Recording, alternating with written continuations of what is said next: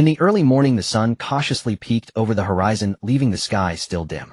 On the campus of Bear City Chintzy University, a few early rising birds flew past the branches, perching on the campus broadcast speakers, chattering incessantly. It was 5:30 in the morning, and the male dormitory was still silent, with everyone sound asleep under their blankets. In dorm 110, Xiao Yu was leisurely awakened from his dreams by the urge to urinate. The persistent call of nature urged him to get up quickly and relieve himself in the restroom.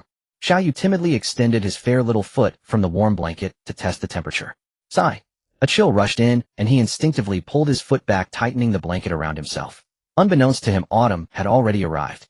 It felt like only yesterday when shorts and t-shirts were still comfortable, and now the temperature had dropped. Strange, why does this blanket feel bigger than usual? My feet used to stick out. A soft, tender girl's voice came from under the blanket. Maybe the blanket realized it's a grown-up blanket now and learned to grow bigger on its own. In his drowsy state, Xiao Yu's sleepiness began to take over. Just a few more minutes, then he'll go to the bathroom. Suddenly his mind snapped awake, and his big anime-like eyes flew wide open. She felt something was wrong. A strange sensation like the 3D world losing Tifa or the West losing Jerusalem. An empty, hollow feeling. Scratching her head, she tried to recall if she had missed something recently. Why didn't she remember anything? Strange, when did my hair get this long? She touched the strands pressed against her ears, sore from restless sleep. Xiao Yu felt something was off. Wait, my voice. Xiao Yu's drowsiness vanished, instantly replaced by a chill in her heart. A ridiculous thought emerged. No way. Calm down, calm down. Maybe I just drank too much last night, and my voice is hoarse. She touched her neck. The Adam's apple was gone. Sure enough, it was gone. Maybe the Adam's apple just forgot to come to work today. Xiao Yu tried to deceive herself. Following the strange feeling, she tremblingly reached down to her lower body. Time seemed to freeze. Xiao Yu stood petrified. Gone. All gone. She felt the empty sensation beneath her hand and wanted to cry. Brother, you died so tragically. We once swore brotherhood to live and die together. How could you leave me behind? Woo. Never even been used. Woo. Xiao Yu's roommate on the lower bunk, Wang Xiaojing, nicknamed Xiaopeng, due to his nearly 200 gene weight, was awakened by the commotion from above. Rubbing his sleepy eyes, he vaguely saw a pair of jade-white, delicate feet flash before him. Jade feet. Jade feet. Murmuring dreamily, Xiaopeng smacked his lips and fell back asleep after watching the feet disappear into the dormitory bathroom. Inside the bathroom, Xiao Yu locked the door and finally had a chance to examine herself. She wanted to confirm again, to struggle. Maybe it was just a dream. Looking at the reflection in the large mirror above the sink, she saw a face with exquisite features resembling a fairy. Xiao Yu was stunned. The face was somewhat similar to her former self, but far softer and more beautiful. Is this really me? Xiao Yu now had long hair barely covering her ears. Some strands even got into her mouth because she hadn't fixed her bedhead. Tui. Spitting out the hair strands, Xiao Yu tremblingly reached out to touch the mirror. The cool, solid surface confirmed this was no dream. The reflection clearly showed an innocent young girl wearing a muktawa large undershirt with one shoulder exposed, revealing fair skin. Under a somewhat messy fringe were large expressive eyes. Curved lashes, big eyes, pure and clear like a spring. A trace of melancholy between her brows added to her endearing charm. Xiao Yu, unconvinced, directly took off the shirt and shorts to see her current body. Her skin was as smooth and fair as white jade. Her body seemed to have shrunk. No, at least several sizes smaller. The slightly plump waist was now slender, broad shoulders became delicate, collarbones were prominent, and her height had also shrunk significantly from 1.7 meters to perhaps only 1.6 meters. As for her chest, it had grown a bit. Not an airport, but not very large either. She tentatively touched it. It was soft, slightly tender, and didn't feel fake. Xiao Yu's expression shifted from surprise to bewilderment to numbness in an instant. Woman. She had completely turned into a woman. Today my hands tremble. Today my heart aches. She looked down at her flawless jade-like little feet and slender legs. In the past he would have called them jade feet and said something silly, but now she only wanted to cry. No, I can't let those sons of bitches in the dorm see me like this, or the consequences will be disastrous. Xiao Yu tried to calm herself. She didn't yet know why this transformation happened, but she needed to hide it from her roommates first. At 7:30 in the morning, the dorm building gradually became lively. Everyone got up to wash up, starting a new day. The corridor buzzed with activity. In dorm 110, Xiaopeng bounced off his bed like a meatball and quickly dressed. As the dorm leader, he always got up first to wake the sons. Sons, get up. The dorm immediately erupted in bedlam. There's always a rebellious son trying to usurp the throne. Wu Ming from the lower bunk on the other side shouted and prepared to leap out and punish the offender.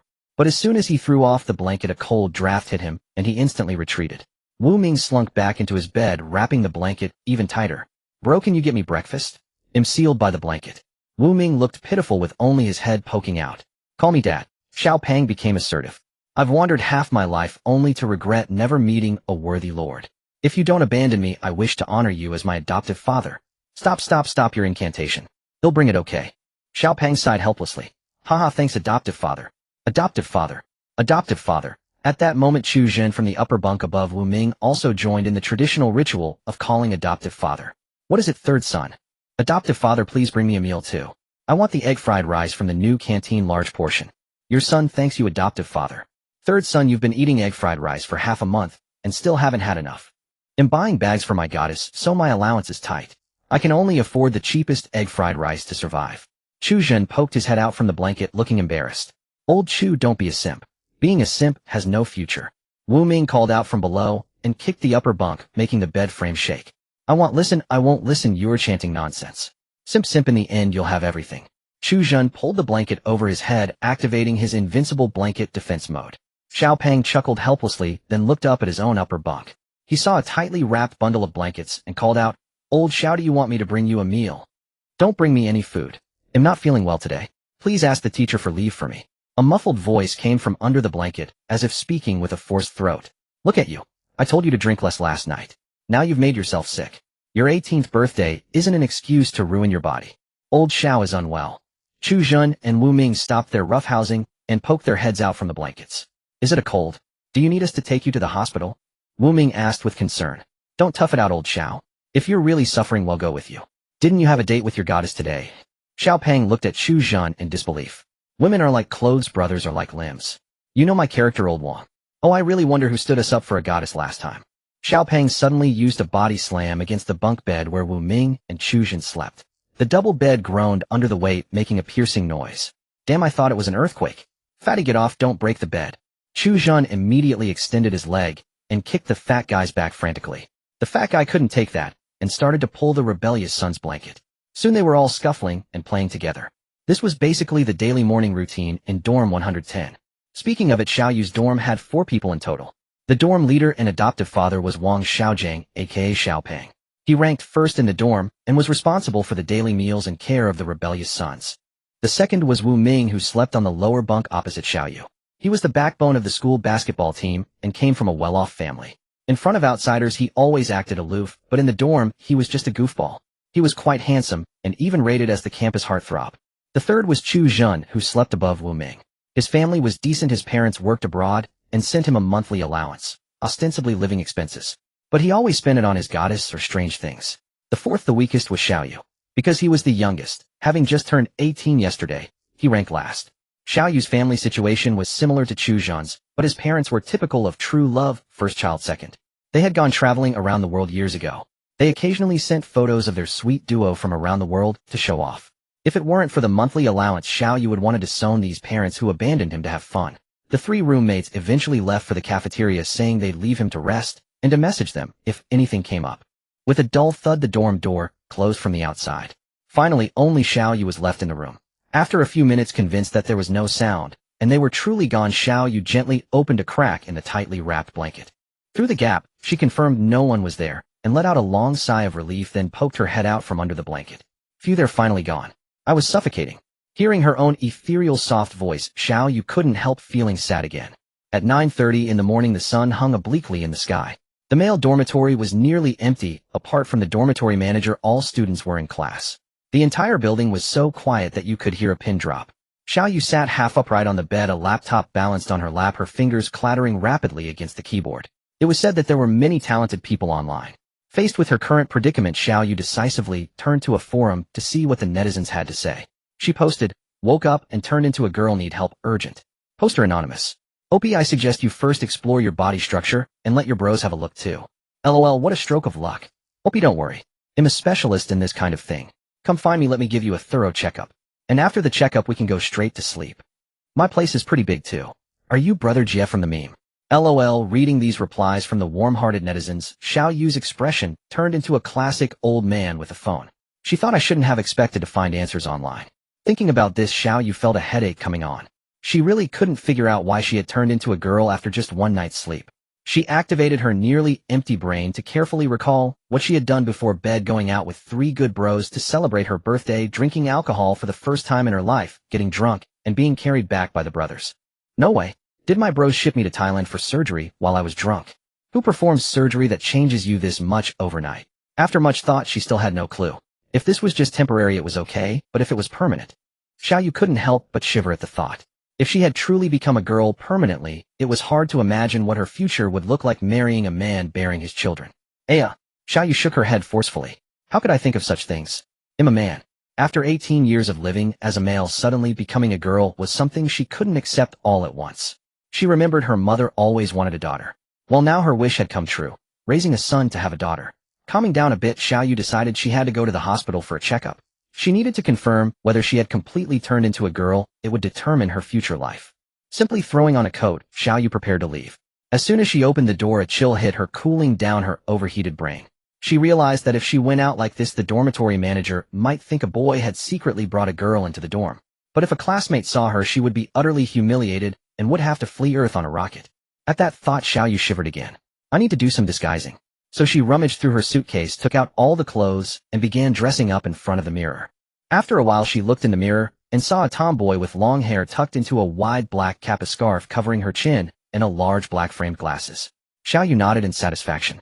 She had even found clothes that she couldn't fit into before just to complete this look. Her feet had become much smaller, so she had to stuff several insoles into her shoes. Fortunately, her chest wasn't too big, so the loose hoodie hid it well. Now no one should recognize him, a girl, she thought, and gave a confident smile. If anyone had been there, they would have called that smile sweetly devastating. Leaving the dormitory with no appetite to get some fries at the canteen, Xiaoyu headed straight for the school gate. 10 minutes later, a taxi was driving along a busy road. Inside, watching the third hospital getting closer, her heart was torn between anticipation and fear. Little girl, we're at the hospital. Need me to wait and take you back to school? No, thank you, sir, Xiaoyu replied, stunned. Then take care of yourself, little girl. The driver laughed heartily. Next time, bring your boyfriend with you. Girls alone aren't safe. He spoke like a man of experience. After repeatedly thanking the driver for his concern and paying the fare, Xiaoyu fled like the wind. Xiaoyu felt her face burning. Probably because she had become a girl, she blushed easily now. I thought I was well disguised, my hair all tucked under the cap. How did he still see through me? Xiaoyu felt both ashamed and annoyed. At the registration counter of the third hospital, perhaps because it was a weekday, there weren't many people queuing. She skillfully took a number and waited. Soon it was her turn. Standing before the window facing the beautiful nurse, her mind went blank, and she stammered, unable to speak clearly. Was it really so shameful for a man to sign up for gynecology? Little girl, do you want to check up, eh? The nurse seemed to notice her difficulty and kindly took the initiative. I'd like to register for gynecology. How do I do that? For gynecology, do you have an appointment? If not, you can first go to the medical examination department for a routine check, then a specialist can perform targeted tests. No, I don't have an appointment. Please arrange it for me. Xiaoyu's voice had diminished to a mosquito's hum, and her face grew redder with each word. She felt her brain might cook itself. Why does this body blush so easily? Finally, with the nurse's patient explanation, she successfully registered and paid, then began a series of examinations guided by the nurse. After completing all the examinations under the doctor's guidance, Xiaoyu sighed in relief. Looking at the report, a beautiful female doctor who had examined her kindly explained, "Little girl, your body is very healthy. No gynecological issues, and your routine checkup is normal. All organs are developed properly." Listening to the doctor, Xiaoyu didn't know whether to laugh or cry. She cried because she had truly become a girl. She had everything a girl should have and lacked everything a girl shouldn't. She laughed because she was now a pure girl, not the half-male, half-female state she had feared. At the same time, this shattered her last shred of hope. Being completely female meant she would have to date boys, menstruate, marry a man, and have children. No, this is too terrifying. I'm so cute, I should marry a girl, or at least marry myself. I wonder if the law supports lesbian marriage. Xiaoyu left the third people's hospital with a look of utter despair. She was somewhat resigned. Our reality was truly surreal, and fully accepting that she had become a girl was a long and arduous road. By the time Xiaoyu stepped out of the third hospital, it was already past 11. Having skipped breakfast due to the unsettling transformation that morning, his stomach now growled with hunger as noon approached. If he didn't eat something soon, his belly would surely go on strike. Fortunately, a food street was nearby. After a brief deliberation, Xiaoyu decided to grab a bite and bring some treats back for his buddies. After all, food reigned supreme. Even as a girl now, he couldn't relinquish his title as the king of chowhounds. Hailing a cab by the roadside, Xiaoyu soon arrived at the entrance of the food street. A medley of aromas wafted toward him. Perhaps because evening had yet to fall, the crowd here was still sparse. Xiaoyu had visited this food street before with his roommates at night. It was a well-known spot nearby, always ablaze with lights and bustling with people. Now with fewer folks around, he could skip the queues, grab some food quickly, and slip back to campus to lay low. Xiaoyu felt hypersensitive to others' gazes after becoming a girl. Once a social butterfly, he now sensed a hint of social anxiety creeping in. Stepping onto the food street, the first thing he spotted was takoyaki at the entrance, and he ordered 3 portions right away. 1 portion for himself, the rest for his buddies. Soon the freshly made takoyaki arrived. Holding the steaming balls, Xiaoyu gently skewered one and popped it into his mouth. But after that first bite, he couldn't stop. Enticed by the flavors, he momentarily forgot his social anxiety, devouring treats from one end of the street to the other, stuffing his mouth full. One hand clutched a candied hawthorn stick, while the other carried a large bag of goodies. Lost in the culinary delights, Xiaoyu failed to notice that the scarf hiding his face had slipped lower and lower for convenience, while eating, revealing his delicate features. He continued munching, occasionally flashing a blissful smile that made passers-by turn their heads repeatedly. Look at that girl over there, she's so beautiful. Whoa, a beauty. Stunning. I have to take a photo for my wallpaper. Bro, I've never asked you for anything. Please help me get her WeChat, I beg you. Soon someone mustered the courage to approach Xiaoyu. Hello miss, you have such a unique aura. Could I add you on WeChat? A tall, handsome guy in wire-rimmed glasses stepped forward bravely. Caught off guard by the sudden approach, Xiaoyu froze mid-chew on his takoyaki. Do you have many friends? The outside world was terrifying. It saw right through his flawless disguise. His mind went blank while his cerebellum raced to handle the situation. That eye is so adorable, haha. Yeah, she's so cute. I want to tease her, haha. Facing the surrounding stares and whispered comments, Xiaoyu wished he could find a crack in the ground to crawl into. Finally, as if some wire in his brain had crossed, he blurted out that famous line, "Soar." Sorry, you're a good guy. Stunned by the sudden rejection, the glasses-wearing guy tried to explain he just wanted to make friends, but before he could, the girl had already vanished in a flash, leaving only a small figure retreating. A faint, delicate fragrance seemed to linger in the air. What an interesting girl, the guy murmured, watching the distant silhouette. Back on the familiar campus, Xiaoyu pulled his scarf up again. Thankfully, his face, somewhat similar to before, didn't give him away. It's not even noon yet. Class shouldn't be over by now, Xiaoyu muttered, glancing at his men's watch. After a brief thought, he returned to the dorm first, stashed the medical report in his locker, then grabbed the bag of goodies from the food street, and hurried to the classroom. Sneaking in through the back door, Xiaoyu found that the teacher happened to be the homeroom instructor. Knowing Xiaoyu had been on sick leave, she noticed him slip in and wink at her, so she turned a blind eye. The homeroom teacher was a young woman fresh out of graduate school a few years ago, who got along well with the students. There was no barrier between them, which was why Xiaoyu dared to sneak in without reporting. Entering the classroom, Xiaoyu spotted little Fatty in the back row sitting upright, while pretending to listen, his head nodding as he nearly dozed off. Xiaoyu crept over, sat beside him, and slapped his back. Little Fatty jolted awake, relieved to see Xiaoyu. You're here for class. Feeling better? Xiaoyu casually handed the bag of goodies to his buddy. Thanks for carrying him, much better. Look what Dad brought you, he said, flopping onto the desk. School desks were always the most comfortable to nap on. Dozing off after a full meal was truly life's greatest joy. Just then the chair beside him shifted. Xiaoyu glanced sideways to see his buddy devouring the treats like a ravenous beast. Thank you, adoptive father, for this great kindness. I have nothing to repay but my body. Little Fatty mumbled between bites. Get lost. I wouldn't marry you even if you offered. Xiaoyu retorted without hesitation. By the way, where are Chu Zhen and Wu Ming? Chu Zhen went on a date with his goddess. He says he'll seal the deal this time, but I doubt it. As for Wu Ming, he has a basketball game against Xi'an University today. Did you forget? Little Fatty's reminder jolted Xiaoyu's memory. With one trouble after another, today had completely overlooked it. Old Xiao, by the way, you seem a bit off today. Little Fatty chuckled awkwardly. For a moment, Xiaoyu's heart nearly skipped a beat. Has he found me out? You have a sweet scent on you. Your voice sounds a bit different too, kind of nice. Little Fatty leaned in to sniff, and as his big face drew closer, Xiaoyu shoved him away firmly. It must be the shower gel. I took a shower this morning. My voice is probably because I'm sick. I went to the hospital, and it's just a small cold. I just got back. Is that so? But seeing that Little Fatty wanted to press further, Xiaoyu quickly skewered a takoyaki and stuffed it into his mouth to cut him off. Changing the subject, he said, Hey Little Fatty, let's go watch Wu Ming's basketball game after class. We haven't cheered him on in a while. Yeah, Little Fatty mumbled while chewing. Finally, the hurdle with Little Fatty was cleared. Xiaoyu breathed a sigh. The ringing of the bell announced the end of the morning's studies. As the teacher left the classroom, Xiaoyu, ignoring Xiaopang's protests, dragged him straight to the basketball court. Xiaopang initially insisted on grabbing a bite at the cafeteria first, but he couldn't resist Xiaoyu's insistence and was pulled along to the court. Chensea University's basketball court was an indoor facility spanning roughly 500 square meters. At its center lay a standard rectangular floor, 28 meters long and 15 meters wide, surrounded by tiered spectator stands that rose in concentric rings. By the time Xiao Yu and Xiao Peng arrived, the stands were already packed. Though class had just ended, the allure of the handsome players from both teams had drawn many basketball enthusiasts along with freshmen and sophomore girls who had come early to secure seats. As for the juniors, they were already burdened with the worries of their graduation theses. Gazing at the overflowing venue, Xiao Yu and Xiao Peng worried about finding a spot. Just as they were at a loss, a tall, robust young man in a basketball jersey stood up from the front row and waved at them. Xiao Yu, over here. Once seated, the young man eagerly handed Xiao Yu a bottle of water. Xiao Yu, you're here to watch Brother Wu play again. Let me tell you, the way Brother Wu spiked that ball was incredible. This young man was Wang Daming, a substitute on Wu Ming's team who rarely got to play. Just then Wu Ming executed a brilliant dodge, slipping past several defenders in swift strides, charging toward the basket. With a final leap, a crisp swish echoed as the ball sank through the net. A goal. The crowd erupted, and Xiao Yu was no exception, leaping to her feet with a loud cheer. But as she shouted, something felt amiss. She seemed to have forgotten to lower her voice. Her cheers had come out as soft feminine tones. Fortunately, the roar of the crowd was loud enough that no one should have noticed, she thought, deceiving herself.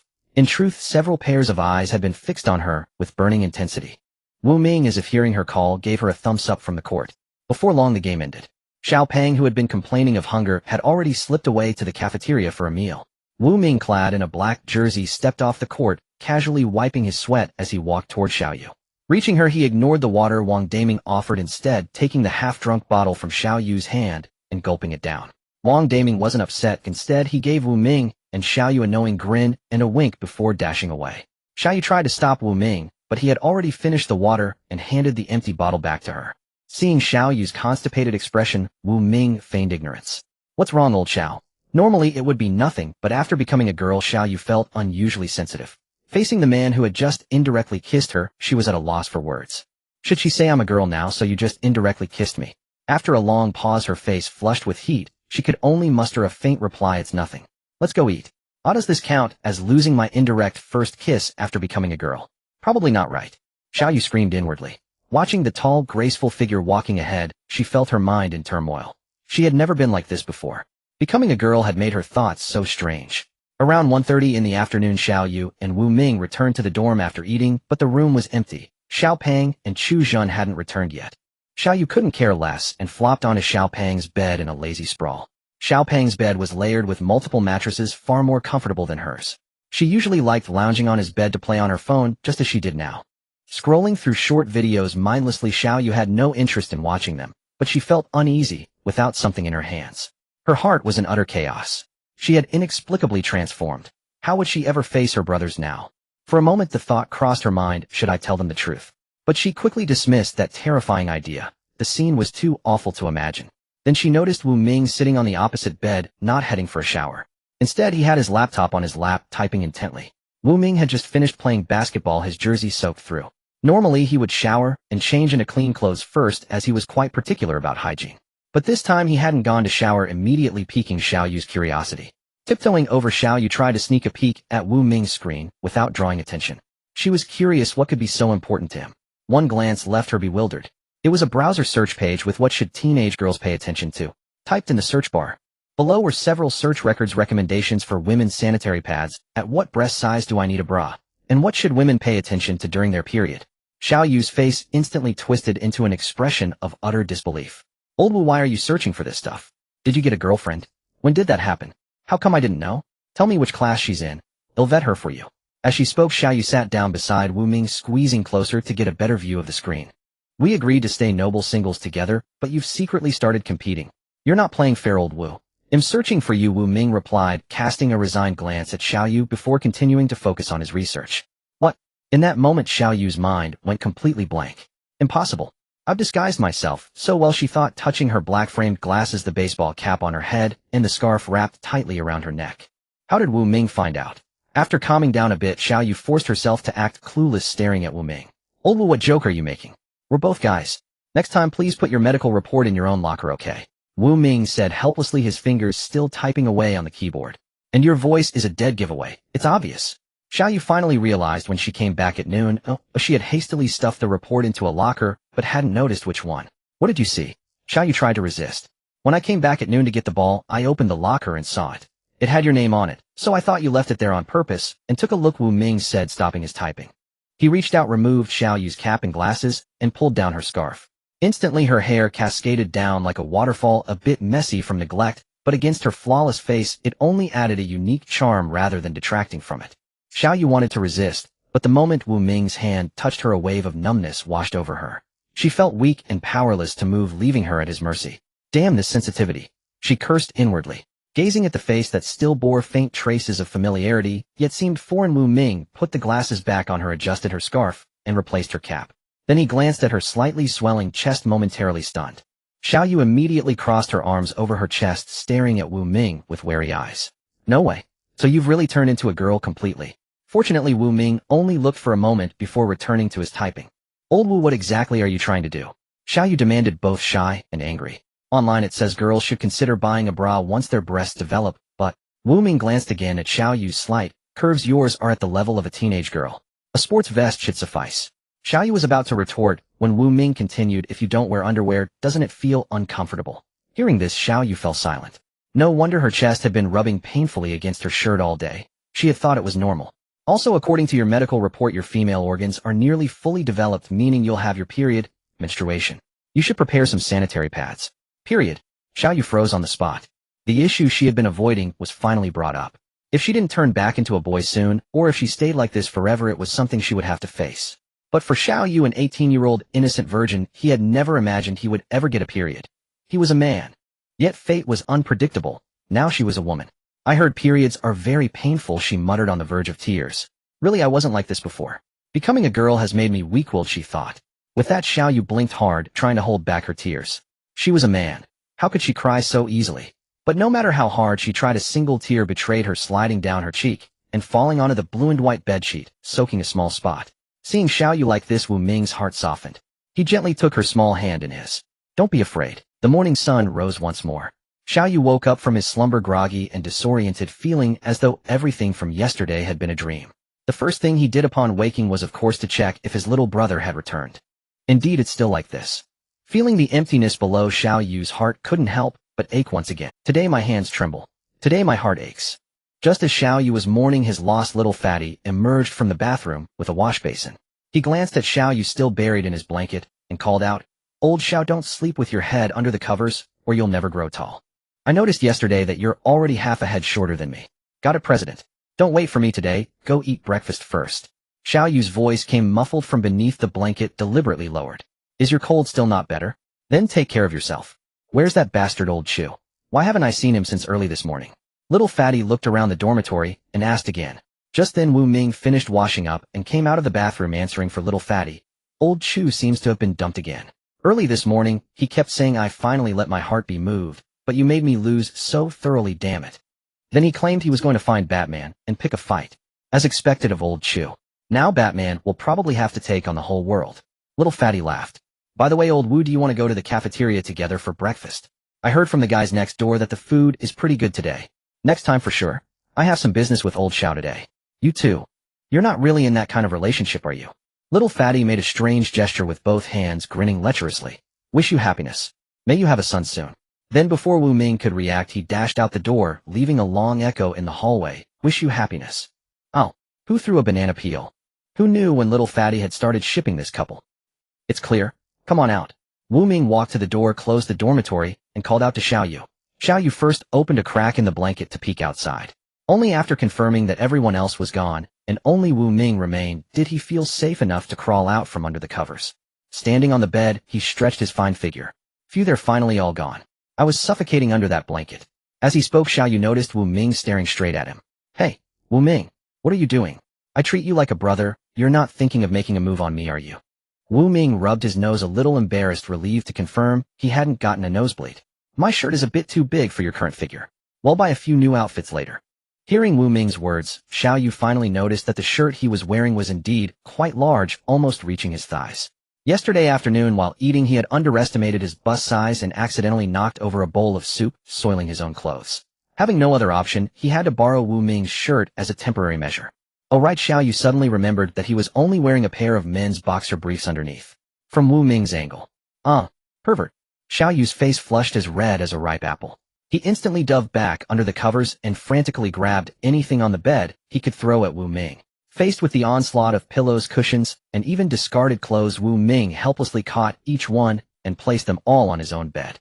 Confronted with Wu Ming's shameless actions, Xiao Yu quickly ran out of things to throw. Frustrated, and perhaps because of the gender change affecting her mind, she grew increasingly clumsy. As she searched left and right on the bed for something to throw, she tripped and performed a perfect flat fall, tumbling directly from the top bunk. Facing this perilous fall from a great height, Xiao Yu, after a moment of shock, simply closed her eyes and gave up. Let it fall. Maybe this is all just a bad dream, and I'll wake up when I hit the ground. But the anticipated pain never came. Instead, she felt a pair of strong, powerful arms catch her. She gently opened her beautiful eyes, and the first thing she saw was Wu Ming's somewhat handsome face. From this angle, there were clearly many flaws, but as Xiao Yu looked at this face now, she felt her heart racing wildly, as if it might leap out of her chest at any moment. She was being carried princess style by Wu Ming. Carried by a man. This was a supreme humiliation for her, a steel-straight man. Put me down. Xiao Yu tried to resist, but her whole body felt weak and tingly, lacking all strength. Damn it. Why does my face always flush and my strength fail whenever I'm near Wu Ming? It's not like this when I'm with little fatty. Xiao Yu felt she must look utterly pathetic. The blanket had fallen to the floor, and Wu Ming's arm was directly wrapped around her thigh. She could clearly feel the heat of his palm. How much longer are you going to hold me, hey? Xiao Yu started struggling again, but she was like a little goldfish out of water. All her efforts were futile, and she only looked like a shy, blushing bride. Wu Ming looked at the girl in his arms, who was like an elf with a complex expression. Her pitiful, soulful eyes seemed to speak, and her face, flushed with shame, was like a reddened apple. It kept tempting him to take a bite, and he was struggling with all his might not to. Seeing the look in Wu Ming's eyes as if he wanted to devour her, Xiao Yu was so frightened that she buried her face deep into Wu Ming's chest. This was her last shred of defiance. Otherwise, she was afraid something terrible might happen. But she didn't know that her warm breath hitting Wu Ming's chest almost made him lose control of his physical reactions. Taking a deep breath, he forced himself to calm down and gently set Xiao Yu down. Feeling the cold floor against her feet, Xiao Yu finally felt a bit of security, though her face was still burning hot. Suddenly a chill wind swept through, and Xiao Yu couldn't help but shiver. Her emotions had been running too high to feel cold before, but now that she had calmed down, she felt a distinct chill. She was about to grab her own change of clothes when she remembered she had thrown them all at Wu Ming. Just then Xiao Yu felt a sudden warmth enveloping her. Turning her head, she saw that Wu Ming had taken off his jacket and draped it over her. Wu Ming was so close that she could clearly feel his breath on her neck. Tisk, this female body is really inconvenient, too sensitive, Xiao Yu thought to herself. About just now. Well, thank you anyway. For a moment Xiao Yu didn't know what to say, and could only stammer out a thank you. It's nothing. Get dressed first. It's getting cold, and you'll catch a cold easily. After you're dressed, I'll go with you to look at apartments and buy you some clothes on the way. Wu Ming spoke calmly as if nothing had happened. But only he knew how fast his heart had been beating just moments ago. This was all just forced composure. The autumn breeze rustled gently, and from time to time a few yellowing leaves drifted down from the plane trees lining the road. Wu Ming pedaled fiercely on the shared bicycle, while Xiao Yu, dressed like a tomboy in men's clothing, clung tightly to his sturdy waist, pressing her body close against his back, afraid of falling off. This was a shopping plaza near Chincy University, right next to the pedestrian street. A convenient spot for shopping or for couples to deepen their bond. At this moment the place was bustling with traffic and pedestrians, presenting a lively and prosperous scene. Couples passing by couldn't help but exchange knowing smiles at the intimate sight of Wu Ming and Xiao Yu. Seriously, Wu Ming, you only scanned one shared bike. Aren't you tired pedaling this long? Wasn't it you who said we couldn't get a cab and wanted to bike here? Wu Ming retorted with a hint of annoyance. But I said we should each scan one, not share one. With your tiny build, TSK. Who do you think you're looking down on? Believe me, you'll jump up and hit your knees. Amid all the bickering, they somehow made it to their destination safely. Xiao Yu stared at the women's clothing store before her, her heart still pounding with uncertainty. To become a girl, do I really have to wear women's underwear? Xiao Yu felt a wave of distress. After 2 days of living as a woman, she had keenly felt the discomfort of not wearing proper undergarments. The abrasive friction of coarse fabrics was truly hard to bear. Oh well, since I've become a girl, this was bound to happen sooner or later. Come on, let's go in and pick out some clothes. Just then Wu Ming returned from parking the shared bike. Why did parking take you so long? The bike's GPS was acting up. I fiddled with it for ages before it registered the return. Wu Ming shrugged helplessly, then took Xiao Yu's hand and led her into the women's clothing store. Xiao Yu no longer felt as sensitive to such hand-holding gestures. She supposed it was due to familiarity from constant contact. She recalled how when Wu Ming had ridden her on the bike earlier she had initially been too shy to lean close, but over time she had grown less sensitive. After all, no matter how her identity changed, he was still her best buddy. It wasn't like she could fall in love with her own brother, right? Absolutely impossible. Welcome, young man. Are you buying clothes for your girlfriend? A pretty saleswoman hurried over upon seeing customers. No. Xiaoyu started to deny being his girlfriend, but Wu Ming cut her off. Yes, please help her pick out some seasonal outfits. Faced with Wu Ming's shameless attempt to claim her, Xiaoyu swiftly punished him with a death glare. If looks could kill, Wu Ming would have died 100 times over. With an outsider present, Xiaoyu couldn't make a scene, so she could only resort to such covert visual attacks. The saleswoman noticed and smiled knowingly, gesturing for Xiaoyu to follow her. Reluctant as she was, Wu Ming let go of her hand, without hesitation, essentially selling her out. Resigned, Xiaoyu followed the saleswoman through a series of selections. The saleswoman noticed that Xiaoyu's gaze kept drifting toward Wu Ming, who was sitting in the rest area, playing on his phone. What a sweet little couple. So adorable, I'm totally shipping them. The saleswoman mused inwardly. The women's clothing store was quite spacious. The first floor was filled with casual, or formal attire and office outfits. The saleswoman led Xiaoyu through the aisles, pausing now and then, and soon picked out several pieces that Xiaoyu found satisfactory. Though all were modest in style, she still couldn't accept anything too revealing. Despite her calm exterior, Xiaoyu was actually panicking inside. She had hoped Wu Ming could help her choose women's clothes, since as a guy she had just worn whatever was available and knew nothing about women's fashion. But to her surprise, Wu Ming had immediately thrown her under the bus. When they had finished browsing the first floor, the saleswoman leaned in and whispered a few words to Xiaoyu. Xiaoyu looked at her in astonishment. Really? Is it that obvious? Can you tell at a glance that I'm not wearing a bra underneath? Thinking this, Xiaoyu glanced down at the slight bulge under her men's sweatshirt. Can they really tell? I guess that's what makes a professional saleswoman. As she followed the saleswoman up to the second floor, a sea of bright colors greeted her eyes. Is this really a place I should be? Xiaoyu had never dreamed that she would one day have to choose her own underwear. Rows upon rows of various styles, red, green, sequined, diamond-studded. Whether the diamonds were real or not she had no idea, but they certainly sparkled. So there are this many styles. Xiaoyu felt as though she had suddenly acquired a wealth of strange knowledge. Completely clueless about women's clothing, she was even more lost when it came to intimate apparel. Like Granny Lu entering the Grandview Garden, she looked around and touched everything. Fortunately, the professional saleswoman took the initiative, fetching a measuring tape to take her measurements. Bust 80, waist 52, hips 85. Though she didn't understand the significance of these numbers, the saleswoman's envious expression told Xiaoyu that her figure wasn't too bad. A few minutes later, staring at her reflection in the fitting room mirror, Xiaoyu felt a sense of surrealism. She was now wearing a white wool sweater under a creamy yellow trench coat, the open garment fluttering in the breeze. Her previously messy hair had been neatly combed by the saleswoman, giving her a youthful and radiant look. Looking at the vibrant, energetic young girl in the full-length mirror, Xiaoyu felt her heart racing. Is this what love feels like? She feared she might be falling for herself.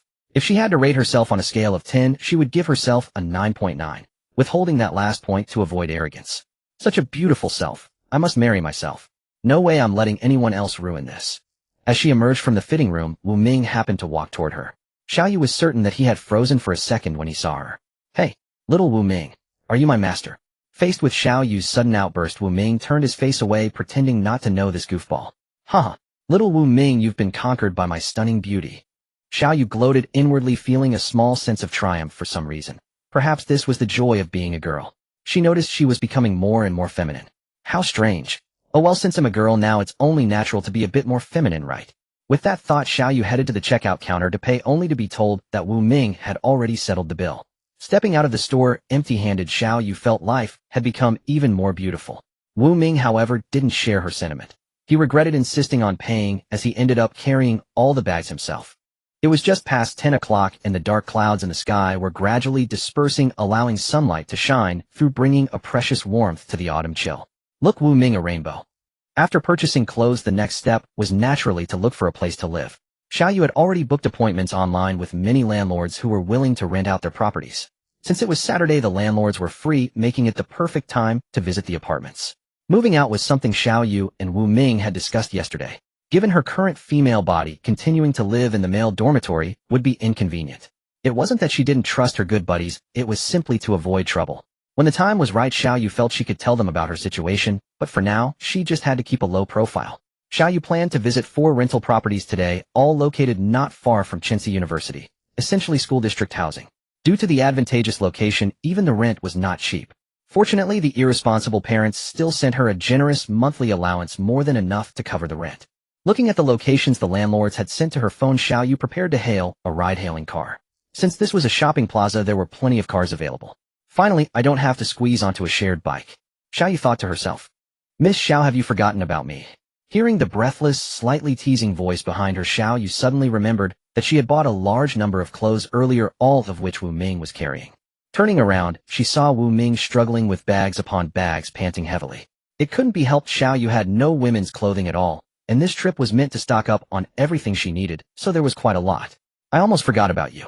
Let's take a cab back to school first to drop off the clothes in the dorm. You go put them away, and then we'll go see the apartments together. Think of this as an early training session for you, our campus heartthrob Wu. With so many admirers, if you ever date one, shopping at the mall will be basic routine. Xiaoyu said with a straight face. Wu Ming seemed about to say something, but then closed his mouth, finally resigning himself to hefting the bags once more. Seeing that Wu Ming didn't retort this time, Xiaoyu suddenly found his demeanor endearing, like a boyfriend accompanying his girlfriend shopping, utterly lifeless, yet too afraid to resist. Stop! Stop! What am I even thinking? Xiaoyu shook her head, clearing those chaotic thoughts from her mind. Reflecting on her behavior since becoming a girl, she felt that her interactions with Wu Ming had become too intimate, making her overly sensitive. As the saying goes, men and women should keep their distance. The ancients were not wrong. She should maintain some distance from Wu Ming from now on, or else their friendship might turn into something else. The mere thought of such a terrifying transformation sent a shiver down her spine. That would be too horrible. I see you as a brother, but you want to sleep with me. Before long, the ride-hailing car Xiaoyu had ordered arrived. The driver was a middle-aged man. Seeing the bags Wu Ming was carrying, he kindly opened the trunk to help him store them. Young man, are you both students at Cincy University? As the car started moving, the talkative driver began his usual small talk, a common trait among taxi and ride-hailing drivers, it seemed. Yes, sir. We took advantage of the holiday to buy some clothes. I graduated from Cincy University, class of 05. Those college days sure bring back memories. Is that so? Then I should call you senior. Hello, senior. Oh, don't mention past glories. Just call me big brother, it's friendlier. Let me tell you, little brother, back then this school. Facing the driver's verbal barrage, Wu Ming responded effortlessly, leaving the socially anxious Xiaoyu bewildered. By the way, little brother, is this your girlfriend? She's really beautiful. Xiaoyu was dumbfounded. Why did it have to involve me? No, she started to say, but Wu Ming interrupted. Yes, senior. I pursued her for a long time before winning her over. I am not your girlfriend. Xiaoyu whispered to Wu Ming, but he ignored her and continued chatting enthusiastically with the driver as if they were long-lost brothers about to swear fraternity on the spot. Faced with this situation, Xiaoyu was furious. Wu Ming's behavior was as if he didn't respect her manhood at all. Enough was enough. In a fit of anger, Xiaoyu pinched Wu Ming's thigh hard. Wu Ming's face changed colors, turning purple then pale, but he still endured the pain and kept chatting with the driver as if the pinch wasn't affecting him. Little did they know the driver had seen everything through the rearview mirror. Little brother, are you having a quarrel with your girlfriend? Let me tell you, women need to be coaxed. I am not his girlfriend. Unable to bear it any longer, Xiaoyu finally shouted out in what she thought was her fiercest tone, though to others it sounded soft and harmless. Then pouted and turned to look out the window, ignoring the two jokers. The driver caught Xiaoyu's reaction in the rearview mirror and gave Wu Ming a knowing look. Wu Ming responded with a firm nod and secretly gave a thumbs up. The rest of the ride became much quieter. Wu Ming pulled out his phone, searching for something, while the driver stopped talking, only occasionally exchanging glances with Wu Ming. Xiaoyu didn't notice any of this. Her mind was consumed with the thought. I see you as a brother. But you want to sleep with me? Tianlan Garden residential area situated along the largest river in Little Bear City is a high-end riverside property adjacent to a commercial plaza and a food street. According to the map application, it was less than 4 kilometers from Dawnlight University, making it convenient to commute by bike or taxi.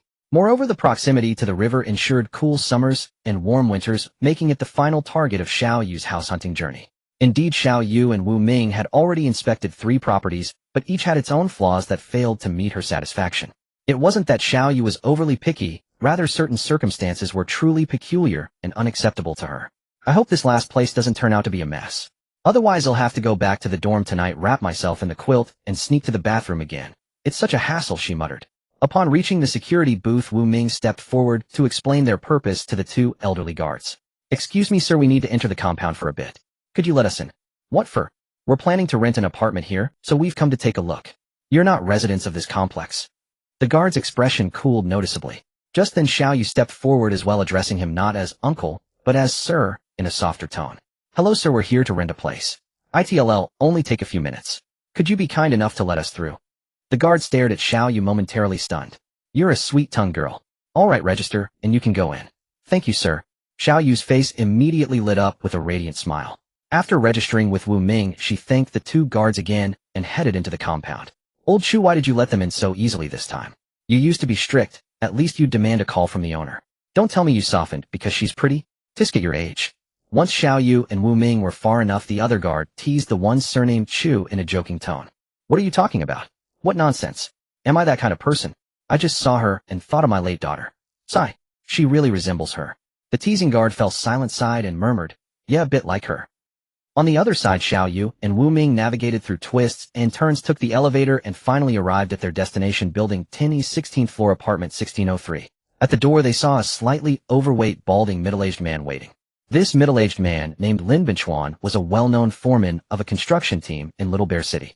He had made his fortune by contracting building projects with a group of migrant workers, amassing considerable wealth. Over the years, he had purchased several properties to house his mistresses. This particular apartment had been vacated because his mistress had a falling out with him and was kicked out, so he listed it online to rent out and earn some extra money. After all, who would turn down money? Seeing Xiao Yu and Wu Ming approaching side by side, Lin Binchuan hurried over. You're the one who contacted me. As he drew closer and saw the girl who looked like an elf, his speech faltered. This young lady was stunning. Far more beautiful than the mistresses he kept on the side, 100 times, no, 1,000 times more. Moreover, she appeared to be barefaced without makeup. His experienced eyes, which had judged countless women, immediately discerned Xiao Yu's natural beauty. He couldn't help but sigh inwardly, a rare gem. Tisk tisk, if I could get my hands on her, how amazing would that be? Seeing the landlord pause mid-sentence, Xiao Yu assumed he had forgotten her name, so she politely reminded him. Hello, I'm Xiao Yu. I contacted you online to view the apartment. Oh, right. Miss Xiao, please come in. Lin Binchuan said, leading them into the apartment. However, his gaze kept drifting toward Xiao Yu. Wu Ming, who had been completely ignored, noticed everything. Casting a sidelong glance at the fat, balding man, Wu Ming's eyes lowered and a chill emanated from his. Come take a look, miss. I've fully renovated this place. I originally planned to live here myself, but something came up, so I had to rent it out. Look, this is the balcony. I've added safety railings. You can sunbathe here or enjoy a cup of tea. It's wonderful. This is the master bedroom, a double bed, wardrobe all ready. Over here is the bathroom and kitchen. The range hood and gas stove are all set. Just bring your luggage and move in. Listening to the landlord's smooth talk and following him around the apartment, Xiao Yu quickly got the gist. It was a 3-bedroom, 1 living room, 1 bathroom unit, about 100 square meters. The entire apartment was tastefully decorated, fully furnished, and equipped with air conditioning, a refrigerator, a TV, and other appliances. All she needed was a few sets of bedding to move in. Although the bed came with its own bedding, Xiao Yu felt it would be safer to buy new ones. After a thorough inspection, Xiao Yu was quite satisfied. Well, landlord, I'm quite happy with this apartment. How much is the monthly rent? Although they had agreed to view the apartment online, the rent hadn't been settled yet. It would have to be negotiated on the spot. Oh, miss, you're being too polite. I feel a good connection with you. I originally planned to rent this place for 2,500 a month, but it'll charge you only 1,000. No deposit needed. I trust you. The apartment's just sitting idle anyway, so consider it a good deed. Hearing such an unexpectedly low offer, Xiao Yu was tempted. A riverside apartment, beautifully decorated, close to school. How could she not be tempted? Thank you so much. I'm very satisfied. He'll go ahead and pay the. No need. We've already found a suitable place. Sorry to bother you. Wu Ming, who had remained silent until now, suddenly interrupted Xiao Yu. Without waiting for Lin Binchuan's reaction, he pulled the bewildered Xiao Yu toward the door. Hey. Lin Binchuan, seeing his catch about to slip away, refused to accept it. He hurried forward, his potbelly bouncing, and caught up to Xiao Yu and Wu Ming just as they stepped out. He grabbed Xiao Yu's wrist with such force that it left a red mark on her arm. Hey, don't leave yet, miss. We can still negotiate the price. He'll make it cheap. I can even lower it further. How about 500 a month? Xiao Yu was extremely tempted. The price was practically giving it away. But when she saw the icy look in Wu Ming's eyes, which seemed to conceal a barely suppressed blaze of fury, she dared not say a word. She rarely saw Wu Ming look at anyone with such eyes, and she rarely saw him angry. In her eyes, Wu Ming was always the goofy guy in the dorm who joked around with everyone, and though he was aloof outside, he was always gentle toward others. That was how he had earned the title of campus heartthrob at Dawnlight University. Let go. Facing Lin Binchuan's relentless pursuit, Wu Ming's tone grew colder. Lin Binchuan was momentarily intimidated by Wu Ming's aura, but then he remembered his own status and puffed out his chest. He didn't believe 2 college students could cause him any trouble. If they pushed him too far, he would simply take what he wanted by force.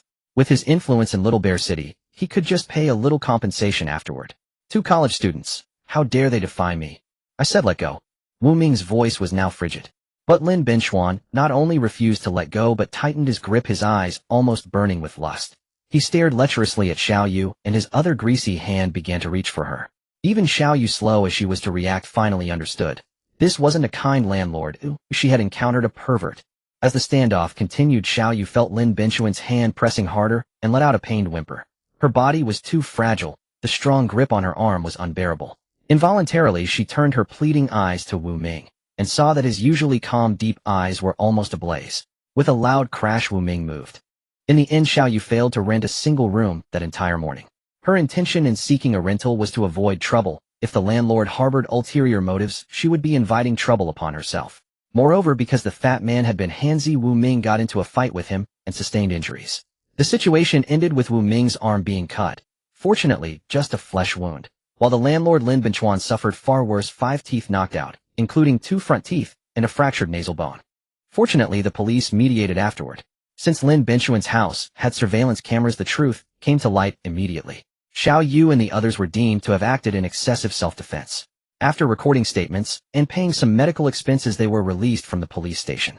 Lin Binchuan, knowing he was in the wrong, could only fume silently as the police arranged mediation. At the Third People's Hospital, Xiao Yu never expected to return so soon to this place that had dashed her hopes. Watching Wu Ming receive bandaging for his arm, she felt a mix of emotion, concern, helplessness, and a hint of anger. So why did you have to throw a punch? Don't you know the saying, win the fight, spend New Year in jail, lose the fight, spend New Year in the hospital? He made a move on you, Wu Ming replied, not looking up, his gaze fixed on his arm being wrapped in layers of bandages. Xiao Yu slapped her forehead. You used to be so level-headed. What got into you? Wu Ming fell silent. Seeing this, Xiao Yu knew there was no reasoning with him. He was her brother after all. She had no choice but to indulge him. Leaving the hospital, the sun was already slanting westward. Xiao Yu glanced at her men's watch. It was 3 p.m. Realizing the day was nearly over with no progress on the housing situation, she felt a surge of anxiety. Are you hungry? Let's go eat first.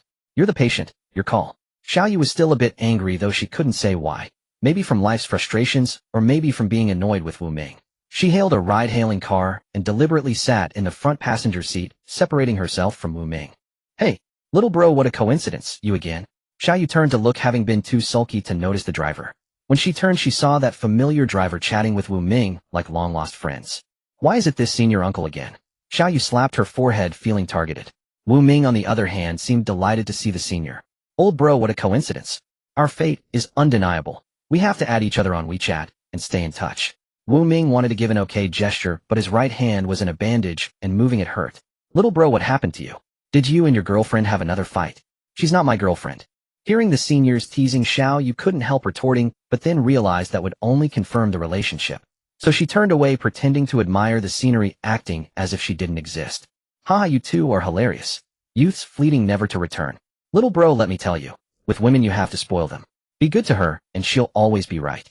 The next day you'll make up. Listening to the senior imparting wisdom to Wu Ming, Xiao Yu felt her life was bleak. The ride-hailing car wound through streets and finally stopped in front of a small restaurant. Get out, princess, Wu Ming said, opening the door for Xiao Yu with his left hand. Watching Wu Ming exchange a knowing glance with the driver, Xiao Yu felt a headache coming on. Xiao Yu had been to this restaurant before. The food was delicious and the prices were reasonable. Hey Xiao Wu, long time no see. How have you been? As soon as they entered, the owner greeted Wu Ming. The owner was a middle-aged man. Wu Ming had mentioned before that he had worked here for a while back when his family had some trouble, and he refused to take their allowance, relying entirely on this job to get by. After ordering a few dishes, Xiao Yu found a private booth near the counter and sat down to play on her phone. The owner chatted with Wu Ming, probably because they hadn't seen each other in a while. The owner had a loud voice, so Xiao Yu could hear everything clearly, but Wu Ming's voice was softer, making it hard to catch. You've grown taller in just a few days. Is she your girlfriend? She's very pretty. Treat her well, and don't let her down. A moment later, watching Wu Ming walk over with a satisfied smile and sit down next to her, Xiao Yu said irritably, what rumors are you spreading now? Wu Ming shrugged innocently. I didn't say anything. Don't frame me. Then why does the owner think I'm your girlfriend? And said to be good to me, not to let me down. Xiao Yu was so agitated she slammed her hand on the table. She looked quite imposing, until the next second when she winced in pain, clutching her hand. Oh, what a genius, Wu Ming said, covering his face with his uninjured hand, as if embarrassed to know her. Xiao Yu glared at him, rubbing her reddened palm. They stared at each other in silence. one with a look of pity, the other with a pout. Soon the owner personally brought the dishes 4 courses and a soup delivered in 2 trips. After setting everything down, he whispered mysteriously into Wu Ming's ear. His voice was so low that Xiaoyu only caught the words menstrual period. Her face flushed instantly, whether from anger or embarrassment, she didn't know. Calm down, calm down. She took a deep breath, picked up the soup in front of her, and sipped it with a small spoon. Now that she was a girl, she had to mind her manners, at least in public. Go for it. The owner made an awkward cheering gesture as he left the booth. Finally able to let loose, Xiaoyu devoured the food like a fierce beast. After a few bites, she noticed Wu Ming hadn't touched his chopsticks. Eat, Wu Ming. Why aren't you eating? She teased, looking at his injured right hand.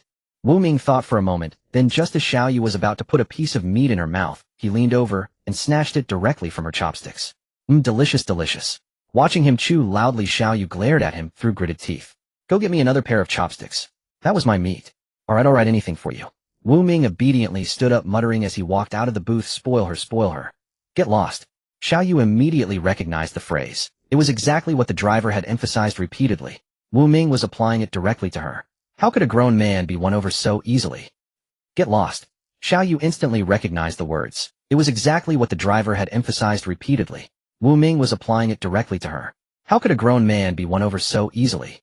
At 6 in the evening, the sky grew increasingly gloomy as dark clouds gradually claimed the heavens, as if brewing a torrential storm. Inside a high-end villa less than 3 kilometers from Chincy University, a massive LCD TV hung on the wall, playing an episode of Pleasant Goat battling Mr. Zombie. Xiaoyu, clad only in her woolen sweater, had lost all ambition as she kicked off her shoes and slumped like a salted fish into the wide sofa, her trench coat carelessly draped over the backrest.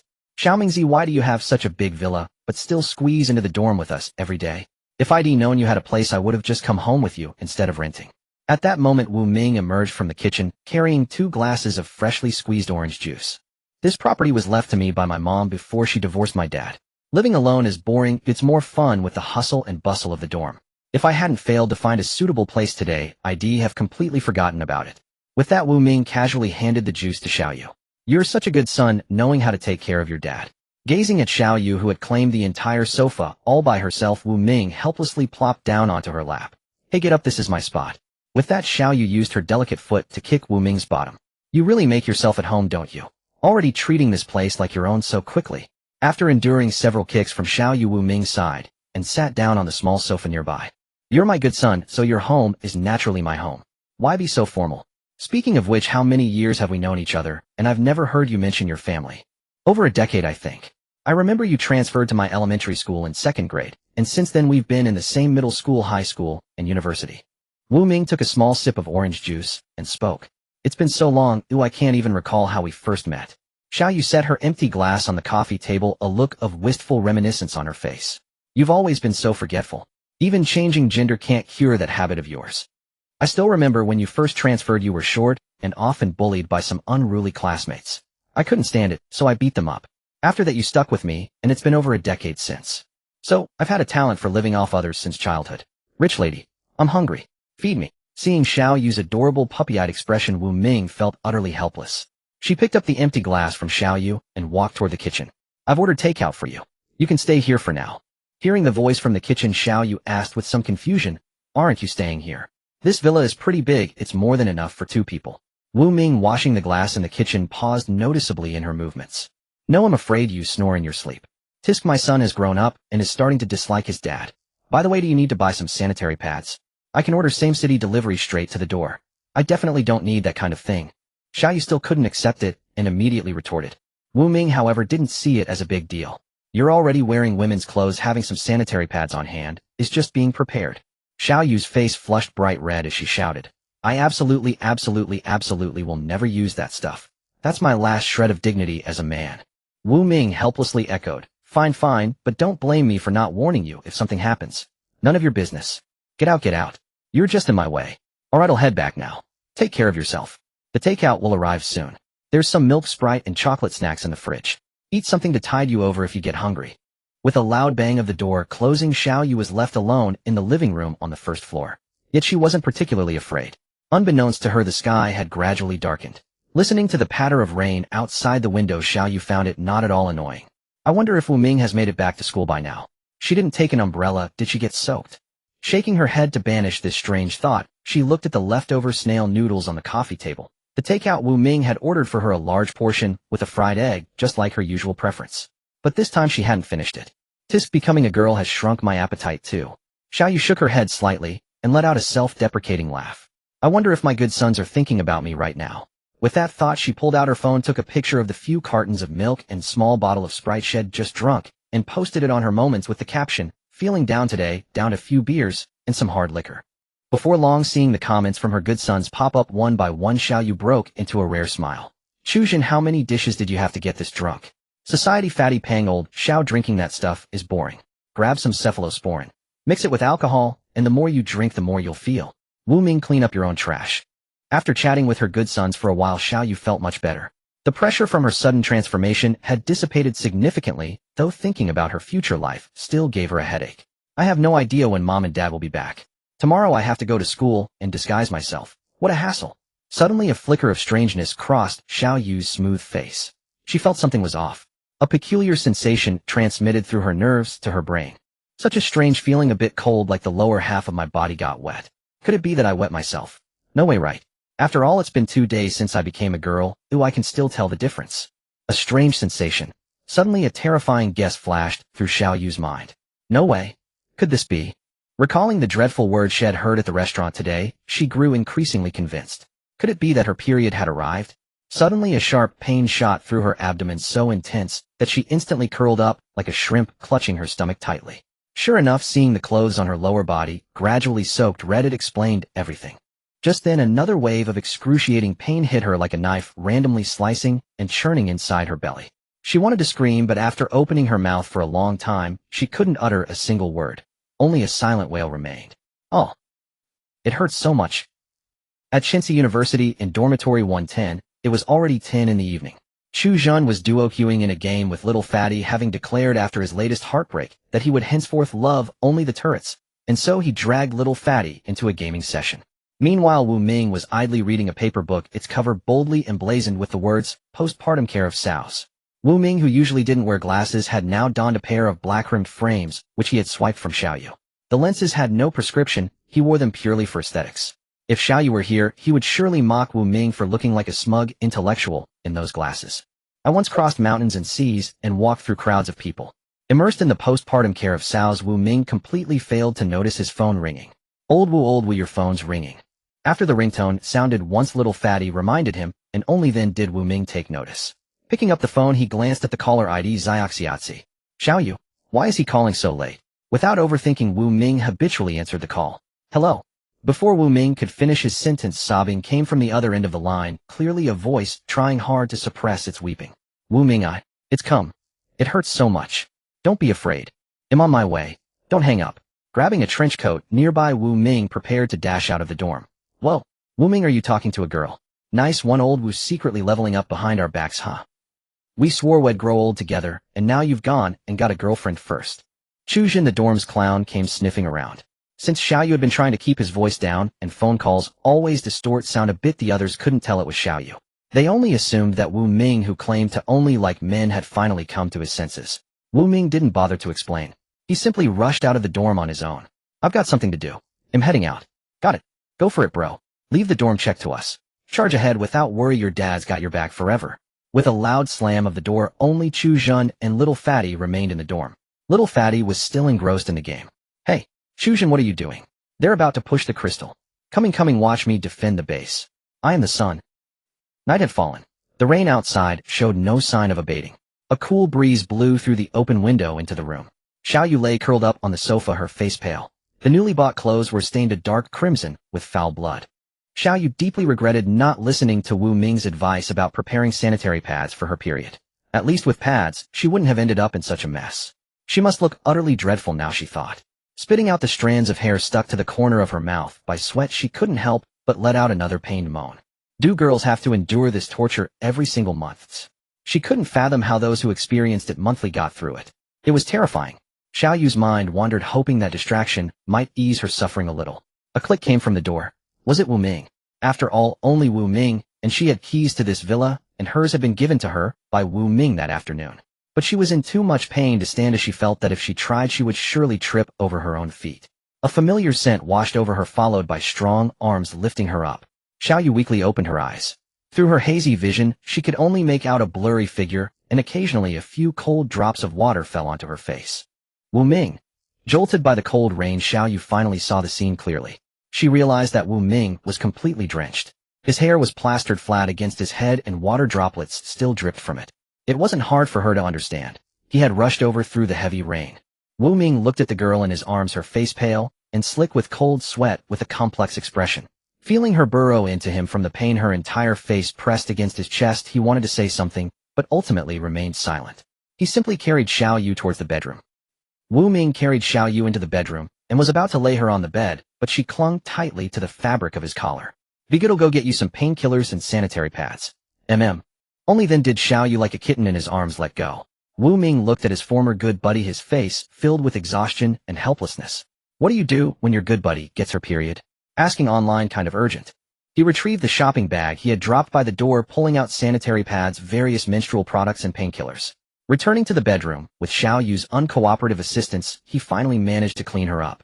After tossing and turning for half the night, Xiao Yu sat dazedly on the bed, propped up by a large pillow with a hot water bottle on her stomach. She felt she had barely come back to life. Aunt Flo was truly terrifying. Just then Wu Ming walked in carrying a bowl of brown sugar ginger tea. Feeling a bit better. From start to finish, he hadn't even had time to change out of his wet clothes. He had only tossed aside his rain-soaked trench coat, the rain plastering his shirt tightly to his body, revealing his physique. From Xiao Yu's perspective, she could even faintly make out his abs and chest muscles. Wu Ming's muscles were well-trained, no wonder he was the ace of the school basketball team. "I'm much better. I never expected my period to hurt this much." "Well, who told you to eat all that spicy and cold food before your period?" "Serves you right. Come on, I'll open up." He gently blew on a spoonful of the brown sugar water and brought it to Xiao Yu's lips. "How was I supposed to know it would come so suddenly?" Xiao Yu mumbled quietly, but she obediently opened her mouth and took a sip. "Why does it taste like ginger too?" "Take a guess why it's called brown sugar ginger tea." "Be good, drink it all, and you'll feel better." "But I don't like ginger," Xiao Yu thought, though she didn't say it aloud. Instead, she drank it in small sips. This was all from a good buddy who cared about her, so she would reluctantly accept it. After all, if Wu Ming hadn't braved the rain to come take care of her, she might still be lying on the sofa in agony. Before long, Wu Ming had fed her the entire bowl of brown sugar ginger tea. Looking at this girl who was so carefree during the day, now with a pallor that was heartbreakingly fragile, Wu Ming's hand reached out halfway, before pulling back, restraining the urge to ruffle her hair. "If you're feeling better, get some rest. I'm going to take a shower. If you're uncomfortable again, just call me. I'll ask for leave from school tomorrow, so you can rest easy. You too, get some rest. I'm actually feeling much better now, don't worry about me." "Well then, good night." "Good." Xiao Yu felt as if she had been in a long dream. In the dream, she seemed to have stepped into the hall of marriage. She was clad in a white wedding gown. The priest presided over her wedding on the stage, and as she turned to look at the groom beside her, she was utterly bewildered. "Little fatty, how come it's you?" "Huh?" Xiao Yu jolted awake from the dream. As soon as she opened her eyes, she felt a gaze fixed intently on her. Instinctively turning her head, she saw none other than her dear son Wu Ming. "Good morning, my dear son." Xiao Yu propped herself up to sit on the bed, but a sudden intense pain made her clutch her stomach. Still in pain. Xiao Yu wanted to shake her head and say it didn't hurt. After all, it was too melodramatic for a man to complain of pain, even though she now looked like a woman and was indeed one physically, but her soul was surely that of a fine man. Yet when she opened her mouth, the words came out as, "It hurts. He'll go get the food and bring it in to feed you." "No need. I'm not that fussy." Saying this, Xiao Yu freed one hand to grab Wu Ming, who was about to stand up. Suddenly, as if sensing something, she sniffed the air with her little nose, then leaned closer to Wu Ming and sniffed him. "You've been smoking?" "Yeah. I remember you quit smoking since high school." "Been a bit annoyed, smoked a few." Xiao Yu naturally didn't believe Wu Ming's excuse. The smell of smoke on him was as thick as an aged dried fish that had been smoked for 10 years. There was no way he'd only had a few. "Smoke my ass." Xiao Yu snatched the cigarette pack sticking out of Wu Ming's pocket. "Let's go eat." I'm confiscating the cigarettes. Staring at Xiao Yu's silly expression, Wu Ming still went out. A moment later, he returned carrying a wooden tray with a bowl of pumpkin porridge, its fragrance wafting over to Xiao Yu from afar. He casually placed the tray on the bedside table, pulled up a chair, and sat down. Gently lifting the pumpkin porridge, he blew on it, then brought a small spoonful to Xiao Yu's lips. "Come. Open wide. I don't need you to feed me. I can manage." Xiao Yu resisted, seeing Wu Ming treating her like a child. She felt that Wu Ming had been too good to her these past few days, and she couldn't accept it. Struggling, she tried to throw off the covers. "Don't fuss, just eat obediently." Wu Ming's tone grew stern. Seeing his resolute gaze, Xiao Yu relented, resigning herself to his will. She sipped the porridge in small mouthfuls as Wu Ming fed her. Delicious. After the first sip, Xiao Yu's eyes lit up. I didn't know my dear son could cook. If you ever have a girl you like, she'll be really lucky. Wu Ming's expressionless mechanical feeding seemed to falter for a moment, but then resumed as normal. He didn't reply, continuing to feed Xiao Yu the pumpkin porridge. And I'm telling you, keep what happened last night to yourself, don't tell anyone. Xiao Yu chattered away while drinking the porridge, her mouth never still. But as she watched Wu Ming being so attentive, she suddenly felt a pang of guilt toward him. Her voice grew softer, and finally, she fell silent, obediently finishing the entire bowl of porridge. Feeling her stomach filled with food no longer so empty, Xiao Yu thought the pain in her belly had eased. After feeding her, Wu Ming helped tuck the covers around Xiao Yu, told her to rest well, and went to wash the dishes. Before leaving the bedroom, he closed the door behind him. Lying in bed, idly gazing at the blue sky and white clouds after the rain outside the window, Xiao Yu couldn't help but start daydreaming. Why is Wu Ming being so good to me? We used to have fun together, but back then it was more about boasting and teasing each other, not him taking care of me like this. Is it just because I've become a woman? At this thought, a sour feeling welled up in Xiao Yu's heart, and a nameless sorrow lingered in her mind. I've wanted to say thank you to him so many times, but when I look into his calm eyes, the words always get stuck in my throat, and I end up feeling awkward. Lowering her head, feeling the slightly swollen ache in her chest, Xiao Yu could only force a bitter smile. After all, things were different now. She was a woman. No matter how much she numbed herself or pretended not to care, deep down, she still couldn't accept it. If I can't change back, Wu Ming would actually be a good choice, wouldn't he? After all, good fortune shouldn't go to outsiders. In this beautiful, and considering our brother's for-life bond, it wouldn't be a loss. Wait, what am I thinking? I'm a man. Xiao Yu shook her head vigorously, trying to banish this terrifying thought from her mind. This is too scary. It must be this female body subtly influencing me. Definitely not my own idea. Yes, that's it. Time passed minute by minute. Gazing at the sun high in the sky outside the window, Xiao Yu felt much better. She simply threw on a coat and decided to go watch TV on the sofa. Upon arriving in the living room, Xiao Yu noticed that the sofa cushions had been replaced with new ones. Not a trace of yesterday's stains remained, as if everything from last night had been a nightmare. Only the faint ache in her abdomen clearly told her it was not a dream. She sat down gently on the brand new sofa, soft, truly befitting a high-end piece. Bored, she turned on the TV with the remote. Xiao Yu lay on her side on the sofa, her head resting on a pillow, a hot water bottle on her stomach, and her tiny feet swinging lightly back and forth. Yesterday, she had found the movie Godzilla vs. Big Wolf quite entertaining, but today it seemed boring. Tilting her head, Xiao Yu glanced at the coffee table and noticed a plate of cut oranges. Under the fruit plate was a small note. She picked it up and scanned it. Eat more fruit, supplement vitamin C. Tisk, you really treat me like a woman, huh? She said, but her hand obediently reached for an orange and took a bite. Not bad. Speaking of which, Xiao Yu had always loved eating fruit, especially sour ones like green apples and green grapes. Her dorm mates, her dear sons, used to eat them with her every day. At first they enjoyed it, but after half a semester they all felt their teeth ache at the sight of anything sour. But Xiao Yu didn't mind, sour things were delicious. Happily munching on an orange, Xiao Yu noticed out of the corner of her eye that the ashtray on the coffee table was full of cigarette butts. Strange, there weren't this many yesterday. She remembered clearly that the ashtray had been empty the day before. Did that guy Wu Ming smoke all night? Xiao Yu stared quietly at the ashtray, recalling the events of the past few days. Her thoughts drifted somewhere far away, and even the half-eaten orange in her hand no longer seemed appetizing. Suddenly a terrifying thought popped into Xiao Yu's mind. Could Wu Ming be falling for me? She quickly shook her head to deny it. How could that be? He's a guy and I'm a guy too. No. I'm a woman. No. We're best friends. Brothers. How could it be so cliché? This isn't a novel. Yeah, I must be overthinking it. For some reason this autumn saw more rainfall than in previous years. Outside the villa the rain poured in torrents, shrouding the visible world in a thin hazy mist. Raindrops, round and lustrous as pearls, fell like unstrung beads, striking the villa's glass windows and bursting into magnificent, beautiful blossoms of water. In the bathroom, having just finished her daily morning routine, Xiao Yu gazed at her reflection in the mirror and furrowed her delicate brows. Her long silky hair, likely due to her sleeping posture, was now a tangled mess like a bird's nest. Beneath her enchanting eyes, two faint dark circles were barely discernible. Though she appeared to be nothing more than an underage girl, her face was etched with deep melancholy. So how does one manage this head of long hair? It feels like it's growing so fast. It was barely past my ears, and now it's almost reaching my shoulders. Let me search online for how girls take care of their hair. When in doubt, ask the all-knowing search engine. It's infallible. Staring at the dense array of steps, tutorials, and even video guides that Baidu had churned out, Xiao Yu felt a headache coming on. She followed every instruction to the letter, yet her hair always seemed to have a mind of its own, sticking up here or tangling together there. If given a choice between learning to style her hair and fighting aliens, she would unhesitatingly opt to go to the docks and get some fries. Forget it, I give up. A bird's nest it is. Procrastination brings instant bliss, and perpetual procrastination brings perpetual bliss. Anyway, no one's watching. Well, except for my good son Wu Ming. As his father, no mother. If that good son dares to despise his old mother, hell face family discipline. Though she had failed at the first hurdle, Xiao Yu was born to be a woman of action. She simply skipped the step of combing her hair, refusing to let such a minor inconvenience disrupt the grand scheme.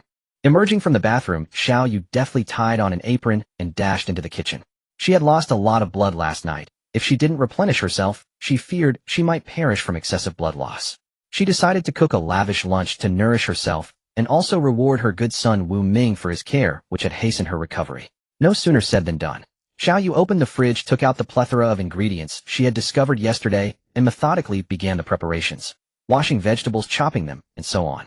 She had cooked before, though her repertoire was limited to tomato-free tomato, potato, stir-free potato, and egg scrambled egg. Nevertheless, she had always been confident in her culinary skills. As she often put it, had I not been born, the culinary path would be shrouded in eternal darkness like the longest night. Humming a cheerful tune, Xiao Yu skillfully cut the meat on the chopping board into uneven strips. She always believed her knife skills were decent. At least that was her own opinion. Setting the cut meat strips aside on a plate, Xiao Yu picked up a leafy green vegetable, peeled off the leaves one by one, placed them in a small basin, and turned on the faucet to rinse them. At first she found it quite relaxing, cheerfully chopping and washing. But perhaps due to the cold water, her unruly stomach began to act up again. Enduring the gradually intensifying ache in her lower abdomen, Xiao Yu placed the vegetable leaves on the chopping board and reached for the knife. But as fate would have it, a sudden pang of pain shot through her belly, causing her to lose her grip on the knife, which sliced across her finger. Xiao Yu was stunned for a second, her mind going completely blank. Only when she saw the blood trickling from her finger did she snap back to reality. She quickly rinsed the wound under running water. Fortunately, it was just a small cut, not deep. A dab of disinfectant and a band-aid should suffice. But gazing at the wound on her finger, some odd synapse fired in her brain, recalling a peculiar tidbit from a nature documentary she had watched on TV. That saliva could disinfect and promote wound healing. Without a second thought, she put the injured finger into her mouth and sucked on it. Salty with a hint of blood. Not tasty. What are you doing? Xiao Yu spun around abruptly, only to find Wu Ming standing at the kitchen door, watching her with a large package in his hands, having returned at some unknown time. Faced with Wu Ming's stern expression tinged with a hint of anger, Xiao Yu wanted to explain, but found herself at a loss for words. Well, you see, Looking at this silly girl with her disheveled hair, Wu Ming let out a sigh, his voice filled with helplessness. He immediately pulled Xiao Yu out of the kitchen, casually setting the package aside. After examining her wound and confirming it was just a minor scratch, he told her to sit quietly on the sofa. He went into his room, rummaged for a while, and emerged with some medicinal solution and a band-aid. Don't you know girls shouldn't touch cold water during their period? Wu Ming's tone was heavy with resignation. I'm sorry. Though she wasn't sure why she was apologizing, seeing Wu Ming's earnest expression, Xiao Yu felt she needed to soften. Sigh. Wu Ming looked at this silly girl and sighed helplessly. How did you become so clumsy? I always thought you were just dim-witted, but now even your hands and feet have turned clumsy. Xiao Yu was about to retort, but was cut off by Wu Ming. From now on, I'll do the cooking. If I'm not back or am late, just order takeout. As he spoke, he applied the medicine to Xiao Yu's finger and put on the band-aid before heading to the kitchen, presumably to clean up the mess she had left behind. Doesn't that make me a useless ornament? Xiao Yu muttered under her breath, once Wu Ming was out of earshot. She was a big man, at heart not someone content to live idly. Have I really become dumber? Listening to the rhythmic chopping sounds from the kitchen, she began to doubt herself. It seemed that ever since she became a woman, her mind sometimes got muddled. She grew sentimental, cried easily, and blushed at the drop of a hat. Especially in the early days of her transformation, her body had been incredibly sensitive. Just being hugged made her face burn with heat. Have I really become stupid? No way. No way. No way. Listening to the sound of chopping and the hum of the range hood from the kitchen, Xiao Yu felt somewhat idle. Tiptoeing stealthily from the living room to the kitchen door, she cautiously poked her head out to peek. Although it was only a few steps from the living room to the kitchen entrance, Xiao Yu still felt a thrill of adventure, afraid of being discovered by Wu Ming, who would then tell her to rest like a child. Xiao Yu felt guilty and dared not disobey. After all, her stomach was unreliable. He probably didn't notice me, right? Watching Wu Ming bustling in the kitchen, Xiao Yu wanted to help, but was afraid of messing up and causing trouble, so she just stared at her beloved son's profile, feeling a strange sense of satisfaction suddenly rising in her heart. Don't even think about making trouble for me. That package on the table is yours. It was sent to the school, probably from your parents. Open it, and take a look first. Wu Ming, somehow noticing her secretly observing, said without turning his head. "Tis caught. A package from Mom and Dad. Come to think of it, they haven't contacted me since they sent me my living expenses last month. I wonder if they'll be happy or angry when they find out that their son of 18 years has turned into a daughter. Would they think I secretly went to Thailand for sex reassignment? But how could it be so thorough? Even my height changed." Lost in thought, Xiaoyu returned to the living room, casually picked up the package, and sat down on the sofa to open it. A pair of fair and slender legs swung leisurely, freed from the constraints of the ground. Fortunately, there was a small fruit knife on the coffee table, otherwise with her current strength, it would have been hard to open the tightly sealed package. After opening it, Xiaoyu was confused by the items inside. Why did Mom and Dad send me the household register? And this is my ID card? What's with the admission letter? Did Mom and Dad finally realize that they are true love and abandon me to fend for myself? No, wait. My ID card was always in the dorm. So what is this? Picking up the ID card from the package, Xiaoyu casually glanced at it, then glanced again, and couldn't look away. On the ID card was unmistakably her current female appearance, only the photo was of her neatly groomed, not a mess of hair. And the name column was no longer Xiaoyu, but Xiaoyu. The details were as follows: name Xiaoyu, gender female, ethnicity Han, date of birth June 1st, 2005, address Little Bear City. ID number. This completely baffled Xiaoyu. Everything else matched except for the gender and name. When had she changed her name? Why was the gender on the ID card changed to female? And how did her parents know what she looked like now? Xiaoyu felt as if she had been set up by her parents, as if they knew something. Opening the household register, sure enough, her information had been changed to match the ID card. Then she opened the admission letter, and there was her new name, the admission notice for the 2023 freshman Xiaoyu. At this moment, she understood that her transformation, all of this, was within her parents' calculations.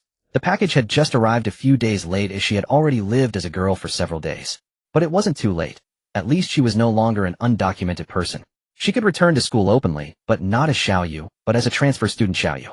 She rummaged further and found a notebook under the documents. Opening the first page, the familiar, elegant handwriting greeted her eyes. It was from her mother, who had always written beautifully. My dear son, or should I say daughter now? By the time you receive this package, you should have already turned into a girl, my precious daughter. There are things you are not yet ready to know, but I can tell you clearly you will never be able to change back to a male body. Rather than saying you became a girl, it's more accurate to say this is your true self. Don't worry, my daughter. Your father and I have been watching over you, caring for you. Bravely live your new identity. Our beloved daughter. One more thing, don't bother your dad and me during our honeymoon trip. Don't call us unless it's urgent. You are a mature daughter, now handle your own problems. Your monthly allowance will be increased to 10,000. Buy more pretty clothes and dress like a girl. Don't let us come back to find a tomboy. After reading several pages of the family letter, Xiaoyu, now she should be called Xiaoyu, felt a pain in her balls, if she still had any. Has my 18-year life as a boy been completely and utterly terminated? Oi. After finishing the family letter, or rather the verdict on her, Xiaoyu felt that life was nothing but gloom. Time to eat. Wu Ming's call brought Xiaoyu's drifting soul back to reality.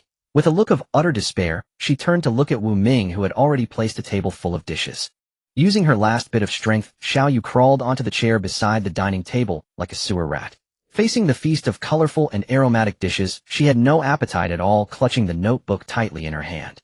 Wu Ming noticed something was off with Xiaoyu, but didn't think much of it. He filled a bowl of rice and placed it in front of her. Wu Ming picked up a piece of meat and brought it to her lips as if feeding a child. I'll open wide. But at that moment, Xiaoyu's eyes were vacant like a salted fish that had lost its dreams. She let Wu Ming feed her, and when she took a bite, the exquisite flavor exploded in her mouth, restoring a bit of her consciousness. Wu Ming. What's wrong? Wu Ming continued feeding her, but Xiaoyu stopped him with her hand. I want to tell you something. Don't be scared. Okay, go ahead. I'm a professional. I'm not scared. Seeing Xiaoyu so serious, Wu Ming also straightened up, put down his chopsticks, and sat upright. I just received my parents' package. I know I brought it from the school mailroom. Inside were the ID documents, admission letter, and a letter from my parents. Okay, go on. Wu Ming poured a glass of water and handed it to Xiaoyu. Thanks. Taking the water, she took a sip and felt a bit better, then continued. Mom and Dad said I can never turn back into a boy. For some reason, the name and gender on the ID documents have been changed to Xiaoyu and female. Even the admission letter was reissued, requiring me to re-enter Chinese University as a transfer student. After saying all this in one breath, Xiaoyu felt as if she had used up all her strength. She slumped back in her chair like a salted fish. Wu Ming, am so miserable. Watching Wu Ming's silence, Xiaoyu felt he was laughing, even laughing wildly. Are you laughing? No. You are. The corners of your mouth are curved. What are you laughing at? Ahem, I thought of something funny. Wu Ming tried to put on a serious face, but the corners of his mouth kept lifting into a small curve. I repeat, I'm not joking. Xiaoyu was a bit angry, raising her little fist to strike. Heh, you are laughing. You even laughed out loud. Morning. The bright sunlight bathed the earth, heralding the start of a new day. Inside the bathroom of a luxurious villa in Little Bear City, Xiaoyu, clad in a pink lace nightgown, was going through her morning routine. Wu Ming, after you finish cooking, come help me comb my hair. It's been a week, and you still haven't learned to comb your own hair. Wu Ming's teasing voice drifted from the kitchen. No, I'm just not very good at it yet. A moment later, Wu Ming, dressed in an apron and looking every bit the house husband, entered the bathroom. Xiaoyu had just finished brushing her teeth and placed the toothbrush back in its holder. Seeing him, she obediently found a spot to sit and let him work his magic. A week had passed since Xiaoyu's monthly visitor had finally departed. Today marked the start of a new week and her first day of school in her new identity. The school had explained that Xiaoyu had transferred abroad for family reasons. According to Wu Ming, her two roommates had been heartbroken over her sudden departure, sending her countless messages until she assured them she was safe and promised to meet up when she returned to the country. Little did they know they might never see Xiaoyu again, for from now on only Xiaoyu existed. Their new classmate, a so-called overseas transfer student. Watching Wu Ming skillfully untangle her messy hair, Xiaoyu couldn't help but sigh. Wu Ming, if only you were a girl. You cook so well and know how to style hair beautifully. If you were a girl, I'd marry you for sure. Wu Ming remained silent as usual. Xiaoyu always spoke her mind, and he had grown accustomed to it. His movements were swift, and soon the bird's nest of a bedhead she had created overnight was tamed into submission. Xiaoyu gazed at the lovely young girl in the mirror, radiating a serene aura, and nodded in satisfaction. Not bad. This old lady is truly adorable. All right, go eat. It's your first day, don't be late. Got it. Time to eat. At 7 in the morning, Xiaoyu and Wu Ming walked along the tree-shade path in front of the school gate. Bathed in the rising sun, their shadows stretched long. Since it was early and the distance wasn't far, they had chosen to walk instead of taking a car. Xiaoyu's gaze occasionally stole glances at Wu Ming beside her. Are you nervous? No. No way. It's just school. I've been going for years. What's there to be nervous about? Then can you let go of my hand? You're sweating quite a bit. Only then did Xiaoyu realize she had unknowingly grabbed Wu Ming's hand in her nervousness. No wonder people had been pointing and staring at them with foolish, knowing smiles all along the way. So that was the reason. I can't stay in this city anymore. I'm going to grab a train and flee tonight. Seeing the girl suddenly having a meltdown, Wu Ming quickly distanced himself, pretending not to know her. Little did Xiaoyu know, before she even entered the school, a topic about her was already spreading like wildfire on the campus forum. Holy crap, did you guys see that? Isn't that the school heartthrob at the gate? Who's the girl next to him? His girlfriend. Image. JPG. Never seen her before. Is she from our school? But she's really pretty. Don't you think they look perfect together? Whoa, whoa, whoa, I saw her going into the teaching building with the heartthrob.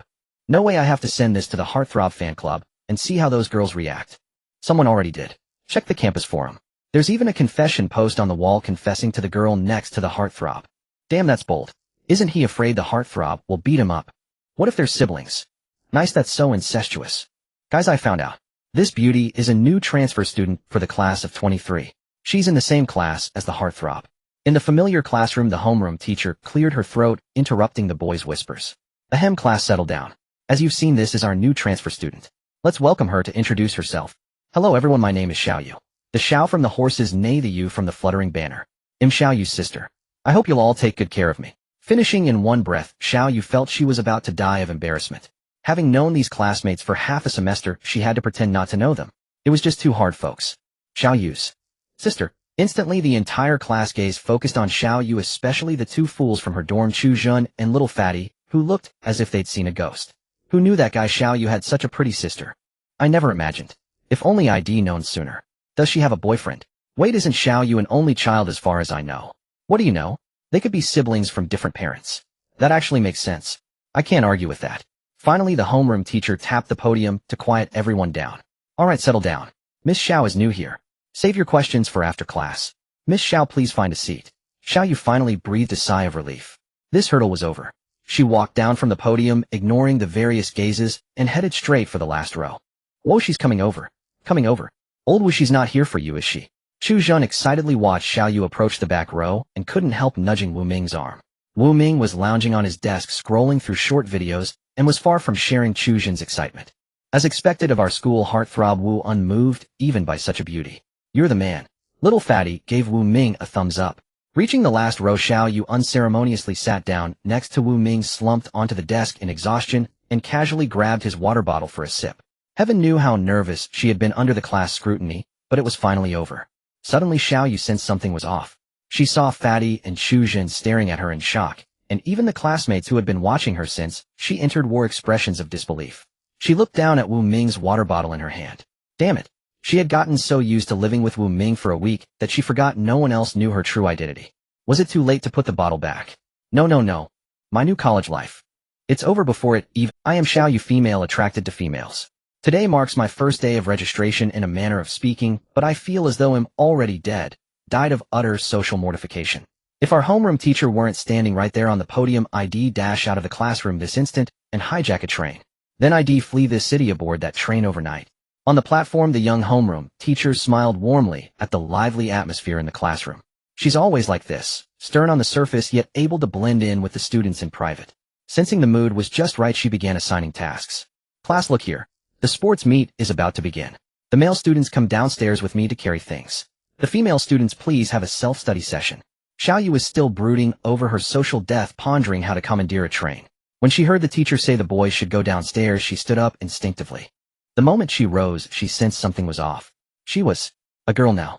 As the homeroom teacher and her classmates cast strange glances her way, Xiao Yu felt she'd need at least a rocket to hijack this time, to flee this planet entirely.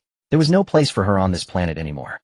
Xiao Yu's brain, composed of 99% water, raced at high speed, searching for a way to resolve the awkward situation without embarrassment. Little did she know how adorable her troubled, slightly embarrassed expression appeared to her classmates. No need for your help, just wait here for me. Hearing Wu Ming's familiar teasing voice and feeling his hand pressed down on her shoulder, Xiao Yu quickly seized the chance to sit back down. Flushed with shame and indignation, she buried her face in her arms on the desk. Seeing the new female student's accidental embarrassment, the homeroom teacher quickly soothed, Xiao's intentions are good, but please don't flaunt your romance during my class. After all, I, your teacher, am still single too. Instantly the classroom filled with light-hearted laughter as everyone buzzed about Xiao Yu and Wu Ming's relationship. Yet because of this, Xiao Yu was labeled as cute, innocent, and adorably clueless. The new student also felt less estranged from her classmates, who saw her merely as a shy, lovely girl. After a morning of torment, Xiao Yu finally endured until lunchtime. The boys who had gone out to carry things hadn't returned to the classroom. During breaks, the girls chattered incessantly around Xiao Yu, asking about her relationship with Wu Ming. Strangely, Xiao Yu felt they cared more about it than she did. Faced with these fujoshi, Wu Ming could only awkwardly chat along. After a morning's effort, he barely managed to squeeze into their circle. Declining invitations from female classmates to join them for lunch in the cafeteria under their encouraging cheers and inexplicable looks, Xiao Yu was the last to leave the classroom. Phew. Being a girl is so tiring. Being the campus heartthrob's rumored girlfriend is even more exhausting. Having accidentally opened the campus forum earlier, she discovered her name was already buzzing all over it. There were all sorts of eye-catching post titles. A few pinned and highlighted ones were especially outrageous, with titles like "Shock. The campus heartthrob's girlfriend is her," and "The unspoken love story between the heartthrob and the new campus belle." Clicking in, she found a detailed, melodramatic story of a tortured romance between her and Wu Ming. Even she herself had no idea about such a tragic love affair. It could easily fill a season of a TV drama. Through the forum, Xiao Yu also learned that within just one morning, she had been voted the new, adorably clueless campus belle of Cincy University. So this is what they mean by "the legend lives on even when the hero's not around." Sigh, how troubling. No sooner had she left the teaching building than someone blocked her path. "Hello, can I help you?" Xiao Yu looked at the boy before her, feeling a vague familiarity, as if she'd seen him somewhere, but couldn't quite recall where. "Hello, classmate Xiao Yu, we meet again. I saw your name on the campus forum and didn't expect you to actually come to Cincy University. Do you remember me? We met on the food street near the third hospital, though you were in men's clothes then. You look even more beautiful in women's attire." Hearing this bespectacled boy bring up her embarrassing past, Xiao Yu suddenly remembered. Wasn't this the handsome guy in glasses who asked for her WeChat on the food street? What a coincidence meeting again. I didn't expect you to be a Cincy student too. I thought you were already working, since you look rather, well, mature. Haha, just aged a bit prematurely. The bespectacled boy scratched his head awkwardly. "By the way, my name is Wang Chun. Have you eaten? Want to grab lunch together at the cafeteria?" Faced with such a clumsy pickup line, even if Xiao Yu hadn't lived as a man for 18 years, any ordinary girl could see his intentions. "No thanks, I'm not hungry. I'll eat later. Do you need anything else?" If not, I'll be going. Undeterred by Xiao Yu's cold response, Wang Chen silently encouraged himself and finally mustered the courage to blurt out, Xiao Yu, do you believe in love at first sight? Actually, from the very first moment I saw you, I've liked you. Will you go out with me? The pace was so rapid that Xiao Yu couldn't react. She thought it was just a casual chat, but out of nowhere came a confession. It was exactly dismissal time, and many students were passing by. Spotting a spectacle, they swarmed like sharks drawn to blood. Seeing it was a grand confession scene with one party being the newly crowned campus belle, how could they miss such juicy gossip? Immediately some began to egg them on, be together, be together, be together. Xiao Yu wished she could drag every instigator present out, give them a thorough beating, and ship them off to Siberia to dig potatoes. Wasn't this deliberately making things awkward for her? Faced with this sudden confession, even with 18 years of life experience, Xiao Yu had zero expertise in this area. She recalled her last relationship was a playful childhood game with a girl, and nothing after that. Though she was confident in her current appearance and had anticipated being confessed to by boys eventually, she hadn't expected it to come so abruptly. Although her body was now completely female, and might remain so for the rest of her life, Xiao Yu's heart still couldn't accept dating a boy, let alone one she'd only met once. No matter how handsome, Xiao Yu said so. Sorry, you're a good guy, but I already have someone I like. Faced with this sudden confession, and to avoid future harassment, Xiao Yu decisively handed him a good guy card, claiming she had a crush, hoping he'd take the hint. Is it Wu Ming? Caught off guard by Wang Chen's sudden question, Xiao Yu was momentarily at a loss for words. That's my good son, for crying out loud. Sort of? Yeah. To shake off Wang Chen quickly and prevent further annoyance, Xiao Yu, after a brief deliberation, decisively threw her son under the bus. Raise a son for a lifetime, use him in a moment of need. For my sake, Wu Ming, sacrifice your right to choose a partner for 4 years of college. Hearing this expected answer, Wang Chen seemed to lose all strength, collapsing to his knees, his soul seemingly drained away. Xiao Yu glanced at Wang Chen's face etched with disappointment and sorrow and walked away without looking back. The surrounding onlookers quickly parted to let her pass, leaving only the petrified Wang Chen behind. From somewhere in the crowd, a spectator aptly played music, The North Wind Blows. The snowflakes drip. At the entrance of the male dormitory at Cincy University, Xiao Yu habitually approached the building, having failed to spot Wu Ming and the others anywhere on campus. Just as she was about to step inside, the dormitory matron, who was sitting by the door listening to the radio, noticed her. Hey, miss, this is the male dormitory. Girls aren't allowed in, the matron said, stopping Xiao Yu without hesitation. Faced with this awkward situation, Xiao Yu was reminded that her gender had changed from before. She had been a girl for a week now, but many habits still hadn't changed. Auntie, I just need to go in to find a few classmates of mine. They'll be out in a minute. Could you please make an exception? Xiao Yu pleaded, hoping the matron might soften her heart. Although this matron usually seemed strict, Xiao Yu had lived in the dormitory for half a semester and had grown quite familiar with her. She knew that beneath her sharp tongue lay a soft heart, and she was always willing to help out with any difficulties in the dormitory. No can do, dear. This is the male dormitory. You have no idea what those rascals are like in their rooms. What if one of them catches your eye inappropriately? Hey, Race, what you do? Send that classmate a message or call him to come down. I'm doing this for your own good. Listening to the matron's explanation, Xiao Yu understood that in the male dormitory, when the weather was hot, some guys would only wear shorts for coolness, and even in cold weather some liked to lounge around in minimal clothing. She didn't mind it herself, but to avoid further embarrassment, she decided to heed the matron's advice and not go upstairs. After all, she had already embarrassed herself enough today and wanted to stay grounded. All right, Annie. They'll call him down then. Good girl. By the way, which rascal are you looking for? I can go up and call him for you. I basically know all the lads here. Thank you, Auntie. I'm looking for Wu Ming from room 110 and his 2 roommates. Accepting the matron's kindness, Xiao Yu did so graciously, knowing that refusal might seem rude. The matron thought for a moment and said, Dear, those rascals don't seem to be back yet. I've been sitting here all morning and haven't seen them return. Not back? Is there that much stuff to move from the sports meet? Xiao Yu murmured softly. After thanking the matron, Xiao Yu decisively sent Wu Ming a message. After waiting a few minutes with no reply, she called him, but there was still no answer. She thought about messaging Little Fatty and Chuzhan, but remembered that her current QQ account was new and she didn't have them as friends. Under normal circumstances, they had only met once, and calling them out of the blue seemed inappropriate. Left with no choice, Xiao Yu could only stand helplessly by the male dormitory, anxiously waiting for Wu Ming and the others to return. This caused passing male students to frequently glance her way, and some even became so mesmerized that they tripped over their own feet. Hey, who's that girl at the dormitory entrance? She's gorgeous. Anyone know her? I don't recognize her. Haven't seen her on campus before. I've seen plenty of girls, and she's definitely among the top-tier beauties here, but I've got no clue who she is. Strange. Looks like she's waiting for someone. Probably her boyfriend. Whoever he is, he's lucky. I'm so jealous. Hey, have you guys just gotten online? You don't even recognize Xiao Yu, the new campus belle everyone's been buzzing about on the school forum today. New campus belle. No wonder she's so pretty. I've never seen her before. That's why they call her new. She just transferred here. I heard she's the girlfriend of our campus heartthrob Wu Ming. This morning many people saw them holding hands on the way to school. Holy crap. No way. Wu Ming works fast. Got her before even enrolling. That can't be true. Isn't Wu Ming usually not interested in girls? And what if she's not waiting for him? Told you just got online. Just now someone posted on the forum saying someone confessed to this campus belle. Damn. Which brother is so brave? I thought Lu Bu was invincible. Whose general is this? You guys know him too. Wang Chen, the vice president of the student council. The man second only to Wu Ming. Whoa, he got rejected. His fan club must be exploding. He's got plenty of secret admirers. What do you think the rejection reason was? No need to guess. Something like you're a good guy, but I already have someone I like. Spot on.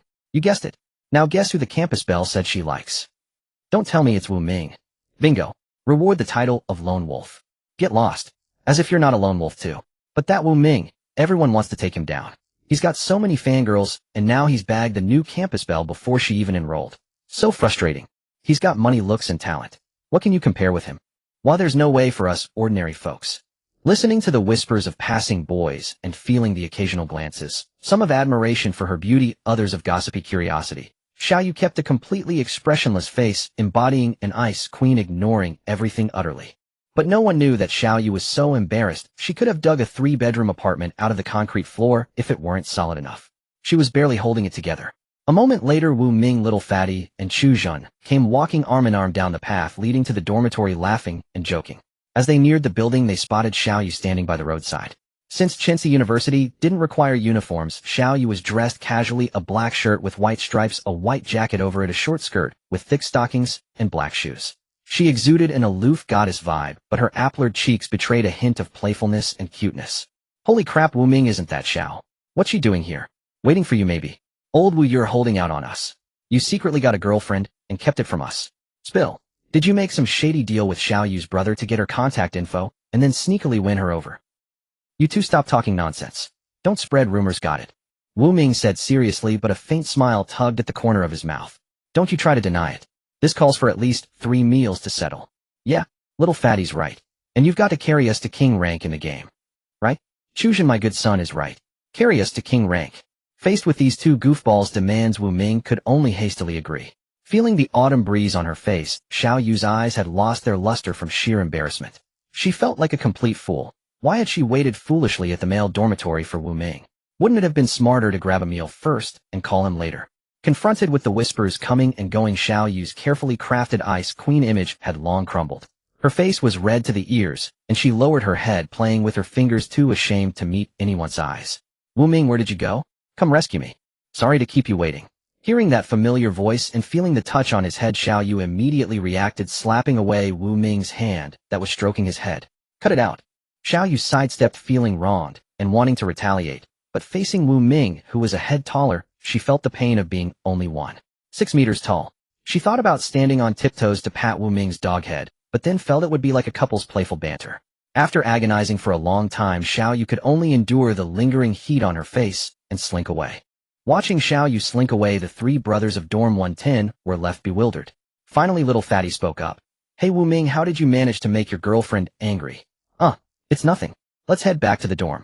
Wu Ming wanted to explain, but the words died in his throat. What do you mean head back?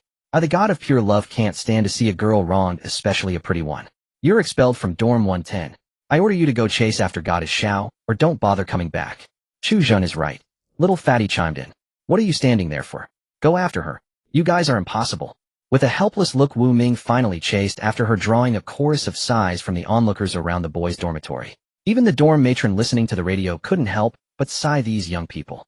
Walking quickly, Xiao Yu soon left the boys' dormitory behind, feeling the heat finally fade from her face. Being a girl was so sensitive, and it was such a hassle.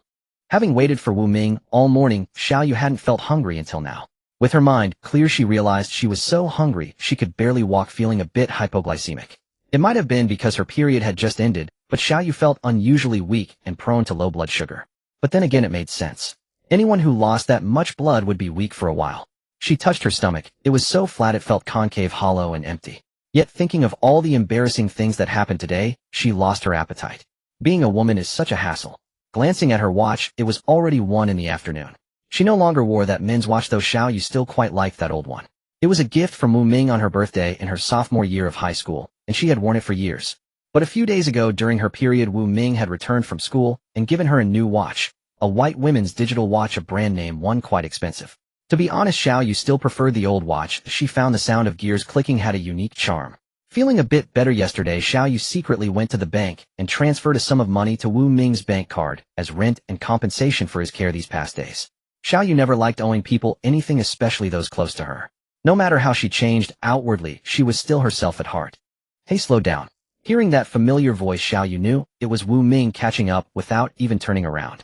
She just glanced at him and kept walking, her mood sour. Seeing this, Wu Ming had no choice but to quicken his pace to catch up.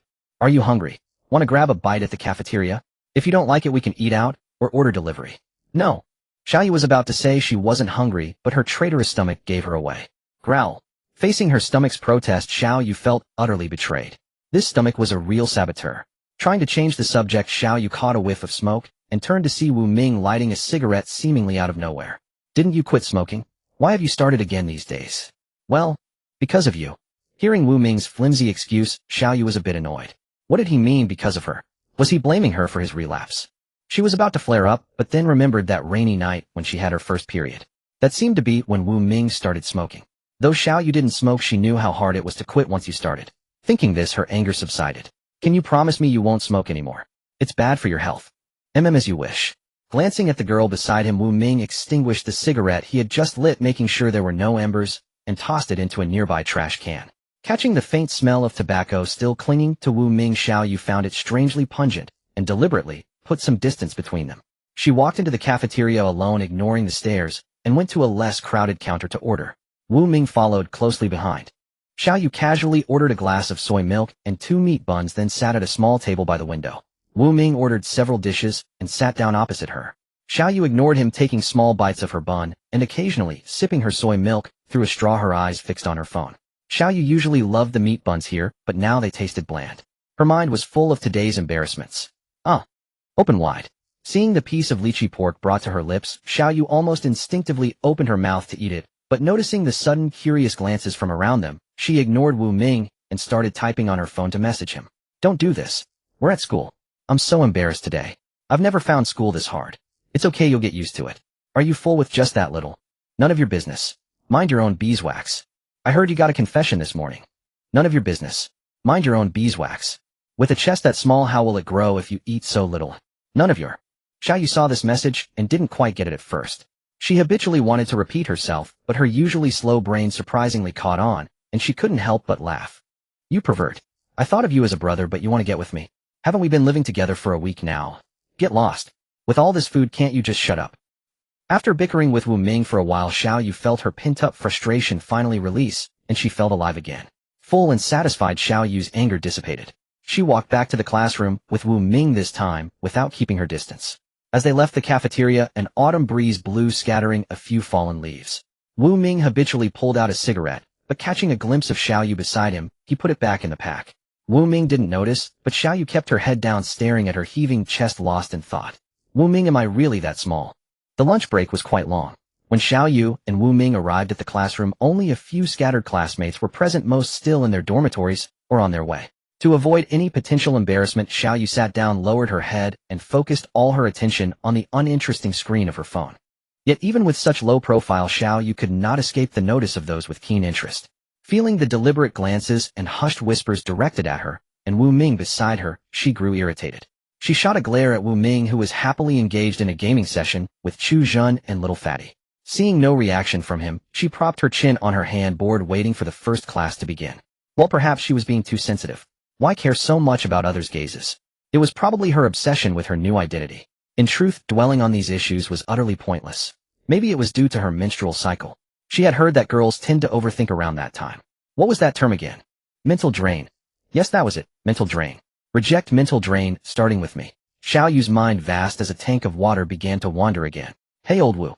My good son, have you missed your dad in this short while?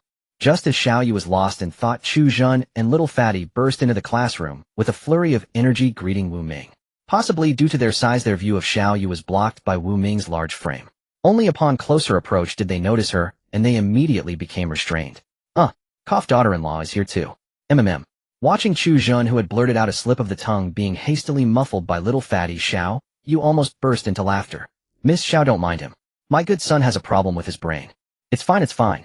Xiao Yu quickly waved her hand to indicate it didn't matter. Watching her good sons bicker, a wave of melancholy washed over her. Would she ever be able to interact with them as before? With this thought, Xiao Yu turned her head to the other side, gazing out the window at the desolate scene of falling leaves. Should she tell her two good sons the truth? Would they believe such a fantastical tale? Or should she conceal it forever and begin a new chapter in her life? It was still hard to accept spending a lifetime with a man. If only the law allowed for sapphic unions. She was so beautiful, and marrying another equally lovely girl would surely be a feast for the eyes. Autumn was nearly over, leaving only a faint trace, much like her former life. Gazing out the window at the scenery, Xiao Yu was utterly oblivious that in others' eyes she was the most beautiful sight. Classroom time sometimes flew by, sometimes dragged on. In the blink of an eye, school was out. After politely declining invitations from several classmates who wanted to walk home together, Xiao Yu stood alone at the empty school gate. Why is it raining again? The raindrops pattered noisily onto the ground before Xiao Yu splashing and wetting her shoes. The view was a blur of white, and the cold autumn wind mixed with fine rain blew and chilling to the bone. Xiao Yu hugged her sparse clothing tighter. Xiao Yu had never been in the habit of checking the weather forecast. As a guy, she would have just braved the rain and run home. But now things were different. The allure of a drenched maiden might be pleasant, but experiencing it herself was far from it. Watching day students disappear one by one into their family cars, exhaust fumes vanishing into the rain curtain, she looked left and right, but still saw no sign of Wu Ming. He had dashed off right after class, sending her a message to wait for him at the school gate. She wondered what he was busy with. Touching the damp strands of her hair, Xiao Yu calculated in her mind for a few seconds. If he doesn't come soon, he'll just hail a taxi and leave, otherwise he'll definitely catch a cold. The rain grew heavier. She had glanced at the weather forecast earlier. It mentioned a typhoon, meaning the rain wouldn't stop anytime soon. I guess I need to develop the habit of checking the weather forecast from now on. Achoo. Rubbing her nose, Xiao Yu felt she was probably coming down with a cold. They'll wait a bit longer. I've already waited this long, a few more minutes won't hurt. Xiao Yu comforted herself with these words, though her face had an unusual flush. As time ticked by, just when she could no longer bear the cold, and pulled out her phone to order a taxi, two beams of white light pierced the rain curtain. With a low honk, a sleek, pure black sedan came to a stop before Xiao Yu. Xiao Yu was immediately drawn to the triangular emblem on the car's hood with its two overlapping MS shaped like mountains. She had once seen this car in a magazine. It was a Maybach 62, translated into Chinese as My Ba He. As the door opened, Wu Ming stepped out, holding a black umbrella. Get in, let's go home. The Maybach glided along the rain-soaked overpass. Taking the towel Wu Ming handed her from the driver's seat, Xiao Yu gently dried her hair, which had been soaked by the wind-driven rain, while she sheltered under the eaves. So your true identity is a rich second generation. Like a super rich one. When Xiao Yu saw Wu Ming step out of the car, her mind went blank for a moment, almost sprouting a romantic obsession, thinking it wouldn't be so bad to be kept by him. But she quickly dismissed the thought, even devouring the half-formed romantic notion. Why do you say that? Facing Wu Ming's feigned ignorance, Xiao Yu said testily, it's one thing to own a villa, but I saw this car in a magazine. It costs over 9 million on the market. And you still say you're not a rich second generation. Recalling how she had secretly sent money to Wu Ming, Xiao Yu felt like a fool. Is it that expensive? I never looked into it. This car was a birthday gift from my family when I came of age.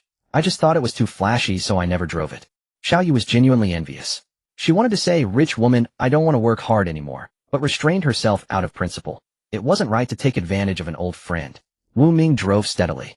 Watching him casually maneuver the steering wheel, as if playing a simple game, Xiao Yu found it hard to believe he was just a freshman. Is Wu Ming even human? How can he be so outstanding? Good at studies, top in sports, and filthy rich. It's just ridiculous. Is this the protagonist's treatment? Having been friends with him for over a decade, I only know the surface. How terrifying. Lost in these thoughts, Xiao Yu's head unconsciously leaned against the window. She always did this when her mind wandered, quietly gazing at the scenery. Let's change clothes at home and go out for a meal. Sure. The rain continued to pour down, without any sign of stopping.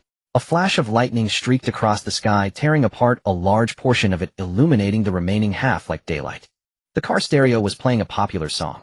I really don't like singing love songs. I play along with loneliness. On this vast planet, it feels like I'm the only one left. Until I met you, the world changed its style. No longer only black and white and gray, but colors I've never seen. I want to find an island that can only hold the two of us. If a storm comes, it becomes our river of love. Xiaoyu didn't really understand music, as she had never been good at singing since childhood and could only catch the gist of songs.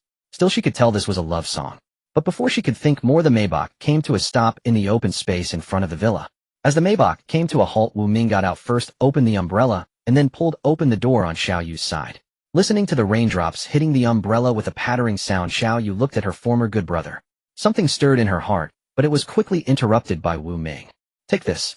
Wu Ming handed the umbrella to Xiaoyu, then braved the rain to the back of the Maybach, opened the trunk, and took out boxes of beautifully packaged gifts. Xiaoyu quickly ran over and held the umbrella at a suitable height to shield Wu Ming from the rain, but with her height, it was somewhat difficult. The two stumbled together into the villa. "What did you buy?" "All these bags." Xiaoyu casually hung the umbrella outside and asked, looking at the various gift boxes Wu Ming brought in. "Snacks bought according to your favorite flavors." Wu Ming took off his wet clothes and walked into the bathroom, saying, "You can eat them when you're bored at home. I also bought some candy. You should carry some with you to prevent low blood sugar." Hey. Xiaoyu was suddenly moved. She hadn't expected Wu Ming to notice her mild hypoglycemia. A warmth spread through her heart, and even her head, which had been feeling heavy from the cold, felt lighter. Hey, you're not really falling for me, are you? Being so nice to me. You're not trying to chase me, are you? Xiaoyu deliberately put on an exaggerated expression, joking around, covering her mouth with her hand, looking in. "Do I look like someone who values romance over friendship?" The sound of water came from the bathroom, mixed with Wu Ming's indistinct words.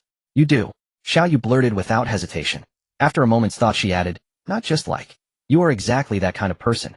Wu Ming was rendered speechless. Perhaps feeling he was in the wrong, he stopped responding and continued showering. "I'm done. Aren't you going to change clothes?" Xiaoyu, who had been lying on the sofa watching TV like a lazy fish, heard his voice and scrambled up, only to see Wu Ming walking out of the bathroom. At this moment, Wu Ming was simply wrapped in a towel around his lower body, revealing his well-defined abdominal muscles. For a moment, Xiaoyu felt that the chips in her hand were no longer appetizing. "Great body, old Wu. What do you think if I take a picture of you coming out of the bath, make it into a photo album, and sell it to your fangirls and fanboys? Wouldn't that be a huge profit?" Hearing this silly girl, whose mind was different from normal girls, utter such bold words, Wu Ming could only silently comfort himself. "She's my own silly girl, no choice but to spoil her. We're going out for dinner later. Are you sure you don't want to change? Your clothes are all wet." "All right, we'll go change too." Xiaoyu jumped off the sofa with excitement, running barefoot toward her room. "Wait for me, you'll change. And don't peek." Who would be interested in peeking at you changing? Who else but a guy like you who values romance over friendship? When Xiaoyu came out in dry clothes, Wu Ming had already dried his hair and changed, leaning on the sofa playing on his phone. When he noticed Xiaoyu, he was clearly stunned for a moment. "Wear more layers. It's cold and rainy tonight." I think I'm wearing enough. A thin sweater and a jacket. Isn't that enough?" "Too thin. What about the white trench coat I bought you before?" Xiaoyu then remembered the trench coat that was buried in the wardrobe. Although it was indeed warm, she felt she didn't look good in it. Going out to dinner looking unattractive would embarrass Wu Ming. Perhaps she found her own thoughts strange, or perhaps she couldn't resist Wu Ming's insistence. In any case, Xiaoyu put on the trench coat.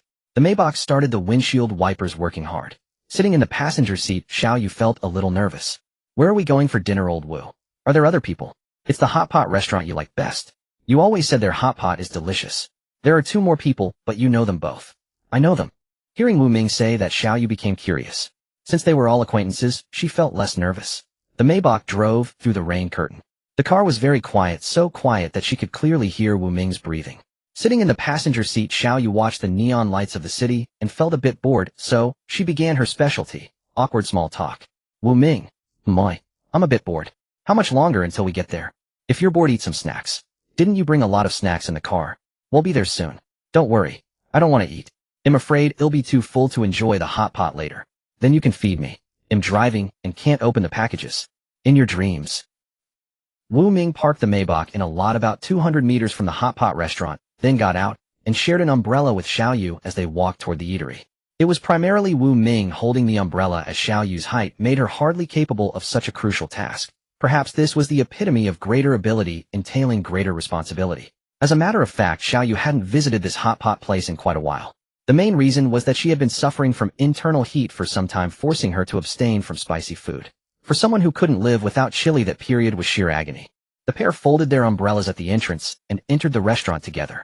After obtaining a number, Wu Ming led Xiaoyu to an empty private booth and sat down. The interior decoration could hardly be described as merely decent. Opulent would be more fitting. But truth be told, the food here was genuinely delicious with no skimping on ingredients, and the prices were surprisingly reasonable. Perhaps due to the torrential rain, there were very few customers inside. Most seats were vacant, with only a couple of pairs of lovers radiating the cloying sweetness of romance. Watching them feed each other bite by bite, Xiaoyu turned to Wu Ming and couldn't help but shudder.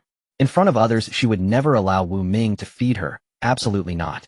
She randomly chose an empty 4-person booth. The table had 2 rows of seats on either side. After a moment's consideration, Xiaoyu decided to sit beside her familiar big kid Wu Ming. The waitress promptly came over to attend to them once they were seated. "Hello, handsome and beautiful, what kind of broth would you like? We highly recommend this couple's special dual flavor pot." Seeing Wu Ming's eager expression, Xiaoyu quickly interrupted his casting. Me. We'll have a spicy pot, just mild spice." Meeting Wu Ming's questioning gaze, Xiaoyu defiantly stared back. In the end, as expected, Wu Ming conceded. Whether he did it on purpose or not, Xiaoyu didn't know, but she had won. With the air of a victor, Xiaoyu grabbed the menu and began ordering. Considering there were 4 people, she loaded up on plenty of sliced meat and refreshing vegetables. Price be damned. Since she now knew Wu Ming was so wealthy and had kept it from her for years, she had to make him pay dearly. Consequently, when the waitress left the booth, the smile on her face was utterly irrepressible. Soon the vegetables and the hot pot were ready. Watching the bubbling red broth, Xiaoyu could hardly wait to dip a slice of lamb and pop it into her mouth. But the 2 friends Wu Ming had mentioned were still nowhere to be seen. Waiting was both tedious and endless. "Wu Ming. What's up? Why aren't they here yet? I'm starving." "Eat first if you're hungry," Wu Ming replied, without looking up from his phone. "That would be so rude." Noticing Xiaoyu's pitiful gaze, Wu Ming sighed, helplessly stepped out of the booth, and started making phone calls to urge them. Shortly after, he returned to his seat. "They're stuck in traffic, but almost here. Can you wait a little longer?" Hearing Wu Ming's tone, as if coaxing a child, Xiaoyu felt so bored she could yawn. Even her phone seemed less interesting. She leaned against Wu Ming's shoulder, drifting into a daze as if about to fall asleep, though she wasn't actually asleep. She just found it comfortable. After about 10 minutes of waiting, a familiar voice sounded from outside the booth. "Chu, is this the one?" "Should be." "What do you mean should be? Didn't you hear the waitress say the booth number?" "You didn't hear it either." "Then maybe we should ask another waitress." Hearing the voices outside, Xiaoyu, still in a daze, woke up. "Huh, is it morning already?" Wu Ming gently straightened her up and whispered in her ear, "Time to eat." Feeling the warm breath near her ear, Xiaoyu perked up instantly. Seeing the hot pot before her, she realized she had dozed off without noticing. Just then the booth door opened and Chu Jun poked his head in like a sneaky ninja. "I told you it was this one, you didn't believe me." Watching Chu Jun and Xiao Peng shove each other as they entered, Xiaoyu, still groggy from just waking up, blurted out, "Hey there, bro." Faced with this sudden greeting, Chu Jun and Xiao Peng were momentarily stunned. Wu Ming, however, showed no reaction, probably already used to Xiaoyu's scatterbrain nature, and began adding ingredients into the pot. Hello, classmate Xiao." Chu Jun and Xiao Peng sat down opposite Xiaoyu, looking a bit flustered. "Don't call her classmate, call her sister-in-law," Xiao Peng corrected Chu Jun with a straight face. "All right. Hello, sister-in-law." "Sister-in-law, my foot. You're younger than old Wu, so you should call her big sister-in-law." "Big sister-in-law." Hearing Chu Jun grit his teeth and glare at Xiao Peng as he forced out the words, Xiaoyu felt a stifled laugh. Such scenes were common back in Dormitory 110, they used to fool around like that all the time. But now, facing the 2 seated men, she could only exchange awkward stares with them. Once they were all good brothers, but now eating together was incredibly awkward. After a few minutes, Xiao Peng randomly found a topic and started chatting with Wu Ming and Chu Jun. As they grew more animated, Xiaoyu found herself inexplicably sidelined, feeling a pang of loneliness. She somewhat regretted agreeing to come out for dinner with Wu Ming. If she had stayed home, she would be lounging on the sofa, happily sipping a soda and binge-watching a drama. To drown her solitude, Xiaoyu could only channel her frustration into appetite, swiftly clearing the meat from the pot, while half listening to their conversation. The topics were all familiar to her, yet she couldn't find a way to chime in. 3 damn gays. Ignoring a girl like me and chatting about other stuff. So infuriating. After about 10 minutes of eating, Chu Jun ordered a few bottles of beer from the waitress, and it seemed the 3 stooges finally remembered Xiaoyu. "Xiaoyu, do you drink beer?" Xiaoyu, who was nibbling on spinach, looked at the bottle Chu Jun offered with a blank face. Her mouth was so full that her speech was garbled. "She doesn't drink. They'll have it for her." Before Xiaoyu could react, Wu Ming leaned over and snatched the beer from Chu Jun's hand. Confused, Xiaoyu turned her head to look at Wu Ming, only to meet his profile, which was now right next to her. Time seemed to freeze at that moment. The booth was so quiet you could hear a pin drop, broken only by the constant bubbling of the hot pot. Xiao Peng's chopsticks holding a piece of food froze midair. Feeling the soft warm touch on his cheek, Wu Ming went completely still. When Xiaoyu came to her senses, she saw a greasy lip print on Wu Ming's cheek. After all, she had eaten a lot of dishes, and they had ordered the spicy pot.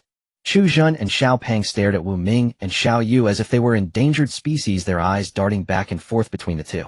Flustered by the sudden turn of events, Xiao Yu felt her face burn so hot that her ears turned crimson.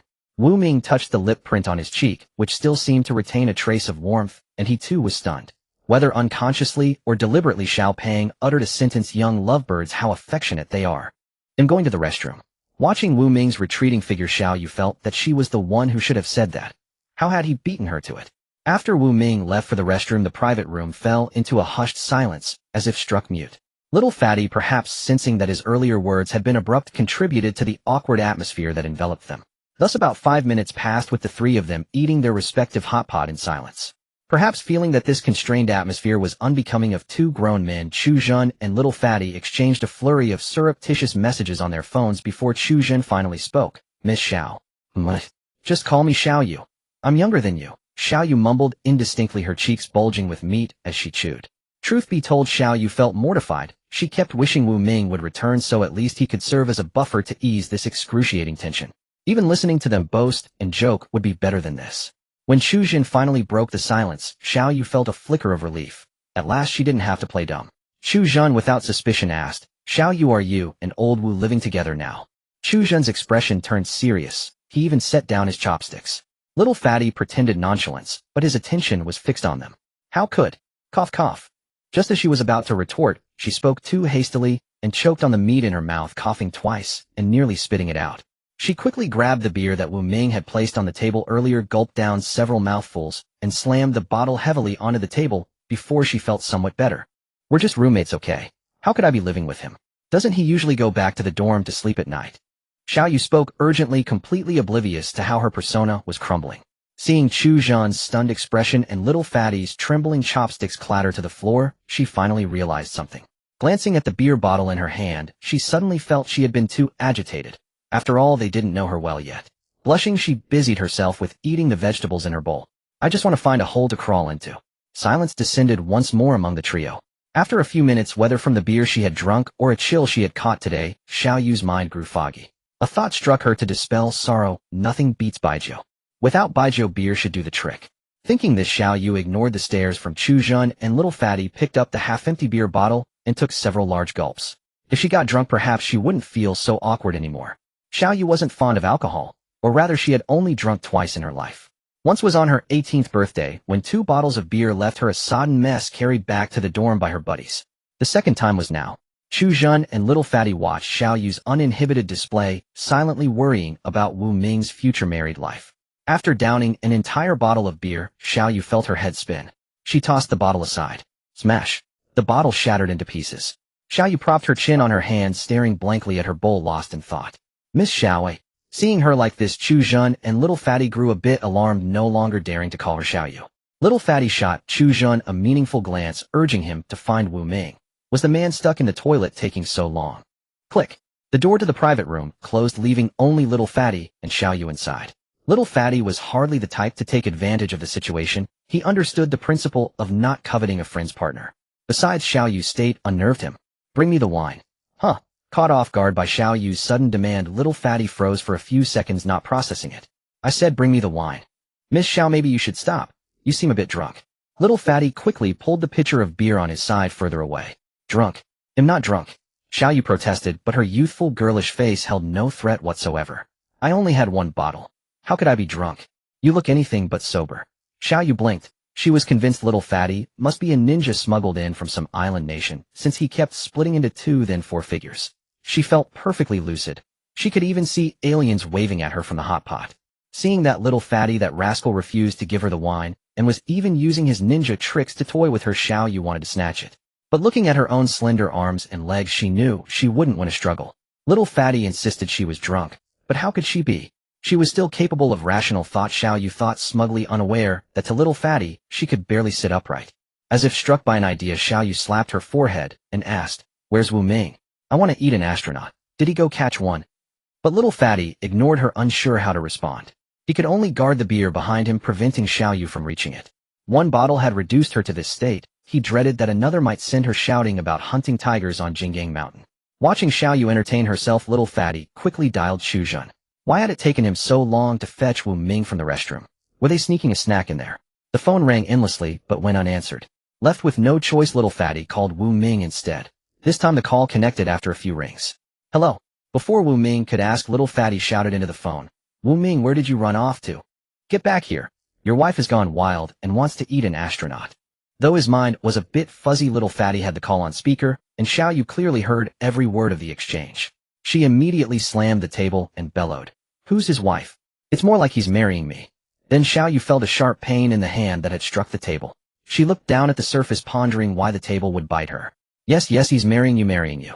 Little fatty hung up and did his best to placate Xiao Yu. Hearing this, Xiao Yu felt a surge of happiness. She rose from her seat, walked over to little fatty, and threw an arm around his. You've got a pretty decent build. Fatty. Little fatty trembled in fear. I am Xiao Pang, and I am very scared. Sitting beside me is a being who claims to want to eat spacemen. Xiao Yu squinted at Xiao Pang, staring so intently that it made his scalp tingle. He was already thinking about whether to put up a symbolic struggle if something were to happen later. What am I thinking? She is my good son's wife. How can I have such filthy thoughts? Xiao Yu was unaware of Xiao Pang's intense inner struggle. She only felt that Xiao Pang's clone technique was mediocre, like a cheap knockoff from Pinduoduo. Casually grabbing a bottle of beer placed beside Xiao Pang's leg, Xiao Yu tilted her head back and poured it into her mouth. She drank so fast that she couldn't swallow in time, and the liquor leaked out from the corners of her mouth, drenching her entire body. The wet clothes clung to her skin as the cool alcohol flowed over her body. Xiao Yu found it quite pleasant. Getting drunk is truly a strange feeling. Dizzy and lightheaded, as if all worries have vanished. She felt like a seagull soaring freely in the sky, ready to head to the dock for some crispy, crunchy spacemen. She had never experienced such a feeling of intoxication since childhood. Oh, no, actually she had experienced it once before. Last time on her birthday she drank, but back then she seemed to have fallen asleep before she even realized it. Bang!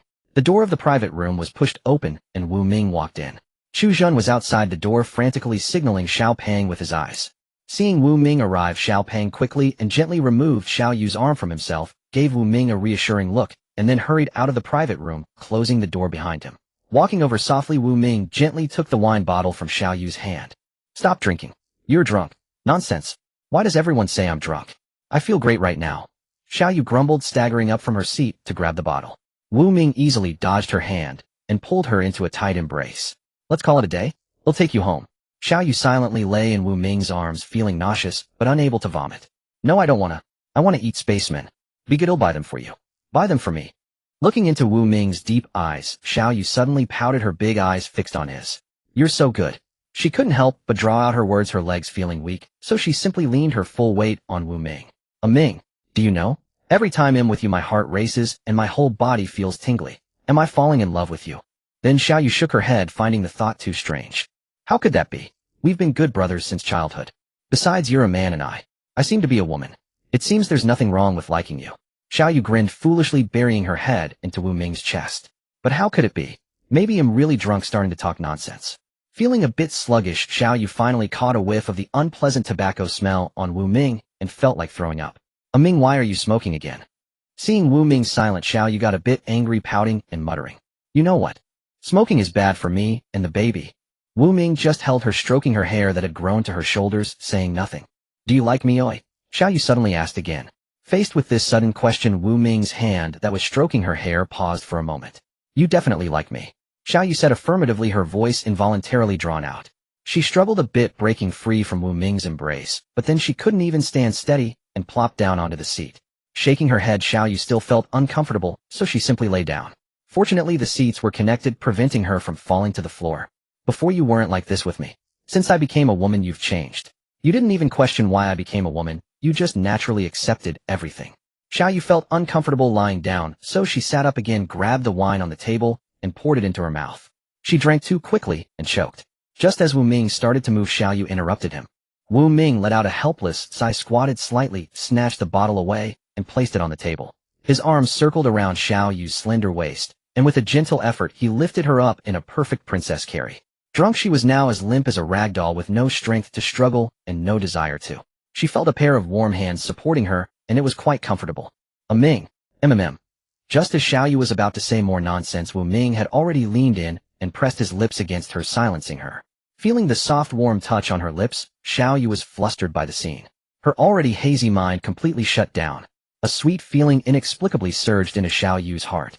She involuntarily closed her eyes, feeling and savoring this beauty. She didn't know how long passed like this.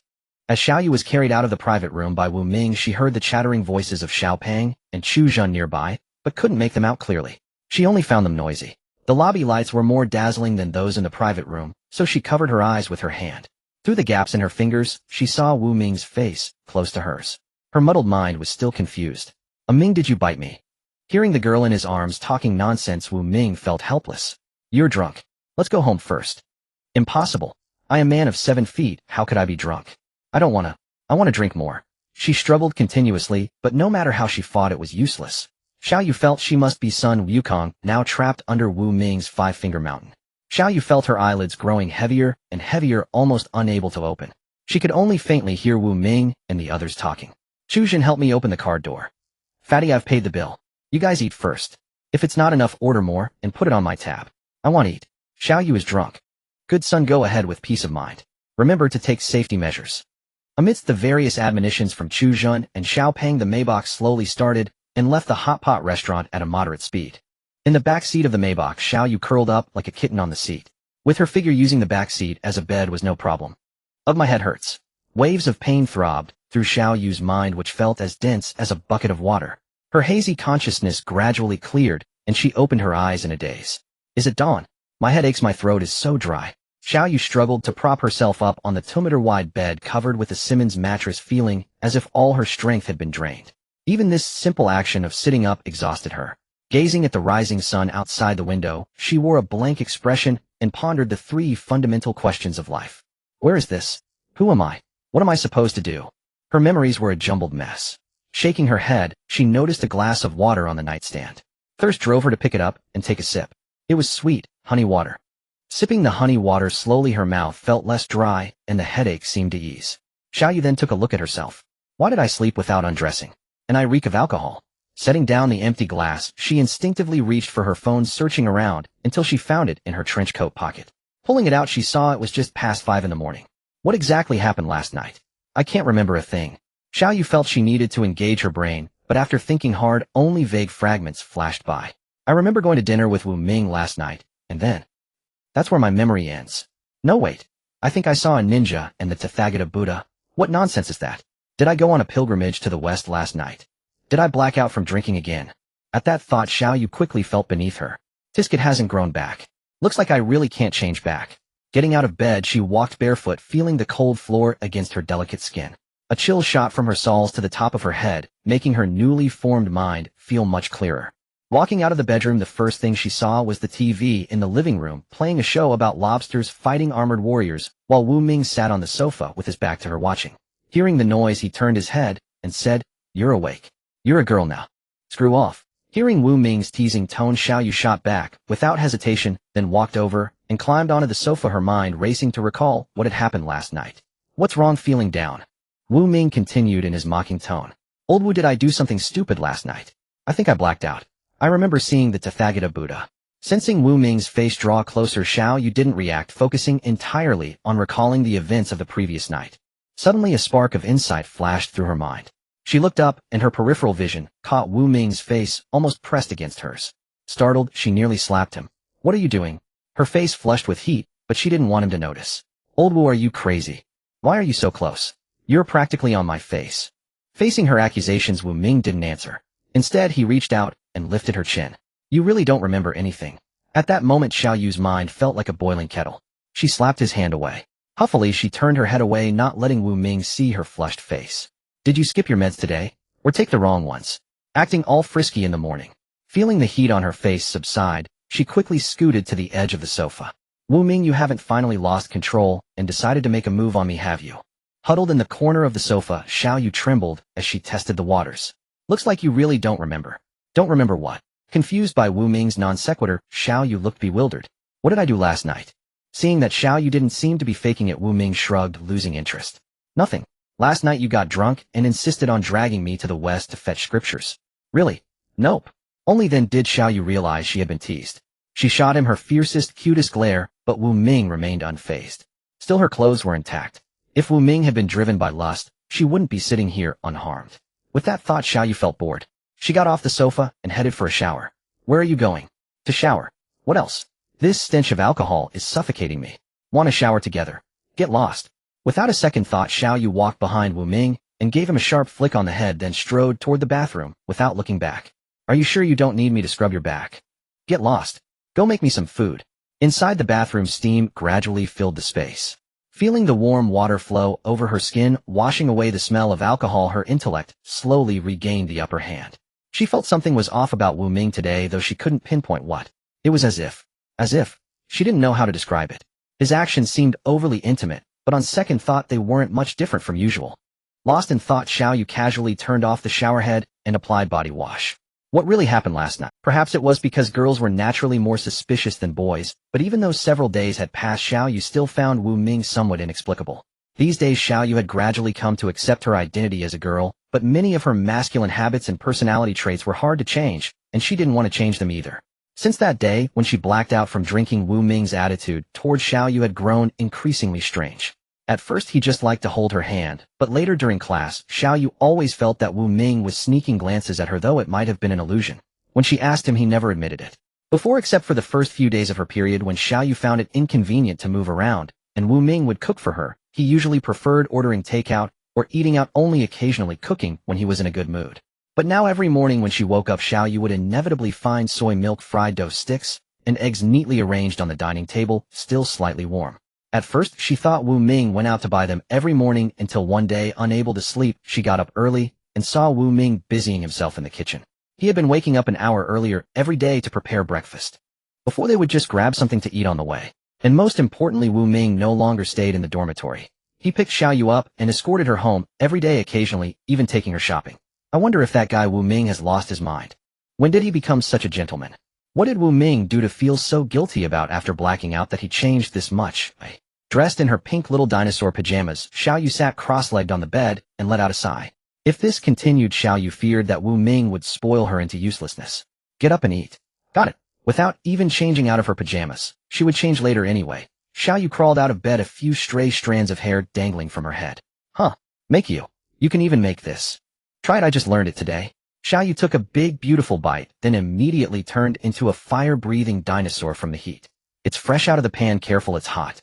Hearing Wu Ming's belated warning, Xiao Yu felt he had done it on purpose. Did you do that on purpose or by accident? Xiao Yu demanded angrily. I did it purposefully, by accident. You're asking for it. Because of this stunt Wu Ming pulled early in the morning, Xiao Yu was half full from anger before even eating. Glancing at the half-finished soy milk, Xiao Yu had no appetite to drink it.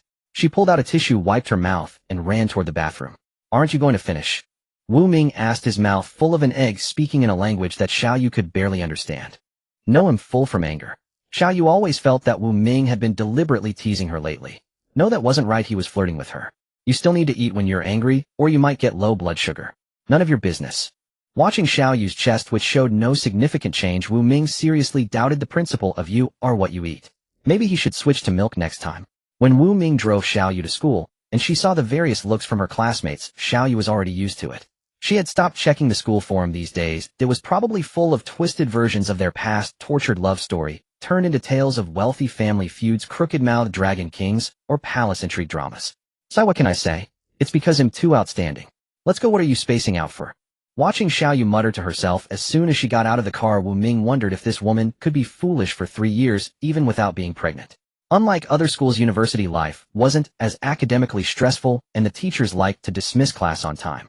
The class period passed quickly. Just as Xiao Yu was about to head to the restroom, the homeroom teacher seamlessly took over from the subject teacher.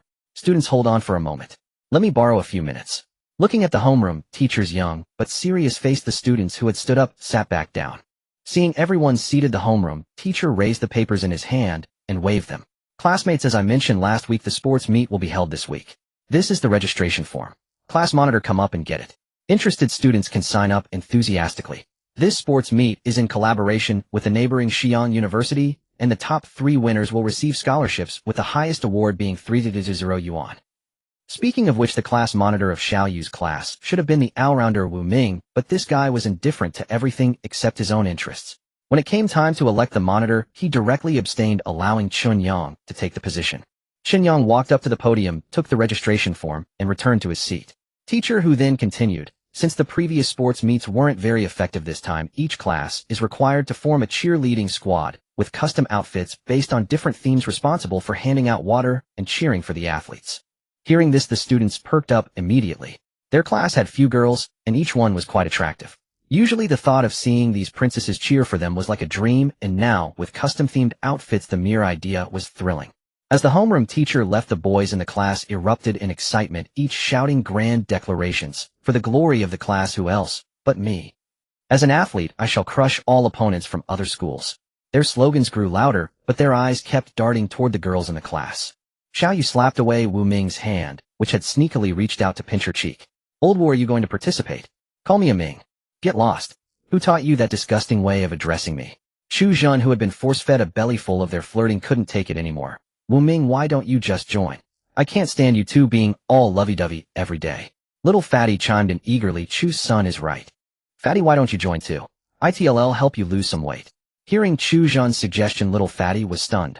Wait, aren't we supposed to be united against outsiders? How are you turning on your teammate? Hey, I'm just thinking about class honor, okay?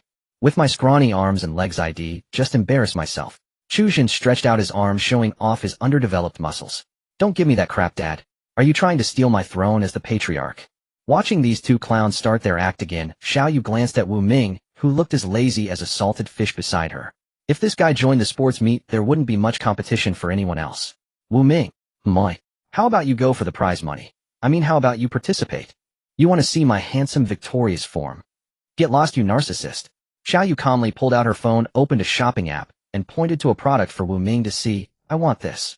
Wu Ming looked at the product Xiaoyu was pointing at, and furrowed his brow.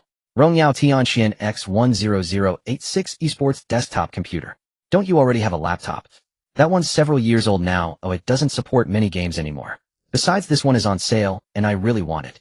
How much is it? Xiaoyu immediately flashed a sly triumphant smile, and started pitching like a vendor. Originally 280 yuan. Now on sale for just 15000. Such a great deal. I've wanted it for days. If you win first place, buy two, and we can play Minecraft together online. How about that? Can't you play Minecraft on your current laptops? Wu Ming reached out to pinch Xiaoyu's cheek again, but she slapped his hand away. Without maxed out shaders, can you even call it Minecraft? The sale is only for a few days. I really want it. In a couple of days, it'll go back to the original price. I've already spent all my allowance on clothes, and soon I won't be able to buy it. I want it. Want it. Xiaoyu lowered her head and chanted like a mantra to Wu Ming. 2 for 300 yuan, such a bargain. If it weren't for this sports meet, Xiaoyu would have reluctantly given up on buying it since she had almost no money left. According to Wu Ming, he was also broke. After deducting the necessary expenses from his monthly allowance from his parents, not much was left. At least that's what Wu Ming said. Who would have thought that the two of them, who seemed so glamorous on the surface, were actually a couple of paupers? Seeing Xiaoyu on the verge of tears, Wu Ming sighed. How about this? If you join the cheerleading squad, you'll participate in the sports meet. Huh? Really? Pinky swear. Pinky swear 100 years no takebacks. Whoever breaks it has to call the other dad for a month. Watching Xiaoyu bounce off to grab the registration form, Wu Ming looked at her, who seemed like an underage girl, and felt like a shady old man kidnapping a minor. It was all because Xiaoyu's face was too youthful. She could probably pass for a middle school student if she wore a uniform. Who would believe she was a college student? Actually, when she first turned into a girl, Xiaoyu's face wasn't this delicate. But now it seemed to be aging in reverse. Her chest wasn't growing, but her face was getting softer, as if it could drip with water. Staring at the registration form in her hand, Xiaoyu felt that the 300 yuan was burning a hole in her palm, and her hands trembled slightly as she held the two forms. Looking utterly defeated, Xiaoyu sat back down, propping her chin in her hands with a gloomy expression. Perhaps taking pity on her pitiful state, Wu Ming reached out and ruffled her hair twice. Pat pat. What's wrong? I suspect the organizers of this sports meet are aliens in disguise. Why do you say that? See for yourself. Xiaoyu tossed the two registration forms over. Chu Zhen and Little Fatty, the two jokers, stopped their antics and crowded in to look. The athlete registration form seemed fine, but the cheerleading form had a bit of a problem. The theme for this sports meets cheerleading squad is a blind box randomly drawn by the homeroom teacher.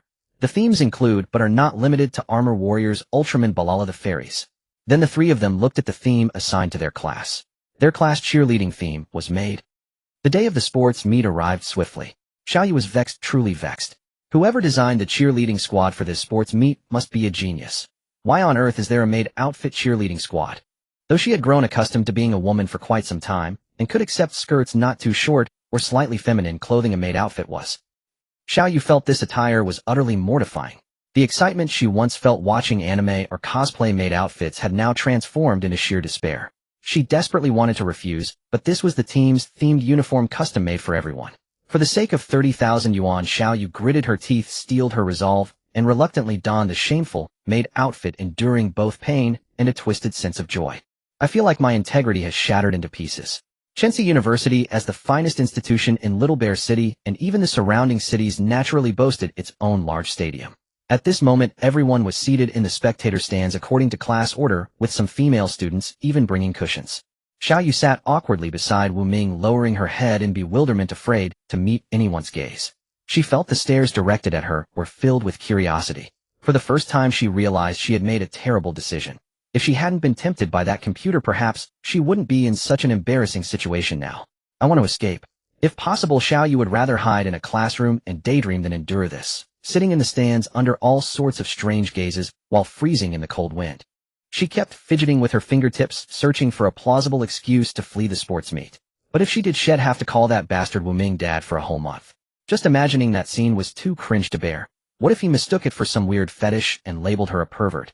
A fierce battle raged in Xiaoyu's mind while her body shivered uncontrollably. Stealing a glance at Wu Ming beside her, she noticed he wasn't paying much attention to her. She let out a long sigh of relief, her tension easing. At least her good-for-nothing son wasn't a maid fanatic. With that thought, she completely relaxed. Just treat everyone else as cabbages and pretend not to see them. You can do this, Xiaoyu. You're the best. She silently cheered herself on. Achoo. It's so cold. Which genius designed this maid outfit? Feeling the chill on her bare thighs as the biting autumn wind swept by, Xiaoyu couldn't help but shiver. Since she was in the northern autumn, already in October the temperature was bitingly cold. Xiaoyu grumbled about the impractical design of the maid outfit, while hugging herself tightly against the wind, seeking a little warmth. Glancing at Wu Ming, who was bundled up in a thick coat, she silently cursed the genius who designed the maid outfit once more. Who told you not to wear something over it? Wu Ming shrugged hands in his pockets, looking amused. It looked like this maid outfit would be warm, but it's not at all. Xiaoyu felt she had fallen victim to her own ignorance. She huddled closer to Wu Ming, using her petite frame to shelter behind him from the wind. Is it really that cold? It's freezing. Xiaoyu rubbed her hands together, trying to warm her icy fingers. Despite already pressing against Wu Ming's side, the wind still found its way through the gaps. Wu Ming suddenly turned his head to look at her, then unzipped his coat. Come into my arms, and you won't be cold. My coat is lined with fleece. Huh. Hesitant, Xiaoyu looked around, feeling it would be mortifying. But sensing the warmth radiating from inside the coat, it looked so inviting. After a brief deliberation, she decisively slipped inside. It's so warm and so close. Wu Ming feels like a big furnace. I'm not cold anymore. Perhaps the water in her brain had frozen from the cold and melted again when warmed. Her watery brain suddenly sparked a thought. But this pose is way too intimate. Since when do close buddies get this close? Being wrapped up like this looks really weird. Realizing this, Xiaoyu immediately struggled out of Wu Ming's embrace and distanced herself from that ill-intentioned scoundrel. Xiaoyu felt her heart racing wildly, her face burning as if on fire. Whether from the cold wind or embarrassment over what just happened, she couldn't tell. Afraid to get close to Wu Ming again lest others see and say strange things, she kept her head down and shuffled away. Tisk, you're getting dumber by the day, Wu Ming said leisurely as he sidled up to her, pressing close. Dumb in an adorable way. Xiaoyu felt her face heat up again and quickly shifted her leg away, but soon Wu Ming pressed against her thigh again like a persistent ghost. If any other guy got this close, Xiaoyu felt she would have slapped him away. But with Wu Ming's proximity, she couldn't muster any resistance, though she worried about what others might think. Rumors were rumors, and she couldn't let herself get entangled in them. Can you keep your distance? Don't you think this is weird? Xiaoyu whispered. Even though he was her good-for-nothing son and close buddy, not an outsider, now that they were of different genders, such intimacy wasn't appropriate. Is it? I don't think so, Wu Ming replied, playing dumb, though he obediently shifted away a bit, no longer touching. But after a while, when Xiaoyu wasn't paying attention, he pressed close again. Stealing a glance at Xiaoyu's black and white maid outfit with a large black bow tied at her back, Wu Ming had to admit that maids were truly a man's dream. She looked exactly like the maids from anime. No. His Xiaoyu was 100 times more beautiful than any anime maid. At this thought, a knowing smile inadvertently curled at the corner of Wu Ming's lips.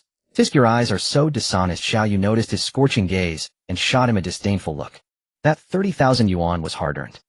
At that moment, a white bird flew across the sky, cooing as it went. Wu Ming, what kind of bird is that? Its call sounds so strange. That's the author. Looks like she's heading to the dock to get some crispy, fragrant fries.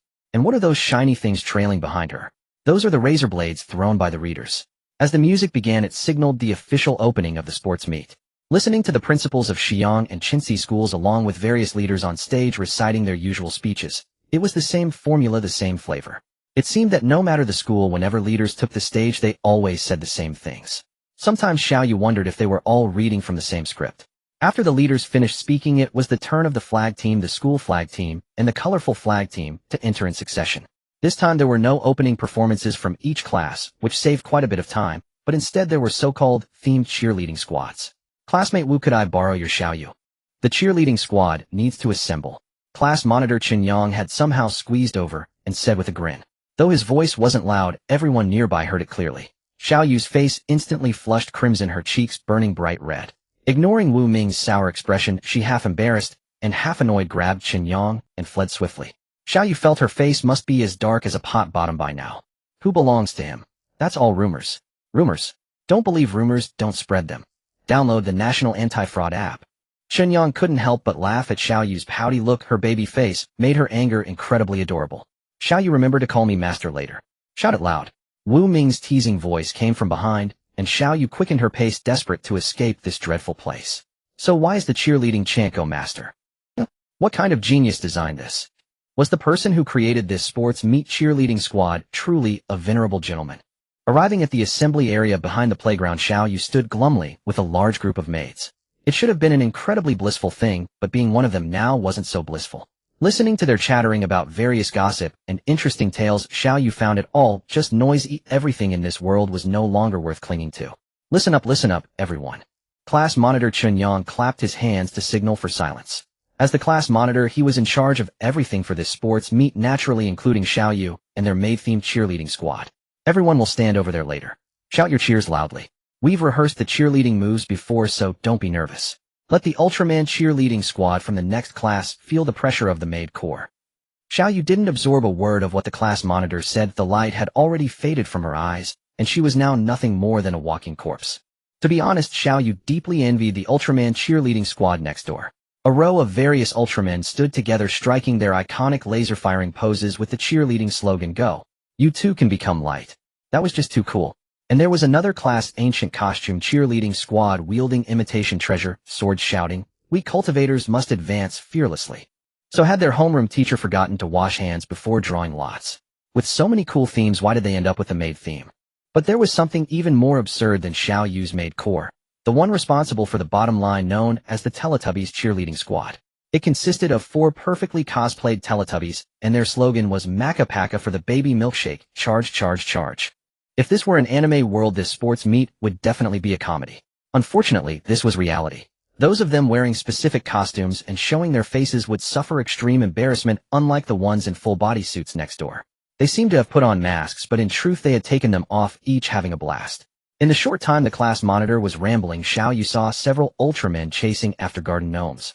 Standing gloomily at the back of the line, Xiaoyu watched the other classes' cheerleading squads having a riot filled with envy and jealousy.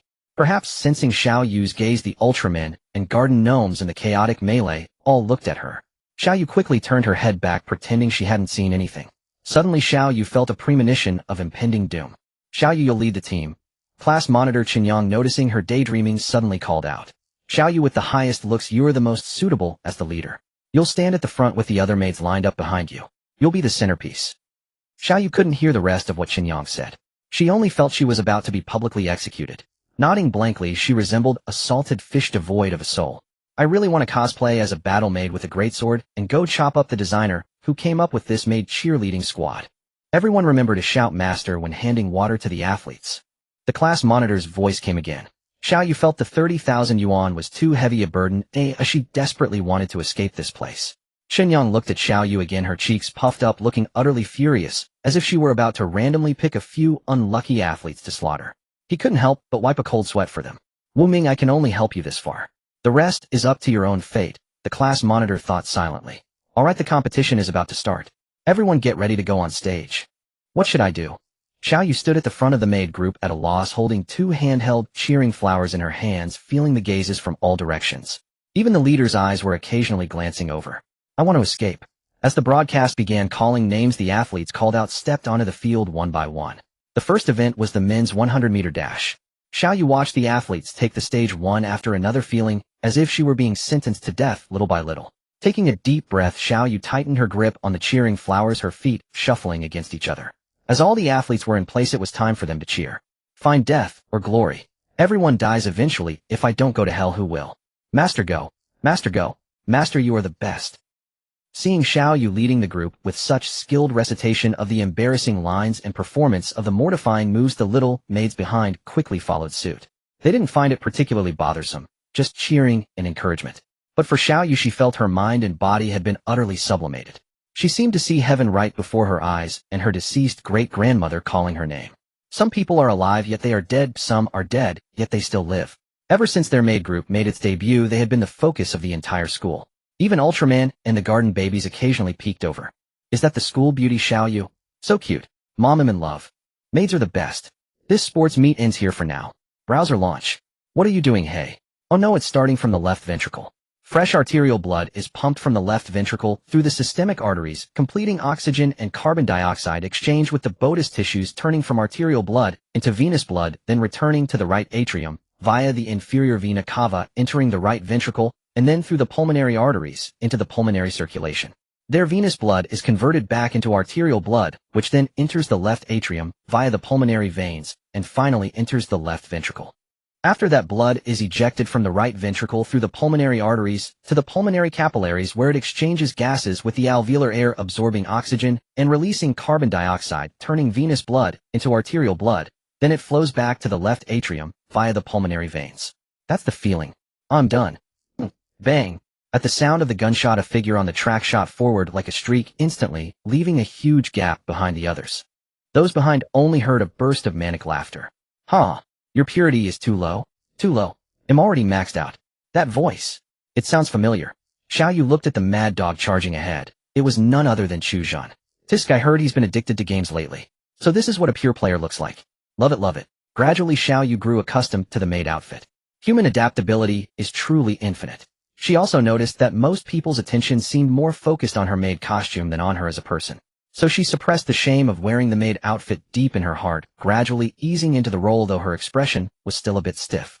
Perhaps because Xiaoyu's maid group was quite attractive, or because the athletes from their class had decent natural talent, the successive competitors performed reasonably well in the preliminaries.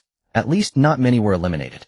Occasionally, when an athlete finished their event, Xiaoyu as the team leader would take the initiative to hand them water and a towel, uttering lines like, "Master, you've worked hard," or "Master, please command as you wish," phrases dripping with embarrassment. Why do I feel like an ancient courtesan soliciting customers at the door? So weird. Xiaoyu, your Wu Ming is up. Class monitor Chen Yang emerged from some unknown corner.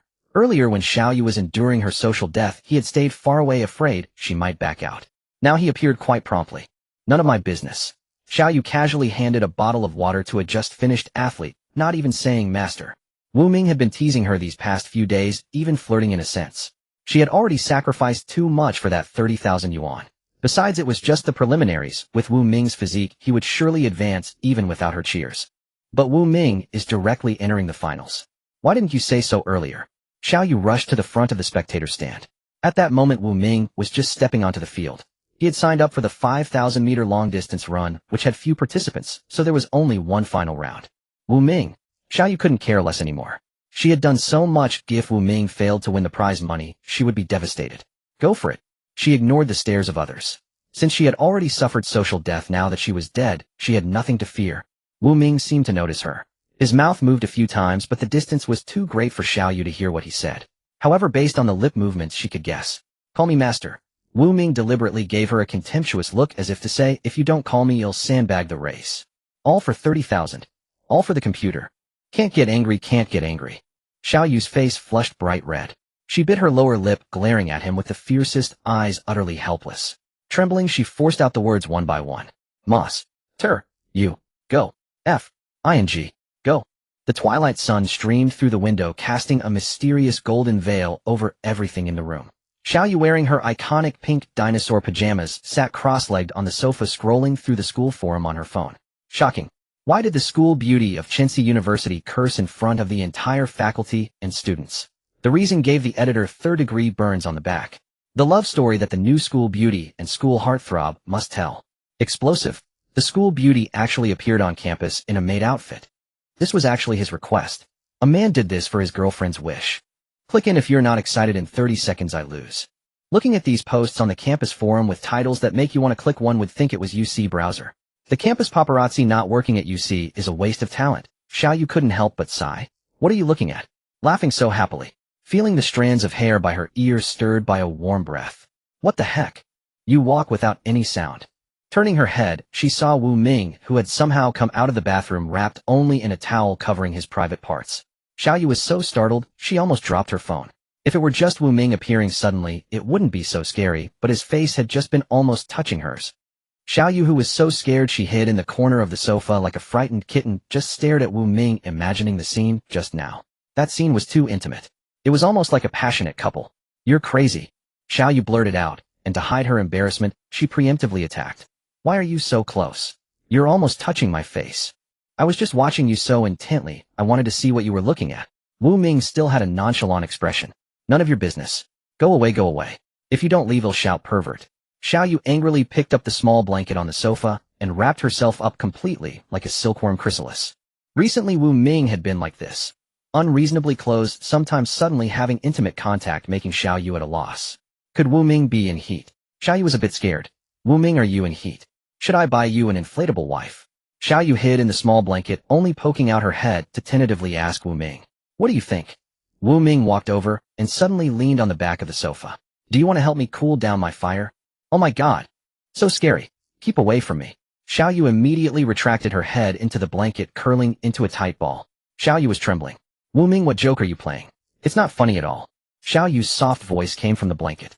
I'm not joking. Xiaoyu froze for 3 seconds, then realized what Wu Ming's crude words meant. Oh my god. Wu Ming finally can't hold it in. What to do when a roommate is in heat waiting online? Urgent. Xiaoyu shivered in the small blanket, feeling that she definitely hadn't checked the almanac today. If Wu Ming forced himself on her, should she put up a symbolic resistance or not? Is it still too late to call the police? No, what am I thinking? Her mind racing, Xiaoyu's hands also unconsciously kept rubbing on the sofa. Suddenly, she touched a furry thing. It was the little bear plush on the sofa. Without a word, Xiaoyu casually threw the little bear plush at Wu Ming, but facing Xiaoyu's soft attack, Wu Ming casually caught it. Picking up another plush, Xiaoyu threw it harder at Wu Ming, but it was also casually caught. How could Xiaoyu tolerate this?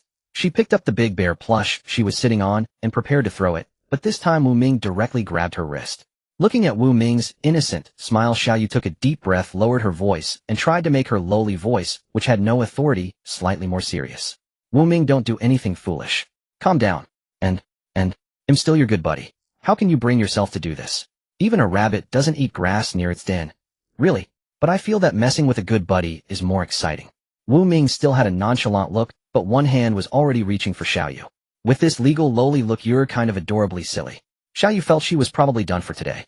How could her small arms and legs compare to Wu Ming, who had six-pack abs and a body full of muscle and was like the strongest creature on earth when he took off his clothes? I never expected that Xiaoyu, with all my reputation, would end up falling into my good buddy's hands.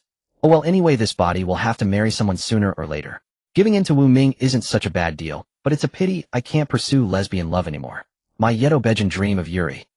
Resigned to her fate, Xiaoyu closed her eyes, hardened her heart, and gritted her teeth, hoping that Wu Ming would be gentle with her, considering their years of brotherhood, not too rough. She was afraid of pain. Who? The unlatched window swayed in the wind, making a sound like wailing ghosts, adding a touch of desolation to the scene. Feeling Wu Ming's hand gently lift her chin, Xiaoyu kept her eyes tightly shut, not daring to imagine what would happen next.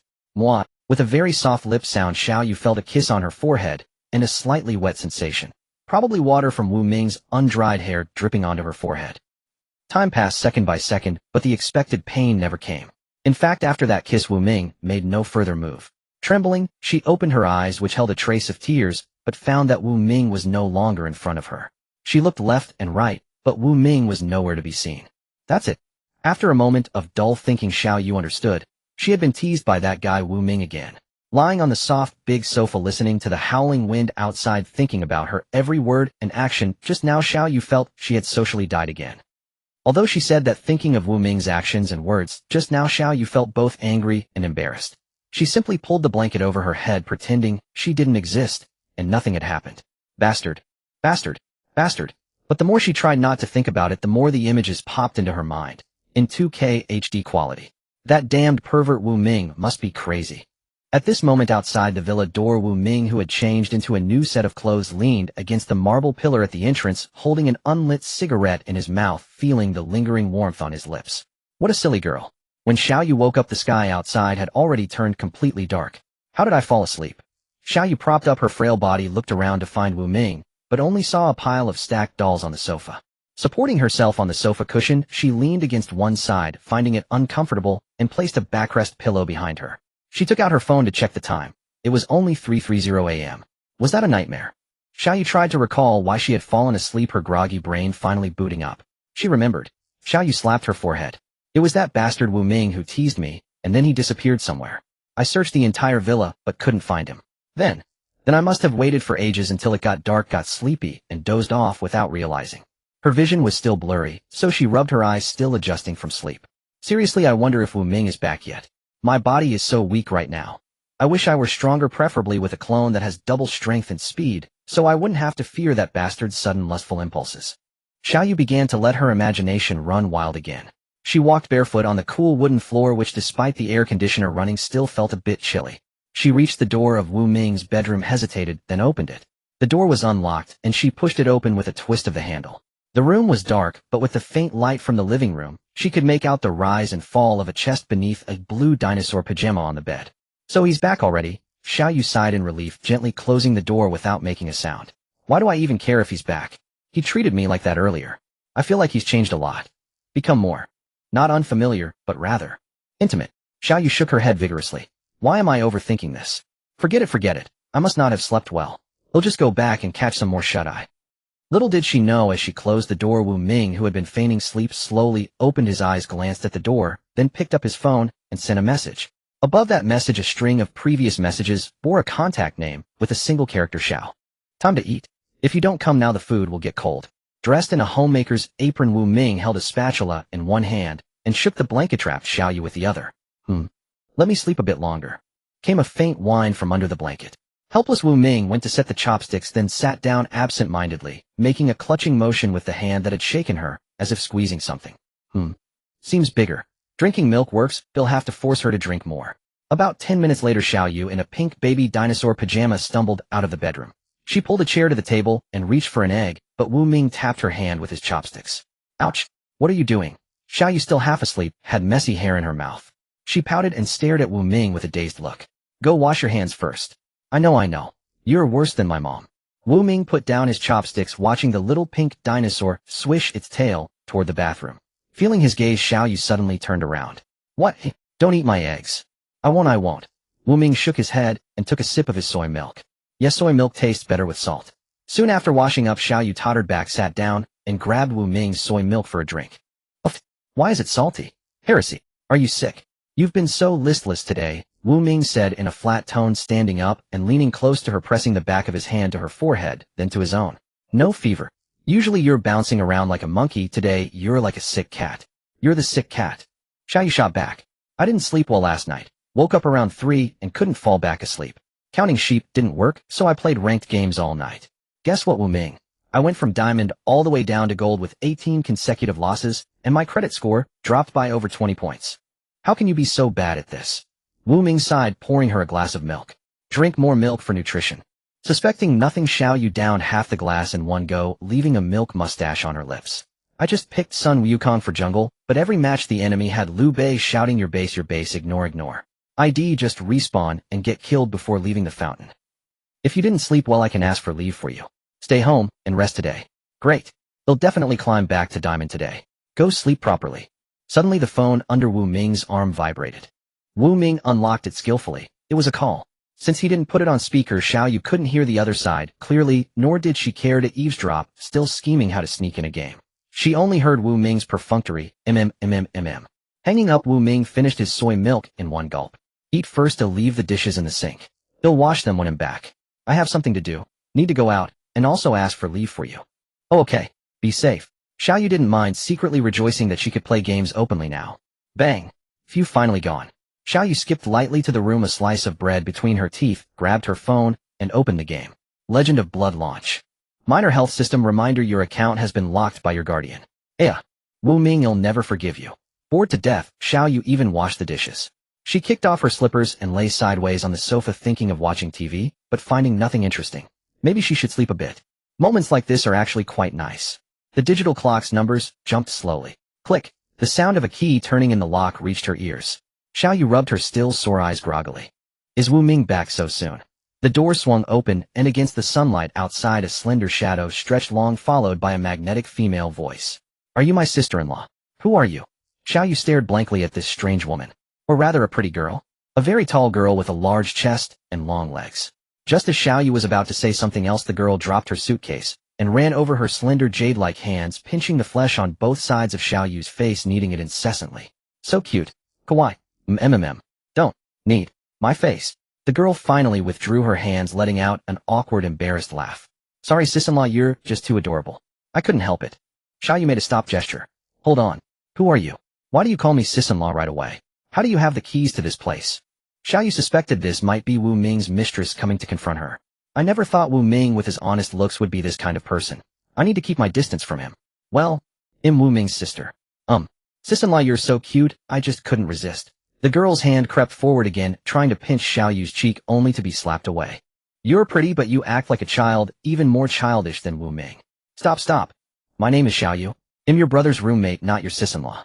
Xiao Yu stood up to introduce herself, but given her height, standing on the sofa made her look like a child being lifted up high. Hello, sis-in-law. I'm Junli. Just call me Xiaoli. Xiao Yu casually tucked a strand of disheveled hair behind her ear and appraised the girl before her. At least 7 meters tall, with seemingly endless legs, a fantastic figure, a pretty face, bearing a striking resemblance to Wu Ming. Most importantly, she was very well endowed. In short, she had the look of a mature, seductive woman. Her voice was completely different from Xiao Yu's. Xiao Yu's current voice was somewhat soft, a bit better than a lowless voice, sounding ethereal. But this girl's voice was that of a mature woman, cool and aloof with a hint of dominance, yet her actions were like a child's. So big. I'm so jealous. Wait, what am I thinking? Watching Junli's gaze wander over her body, with an uncontrollably excited expression, Xiao Yu felt this girl might have a few screws loose. Feeling uncomfortable, she turned her head away to avoid direct eye contact. Sis-in-law, when are you and my brother getting married? Huh. The sudden strange question left Xiao Yu stunned. Her brain short-circuited for about 2 seconds before she barely managed to compose herself, feigning ignorance. What are you talking about? I don't understand. Your brother and I are close, but there's nothing going on between us. Sis-in-law, lying isn't good. Junli sat down beside Xiao Yu with the familiarity of an old friend, squinting her eyes like a police officer interrogating a suspect, a mischievous grin on her face. You two are living together, and you still say no? My brother won't admit it either. Are you two playing some kind of role-playing game? Impossible. Don't talk nonsense.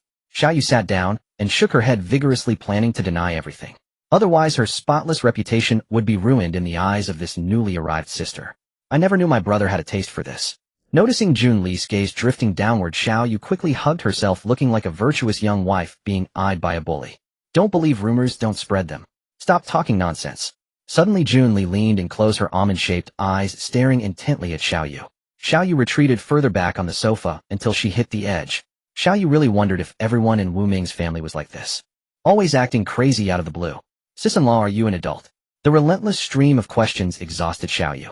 With her back against the wall, her mind was a tangled mess, and she instinctively shook her head frantically. A virgin. My brother hasn't seen me in years, and he's already stooping to minors. It took Xiao Yu a moment to realize what she was asked, but before she could explain, Junli leaned in closer. Caught off guard, Xiao Yu was pinned against the sofa. Don't worry, sis-in-law. Even though my brother's breaking the law, he'll make sure he takes responsibility for you. Xiao Yu had no idea what this strange girl, whose appearance so contradicted her personality, was imagining. All she felt was her heart racing. Was this what a racing heart felt like? After a feeble attempt to resist, that proved futile, Xiao Yu could only weakly murmur, "Can you take your hand off my chest? It hurts a bit." Oh, sorry, sis-in-law, I couldn't help it. What do you mean couldn't help it? Xiao Yu screamed internally but obediently kept quiet. So sis-in-law, you're an adult. I never knew my brother was a lolicon. I'm not a loli. Close enough, close enough. Who told you to look underage? It's my fault for having a baby face, Xiao Yu muttered to herself, but said nothing aloud. Sis-in-law. Xiao Yu sighed sadly, offering a weak rebuttal. Stop calling me sis-in-law. Okay, sis-in-law, got it, sis-in-law. Fine, whatever. So are you Wu Ming's biological sister? I'm his cousin. When Wu Ming returned at noon, he saw Xiao Yu and his silly sister Junli sitting side by side eating lollipops and watching TV, a harmonious scene that made him breathe a sigh of relief, thinking they might have fought. Hey, bro, you're back. Yeah, are you too hungry? They'll cook some noodles for you. Hearing Wu Ming say this, Junli froze for a moment, then jumped off the sofa and skipped upstairs, shouting as she ran. They'll skip the noodles, you can feed them to your wife. I won't disturb your private time. I told you not to call me sister-in-law. Xiao Yu yelled at Junli going upstairs, but Junli had already vanished at the second-floor landing. Sai, how did you raise this sister? She looks like a mature lady but acts like a child, even more childish than you, and a bit, perverted. Wu Ming shook his head, helplessly walked over and smoothed the bangs on Xiao Yu's forehead. Probably because she drank too much Sanlu milk powder as a kid, he said, then casually ruffled her hair. Get lost. Xiao Yu swatted at his hand in annoyance, but he dodged and grabbed her tiny hand. What are you doing? Continuing last night's unfinished education work. Get lost. Scram. Remembering last night, Xiao Yu felt her face burning, as if on fire, her heart pounding wildly. Just kidding, you have no sense of humor. Wu Ming released her hand, looking like a disappointed father. How could Xiao Yu tolerate that? She stood up and kicked at Wu Ming, but since she wasn't wearing shoes, the impact made her feel like her foot might be broken. She fell back onto the sofa, cradling her foot pitifully. Were you born from a rock? So hard. Damn, so embarrassing. Seeing Xiao Yu pouting angrily, Wu Ming smirked and swiftly snatched the lollipop from her mouth, while she was distracted, then popped it into his own mouth, ignoring her incredulous stare. I'm pretty sweet. Can't you get your own? Why eat mine? Aren't you disgusted? Nope. You. Just then a faint sound came from the stairway. Xiao Yu and Wu Ming looked over and saw a little head cautiously peeking out from the landing, face brimming with excitement, as if to say, go on, don't mind me, just air. Do you two need a condom? Scrawl. In perfect unison, Xiao Yu and Wu Ming yelled back. No wonder I shipped you two. So sweet. Seeing Xiao Yu about to jump off the sofa to hit her, Jun Li quickly disappeared from the landing, leaving behind only one sentence. Drive without protection, and your loved ones will weep. Did you tell Jun Li to call me sister-in-law? Xiao Yu continued interrogating Wu Ming after Jun Li fled. Wu Ming sighed. I really didn't teach her that. You know me. Xiao Yu stared at Wu Ming with a disdainful gaze, convinced he was behind it. She didn't believe his excuse. Wu Ming had been acting strange lately, and if he weren't her best friend of over a decade, she might think his feelings had crossed a line. Speaking of which, Wu Ming's sister, though a bit perverted, really had that mature lady vibe, and wow, she was huge. Adhering to the life principle that big is good, big is justice, Xiao Yu was intensely envious. I like it, I want it. Xiao Yu felt her spring was coming. Close to water, the moon gets first light. Wu Ming, just wait to be my brother-in-law. Then she'd dye her hair blonde by a motorcycle and take Jun Li out every day, coming back to say to Wu Ming, old man, is my ghost fire safe parked downstairs at your place? Haha, just thinking about it is thrilling. What are you grinning at? Faced with Wu Ming's question, Xiao Yu snapped back to reality and quickly wiped the drool from her mouth. Nothing. Old man, go cook him, starving. Wu Ming looked at this goofy. Xiao Yu shook his head helplessly and walked into the kitchen. Now there are 2 silly girls in the house. The day I gather 7 silly ones to summon the dragon is still a long way off. So Jun Li, you came back to China this time to rely on Wu Ming. Xiao Yu slurped a mouthful of noodles and asked vaguely. Yes, sister-in-law. You're the only one I can rely on in the country now. The family assets have mostly been transferred abroad. Family. Xiao Yu blinked in confusion. So Wu Ming is actually a legendary super rich young master. Endured for 10 years, smirks, and everyone bows to him, calling him the Dragon King. Cough. Wu Ming, who was eating noodles, sprayed them all over Xiao Yu's face. Why are you reacting so strongly? Xiao Yu grimaced and grabbed some tissues to wipe off the soup. Don't listen to Jun Li's nonsense. It's just that relatives have some businesses abroad. Do you think I believe that? Xiao Yu looked at him like he was fooling a child. So Jun Li, are you going to live with us? Huh. Oh, right. If it's inconvenient, I can rent a place outside. I won't disturb you two lovebirds. Jun Li even winked at Wu M. No. Xiao Yu frantically denied it. Wu Ming and I are innocent. We're just roommates like brothers. More real than real. But you're living together. That's because I haven't found a place yet, and living alone isn't safe. It's not what you think. But the more anxiously Xiao Yu explained, the more Jun Li looked like she knew everything and didn't need an explanation. It's true. I actually hate your brother so much. He teases me all the time, embarrasses me, and smokes. I really hate him.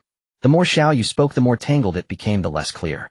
Seeing Wu Ming acting aloof and Jun Li looking all-knowing, she gave up explaining, puffed out her cheeks, and channeled her frustration into devouring her food.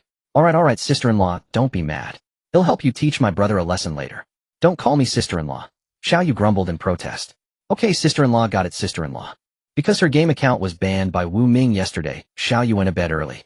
She woke up before 6 the next morning not knowing when Wu Ming had become her account guardian, leaving her at his mercy. How infuriating. Staring blankly at the ceiling for a few seconds, she sensed something was off. Had her bed shrunk? Something was wrong. Gazing at the girl beside her clad in a Pikachu pajama set, Xiaoyu was dumbfounded. Junli, why are you in my bed? Sister-in-law, you're up so early. Junli seemed not to have heard Xiaoyu, clearly sitting up groggily and hooking an arm around Xiaoyu's neck, pulling her into a hug and lying back down. Let's sleep a bit more, sister-in-law. Feeling the soft sensation against her cheek, Xiaoyu was stunned. Even though she had often touched herself since becoming a girl, the difference was staggering. Her eyes widened as if she had discovered a new continent. When Wu Ming came to call them for breakfast, he saw a yellow Pikachu hugging a pink little dinosaur, fast asleep, looking like a picture of sisterly affection. By the time Junli got up, Xiaoyu and Wu Ming were already seated at the table eating breakfast. Good morning, sister-in-law. Brother. Good morning, Junli. Xiaoyu replied, lifting her head to glance at Junli, but her eyes involuntarily drifted toward the most prominent area. Even such a loose pajama can't hide it. Amazing. Drink more milk. Noticing the strange direction of Xiaoyu's gaze, Wu Ming forcefully turned her head back and handed her a glass of milk. Ouch, flaunting your love so early in the morning. Junli said, plopping down carelessly beside Xiaoyu, who scooted away. Too big, it made her feel insecure. Don't be so distant, after all you're my sister-in-law. Feeling Xiaoyu's suddenly hostile glare, Junli quickly changed her tune. Cough, even if not now you will be eventually. Xiaoyu shot her a gloomy look, implying you're right, because you're well endowed. Actually, my brother is pretty great. Look at him. Handsome, knows how to please, gentle, considerate, not a flirt, and not a womanizer. Xiaoyu wondered if Junli's eyes were built differently. Except for being handsome, nothing else matched. Considerate maybe, but not a womanizer. She didn't believe that for a second. When she was a man she hadn't noticed, but now she felt Wu Ming was a complete lecher. So why are you so eager to pawn off your brother? You're not blood siblings, so he won't take your share of the family property. Well, Junli hesitated, but under Xiaoyu's certain gaze she finally confessed, kids are so cute. If you and my brother get together, you can have a baby for me to play with. Such a reasonable request. Xiaoyu was speechless. Can't you find a boyfriend and have one yourself? That hurts too much. I don't want to. I just want to play, not give birth. 6. Though she kept chatting with Junli, Xiaoyu noticed Wu Ming's gaze fixed on her, so she obediently drank her milk. She much preferred sweetened soy milk, but Wu Ming forced her to drink milk. How mean. He must have bought milk near its expiration date and didn't want to waste it, so he made her drink it all. Junli got soy milk, but why was hers topped with chili powder? Was that a foreign custom? After breakfast, Wu Ming and Junli took on the dishwashing duty. Xiaoyu flopped onto the sofa, her big watery eyes radiating a sense of hopelessness. She felt like a burp would bring up milk. A genuine milk burp. How much near-expired milk had Wu Ming bought for her to finish off? Sister-in-law, change clothes, let's go. Hearing Junli's call, Xiaoyu was confused. Weren't they already home? Where else were they going? Sister-in-law, don't you have school? Oh, she almost forgot she was still a student. Realizing this, Xiaoyu struggled up from the sofa and crawled back to the bedroom like a rat in a dark sewer. The moment she entered, the bedroom door slammed shut behind her with a bang. What are you doing? Seeing Junli approaching step by step, Xiaoyu sensed trouble. Hee. Let me check if sister-in-law is developing properly. Bro, no. In the Maybach, Xiaoyu hugged herself, pitifully feeling her life had turned bleak. So your student status has been transferred to Dawn University too. Junli looked so mature that Xiaoyu would have believed she was 25, but she was only a 19-year-old college student. What had she been eating to develop so well? Had she been drinking coconut milk since childhood? But her personality was like a hyperactive elementary school kid, completely mismatched with her appearance. You'll never find a boyfriend like this, Xiaoyu muttered. Though Junli was very pretty, few men could tolerate her personality. Can you find a boyfriend? Before Junli could respond, the driving Wu Ming threw out a remark without turning his head. Xiaoyu froze, then retorted, I just don't want to. I like girls. If I wanted, men chasing me would circle the earth in no time. So annoying. Wu Ming knew her situation but deliberately provoked her. At that moment, Xiaoyu noticed Junli staring at her with eyes practically shooting beams. What are you up to now? Don't mess around. We're in the car. Sister-in-law, no wife. From now on you call me cousin and he'll call you wife. How about that? We'll keep our own terms. Xiaoyu was puzzled.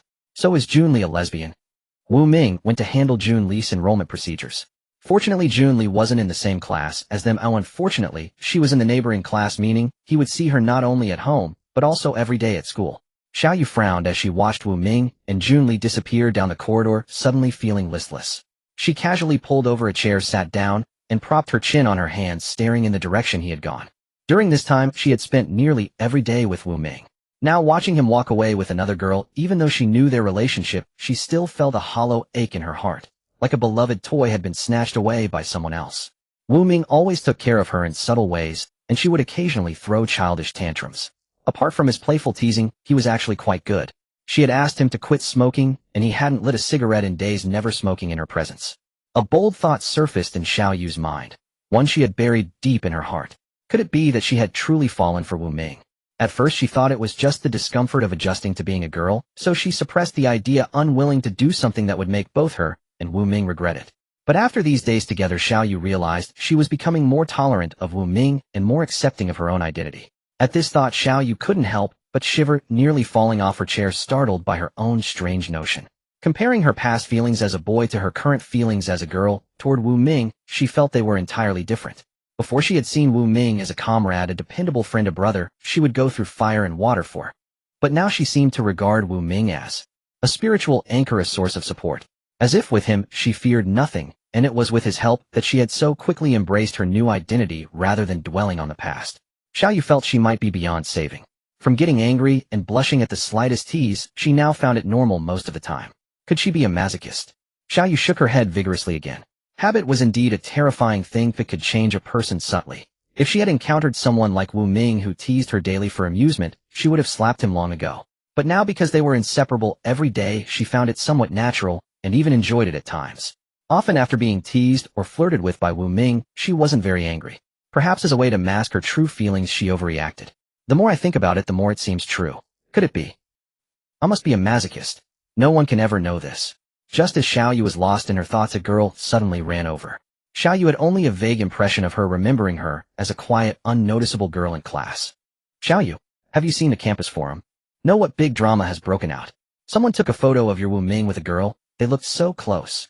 Xiao Yu already knew what was going on, but unable to resist the girl's eager, gossip-hungry gaze, she opened the forum to take a look. As expected, someone had snapped a picture of Wu Ming taking Junli to handle enrollment and posted it on the forum with a thread titled, "Shocking. School heartthrob Wu Ming playing two boats. Is this a distortion of humanity or a collapse of morality?" Stay tuned for this thread. So, I say these campus paparazzi not working for UC is a huge loss for their shock department. Scrolling down, it was the usual tradition of piling on comments. Front row for the big scoop, eating popcorn. Sofa waiting for Wu Ming to come out and deny it. Guys, I'm a witness. Let me testify. That bastard Wu Ming was really walking with a very beautiful, mature-looking girl. Their closeness is definitely not just friends. Pic attached. Damn, what a huge asset. Is Wu Ming dissatisfied with our campus flower Xiao being small and found another one? What do you mean small? That's concentrated essence. Front row defending campus flower Xiao. They were so close before. Xiao took leave yesterday. Wu Ming must have sneaked around behind her back. But I heard Wu Ming and the campus flower are living together. Where did you hear that? Don't slander my goddess reputation. I heard it from Wu Ming's roommate himself. It cost me 3 packs of Weilong spicy strips to get that info. Then Wu Ming is even less of a man, having one in his bowl and eyeing another. This is too damaging. He should be punished. Can't agree more. Must be punished. The replies kept refreshing, and Xiao Yu found it boring. Just baseless speculation from idle people. Still, she left a reply under the thread. Xiao Yu, I hereby solemnly state that Wu Ming and I share a purely platonic friendship with no romantic involvement whatsoever. The girl in the photo is Wu Ming's cousin. Please stop fabricating lies. Holy crap, it's the campus flower herself. Front row checking in. I knew Wu Ming wasn't that kind of person. You all didn't believe me. Bullshit. You were the loudest one just now. Putting down her phone, Xiao Yu explained to the well-meaning girl who had come to warn her. Watching the girl's on-sea excited gossipy expression visibly fall, Xiao Yu felt helpless. Some scoops just weren't meant to be had. I wonder if Wu Ming will be upset that I publicly denied our relationship in front of the whole school, especially since I used the excuse of liking him before. I'll forget it. Why am I overthinking this? Let's go on a date this weekend. That was the first thing Junli said to Xiao Yu after completing the enrollment procedures. Xiao Yu was quite fond of a line from a certain game player, Before she knew it, Saturday had arrived again. Usually Xiao Yu loved to sleep in late on Saturdays, then curl up at home and play games. As luck would have it, the computer Wu Ming had bought had just arrived, so Xiao Yu should have been happily gaming at home, becoming an outstanding esports girl. But now Xiao Yu was already dressed and groomed, sitting on the sofa waiting for Junli to finish her makeup so they could head out for their date. So you two are really going on a date? Wu Ming walked out of the kitchen with disheveled hair, a cup of coffee in hand. Didn't Junli say it right in front of you? What are you, jealous? Xiao Yu wore a teasing grin, feeling a little thrill of delight at seeing Wu Ming at a loss. A date between two women just seems odd no matter how you look at it. With that, Wu Ming took a sip of his coffee. Wait for me, I'll come with you. It's not safe for two girls to go out alone. Suit yourself, just don't bother our time together, Xiaoyu replied. She rarely saw Wu Ming flustered, and this was quite a treat for her eyes. It all started with the forum post Xiaoyu had made. She had no idea what Junli had said to Wu Ming, but when they came back Wu Ming's face was as dark as a pot's bottom, while Junli immediately declared she would take Xiaoyu on a date this weekend. It was her first date, and with a girl no less. Xiaoyu was so excited and happy that she tossed and turned in bed for half the night unable to sleep. Fortunately Junli had gone to sleep in the upstairs room, otherwise if she had been seen Xiaoyu would surely have died of embarrassment again. Tap tap tap tap. The sound of footsteps on the stairs came through. Let's go. Yu. Begin our date operation. Sure. Watching Junli descend the stairs dressed like a mature and elegant lady, Xiaoyu felt she might start drooling. Makeup was truly magical. Junli, already beautiful, became absolutely stunning with just a touch of light cosmetics. Should she learn makeup too? Not forget it. She was a man at heart, and even if her body was female, that didn't stop Xiaoyu from claiming she was a man. Where should we go first, Yu? This question stumped Xiaoyu. In all her life it seemed she had never been on a date. Last night she had been too excited to think about today's plans. How about we rent a private room at an internet cafe and play Bomberman as a team? Xiaoyu had been to very few places. When she went out with Wu Ming and the others before, it was mostly to internet cafes to play games. As for places like bars and KTVs, she had never set foot in them. Xiaoyu felt a sense of failure. Why had she agreed to a date when she knew nothing about it? She should have at least done some research. She felt a bit down. Let's go to that newly opened Shaoruanfa Mall. It has plenty of entertainment facilities, and the cinema there just premiered a few new movies today, Wu Ming said as he emerged from his room dressed in neat casual, where his hair perfectly combed, as if he not Junli was the one going on the date. Great. Xiaoyu agreed immediately, but then felt something was off. Why was Wu Ming the one making suggestions for her and Junli's date? It's too weird, like this is a date between me and Wu Ming, and Junli is the third wheel. Xiaoyu thought, quickly shaking her head to banish that terrible idea from her mind. Then let's head to Shaoruanfa Mall. Lily, hold my hand. Xiaoyu wanted to take Junli's hand. Holding hands on a first date seemed perfectly reasonable. But Wu Ming suddenly squeezed between them, acting as if he was just passing by. Xiaoyu was a bit annoyed and gave Wu Ming's thigh a hard pinch, all while keeping a bright smile on her face. I can't mess this up on my first date. I absolutely cannot. Xiaoyu thought to herself. In the Maybach, with Wu Ming driving up front, Xiaoyu sat in the back with Junli whispering secrets. Let me tell you, Yu. My brother, when he was 10, he... Really? Of course it's true. And also... The mall wasn't far from where Xiaoyu and the others lived. It took less than 10 minutes by car. The mall was huge, and as soon as they entered the first floor lobby, they saw several claw machines lined up on both sides. Xiaoyu was immediately captivated. She had always loved playing claw machines, but she usually missed 9 times out of 10, and in the end, she always relied on Wu Ming to save the day. Wu Ming was like a cheat code, excelling at everything he did. It was pretty unbelievable. Claw machine. Junli was also drawn to it, running over and poking her head around to look left and right. It was the Pleasant Goat vs. Godzilla series of plushies. Xiaoyu felt like Junli's eyes were practically sparkling. If not for the glass barrier, she might have jumped right into the pile of plushies. Xiaoyu tried her best to appear composed, but the way she stood on tiptoe peering into the claw machine was truly awkward. At least that's what Wu Ming thought. Yu, I want that Pleasant Goat plushie. Junli suddenly grabbed Xiaoyu's arm. Xiaoyu felt the soft touch, but it didn't affect her much. She had long since attained a state of detachment. It wasn't like she didn't have her own, just smaller ones. Watch me work my magic. I'm the king of claw machines. They call me Machine You Lost. Xiaoyu said with confidence, exchanging some money for dozens of tokens at a nearby machine. She loaded them into a small basket and started feeding them in. Clunk. As Xiaoyu pulled the joystick, the claw wobbled and began to move. She pressed the button and it perfectly grasped the Pleasant Goat plushie. And then the claw betrayed Xiaoyu.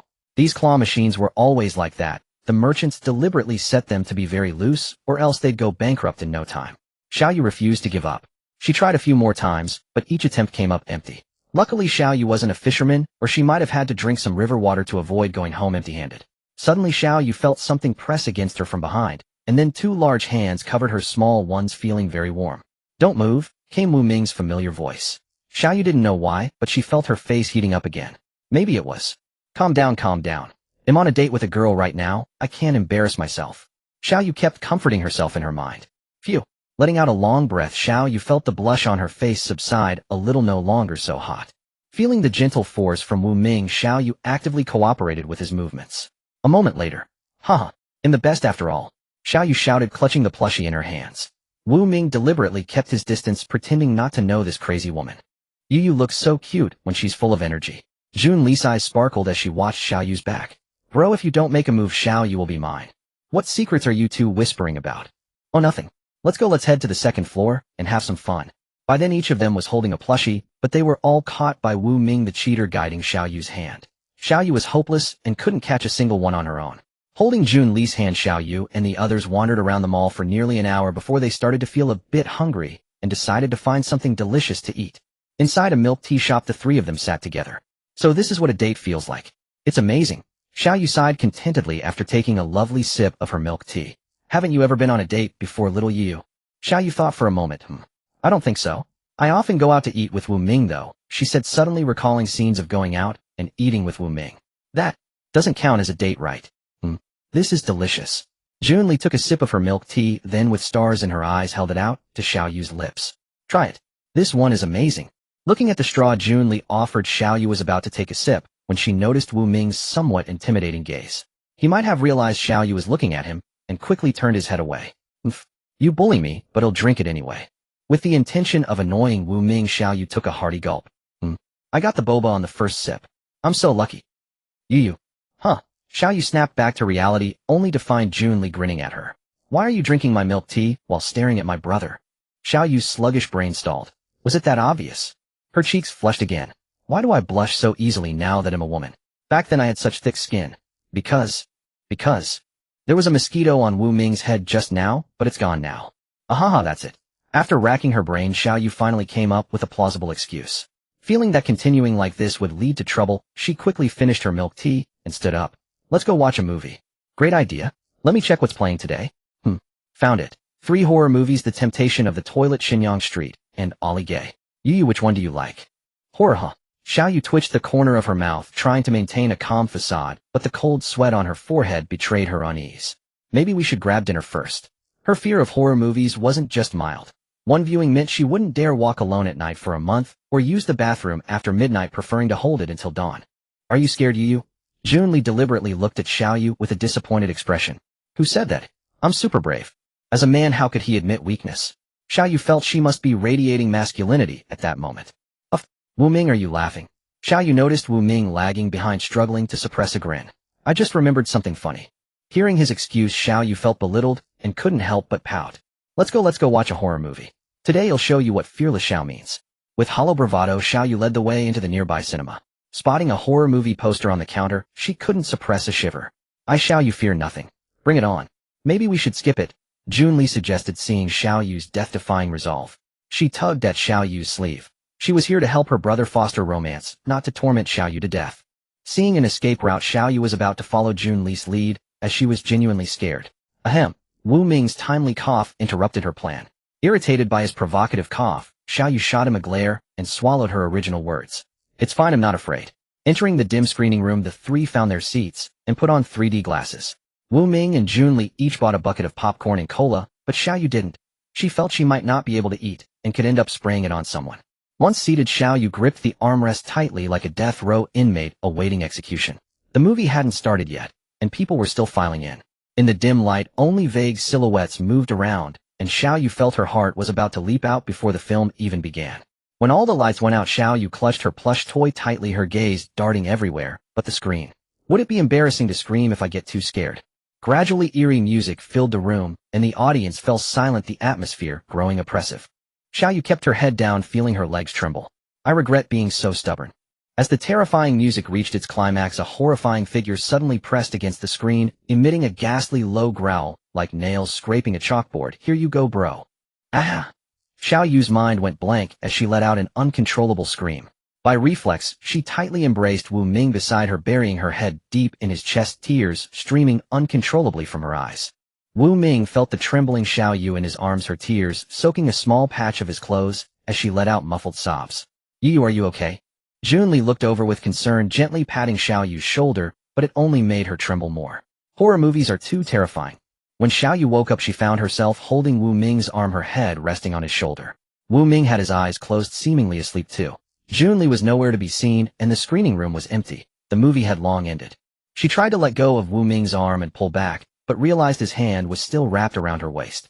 Recalling the earlier scene, Xiao Yu felt a wave of heat rise to her face, even her ears burning. The whole situation felt strangely, even extremely familiar. Don't panic, don't panic. It's just a scare from a horror movie. That's normal. As for Wu Ming, I've hung out with him for years, we even slept together as kids. This is nothing. Calm down, calm down. Huff. Letting out a deep breath, Xiao Yu felt much better.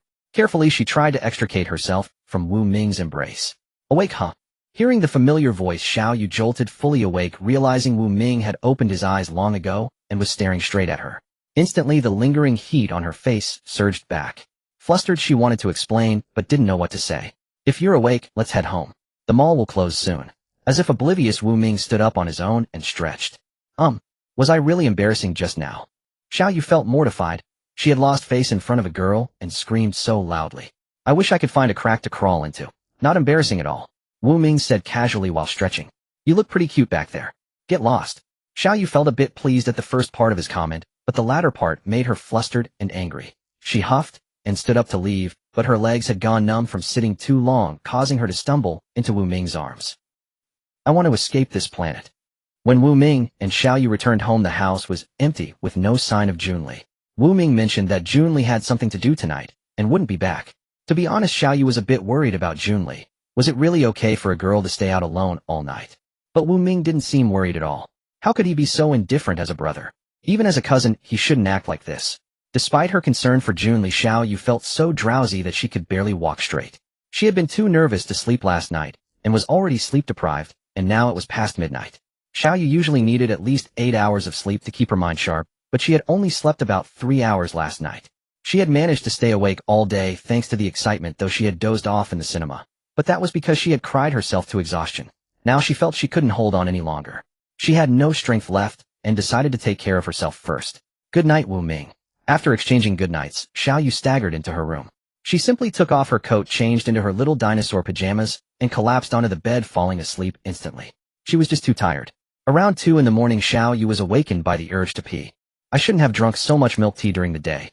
Xiao Yu regretted it deeply. If she could do it over, she would never have bought the extra-large bucket. Now in the dead of night, the villa was eerily quiet with the occasional sound of wind scraping against the windows. She was a bit scared. Turning on the light, she tremblingly stepped out of her room, fearing that a fanged monster might suddenly leap out from some corner and shout, "Here you are, buddy." Before she knew it, Xiao Yu had reached the door of Wu Ming's room. Skillfully, she opened the door, closed it, and quietly climbed onto his bed. What are you doing? The light suddenly turned on. Wu Ming, wearing a blue dinosaur pajama, looked at the silly girl who had been startled by his action and sighed helplessly. I'm scared. I don't dare to go to the bathroom. Xiao Yu shivered and tried to burrow into Wu Ming's arms. Dressed in her pink dinosaur pajamas, she looked like a baby dinosaur searching for its mother. They'll leave the light on. You go ahead. If you're scared, just call me. Wu Ming helplessly stroked Xiao Yu's messy hair. I'm scared. Can you go with me? Xiao Yu felt she had never been this frightened before. Although she had always been afraid of the dark and ghosts, this time it was different. Walking all the way to Wu Ming's room had already drained all her courage. Alright, I'll go with you. Get up first, don't lie on me. Wu Ming spoke in a helpless tone, coaxing her like a child. Then come with me. Xiao Yu took Wu Ming's hand and climbed off the bed. She looked back to make sure he was following and added, don't let go. Yes, I won't let go, my dear Miss Xiao. Xiao Yu only wanted to go to the bathroom quickly and didn't care about the address. Holding Wu Ming's hand, she slowly walked toward the restroom. You stay right outside the bathroom, don't move. They'll go in and buy an orange. They'll be back soon. Alright. Wu Ming helplessly watched the girl who could barely keep her eyes open and responded with resignation. A moment later. Phew, let's go, Wu Ming. Let's head back. Xiao Yu looked relieved. Holding Wu Ming's hand, she walked back. When they returned to Wu Ming's room, Xiao Yu naturally climbed to the middle of the bed, burrowed under the covers, and prepared to sleep. Aren't you going back to your own room? Wu Ming stood by the bed looking a bit helpless. No, there's a ghost in my room. I'm scared, Xiao Yu said as she let out a big yawn. Then I'll go sleep in your room. Wu Ming started to walk out, but Xiao Yu suddenly sat up and grabbed the tail of his dinosaur pajama. Can you sleep with me? I'm scared. Wu Ming turned back to look at Xiao Yu. I don't like sleeping with others. How can you call me others? Xiao Yu, a bit angry, somehow found the strength to pull Wu Ming down onto the bed, landing directly on top of him. Anyway, it's not like you haven't slept with me before. We used to sleep together every day when we were kids. And I'm wearing clothes, it's not like I'm naked. Whatever you say. If you don't mind, then I don't mind either. I don't mind. Don't move. I'm turning off the light. Alright. Wu Ming's voice carried a hint of resignation. Click. With a soft sound, the entire room went dark. Only the faint starlight from outside the window illuminated a tiny distance. A bit cold. Xiao Yu muttered softly, then grabbed all the covers and wrapped herself tightly. If you took all the covers, what am I supposed to cover with? Wu Ming tried to pull the covers back, but they wouldn't budge. Xiaoyu was lying directly on top of them. You've been stealing the covers since you were a kid, and you still haven't broken that habit. Go get my covers from my room then. Why don't you go get them? This is my blanket. Wu Ming still tried to pull the blanket from under Xiaoyu. The late autumn night was so cold that he couldn't stand it. When Xiaoyu woke up, she found herself lying in Wu Ming's arms. Her leg was draped over him, and her arms were wrapped tightly around him like an octopus. Her face was pressed against his chest, feeling the strong, steady beat of his heart. Xiaoyu instantly became more than half awake. She quickly let go of her arms and put her legs back in place. She wanted to get up, but found that Wu Ming's hand was still around her waist. How restless must my sleeping posture have been all night? Calm down. Calm down. Xiaoyu tried to steady her nerves. Maybe she had slept very peacefully. Who would believe that? She carefully tried to move Wu Ming's arm from her waist, afraid of waking him up. If he saw their current position, it would be really awkward. Why is Wu Ming's arm so heavy? I can't move it at all. Am I that weak? She looked up at Wu Ming's face, only to find him staring at her with wide-open eyes. Morning. Thinking about what she had done last night, Xiaoyu wished she could escape immediately, but Wu Ming's arm was firmly around her waist, preventing her from breaking free. Good morning, Wu Ming said calmly, but his eyes were fixed on Xiaoyu. About last night, thank you. Xiaoyu spoke these words awkwardly, not daring to meet Wu Ming's eyes, instead glancing around the room. Silly and cute, Wu Ming said with a slight smile. I'm not cute. Xiaoyu recalled last night's events. Still held in Wu Ming's arms, she blushed. Her rebuttal was weak and powerless. Then how are you going to thank me, Yao? Huh? Faced with Wu Ming's sudden question, Xiaoyu was stunned. Didn't I already say thank you, eh? Xiaoyu wondered if she had misheard. She asked again, what did you just say? I said, how are you going to thank me, Yao? Wu Ming looked like he was joking, his face full of amusement. Xiaoyu thought for a moment, and said then, he'll make you breakfast. But Wu Ming shook his head. Not enough. This guy is deliberately trying to embarrass me, isn't he? Judging by his expression, he clearly wanted to see her make a fool of herself. Xiaoyu thought, I can't let him win. Maybe if I act shamelessly, he'll back down on his own. What do you want? Just say it. He'll do it. Xiaoyu patted her slightly heaving chest, speaking the most arrogant words in the softest voice. Feeling that she lacked presence, she added, we've been brothers for so many years. How about I give you some perks? She expected Wu Ming to be embarrassed, shy, and then slink off to cook. Every time Wu Ming only dared to tease, but never went further. Xiaoyu had figured it out. She felt like she knew Wu Ming's thoughts inside out, like a tapeworm in his stomach.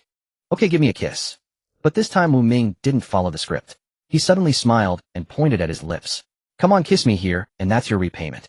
Xiaoyu really hadn't expected that Wu Ming might be serious this time. What do I need to do it myself? Wu Ming said with a mischievous grin, his words striking Xiaoyu like a thunderbolt. She never thought Wu Ming could be so shameless as to say something like that. Gritting her teeth, Xiaoyu decided to go for it. Mwah! Xiaoyu pecked Wu Ming's forehead like a chick pecking at rice, then quickly pulled away. She felt she had used up all the courage she had accumulated in the past 18 years. Her heart was racing, and her face was so hot it could probably fry an egg. Even her ears felt like they were burning. Is that enough? Xiaoyu felt relieved, as if finally liberated. But Wu Ming shook his head. Kiss on the lips. The forehead doesn't count.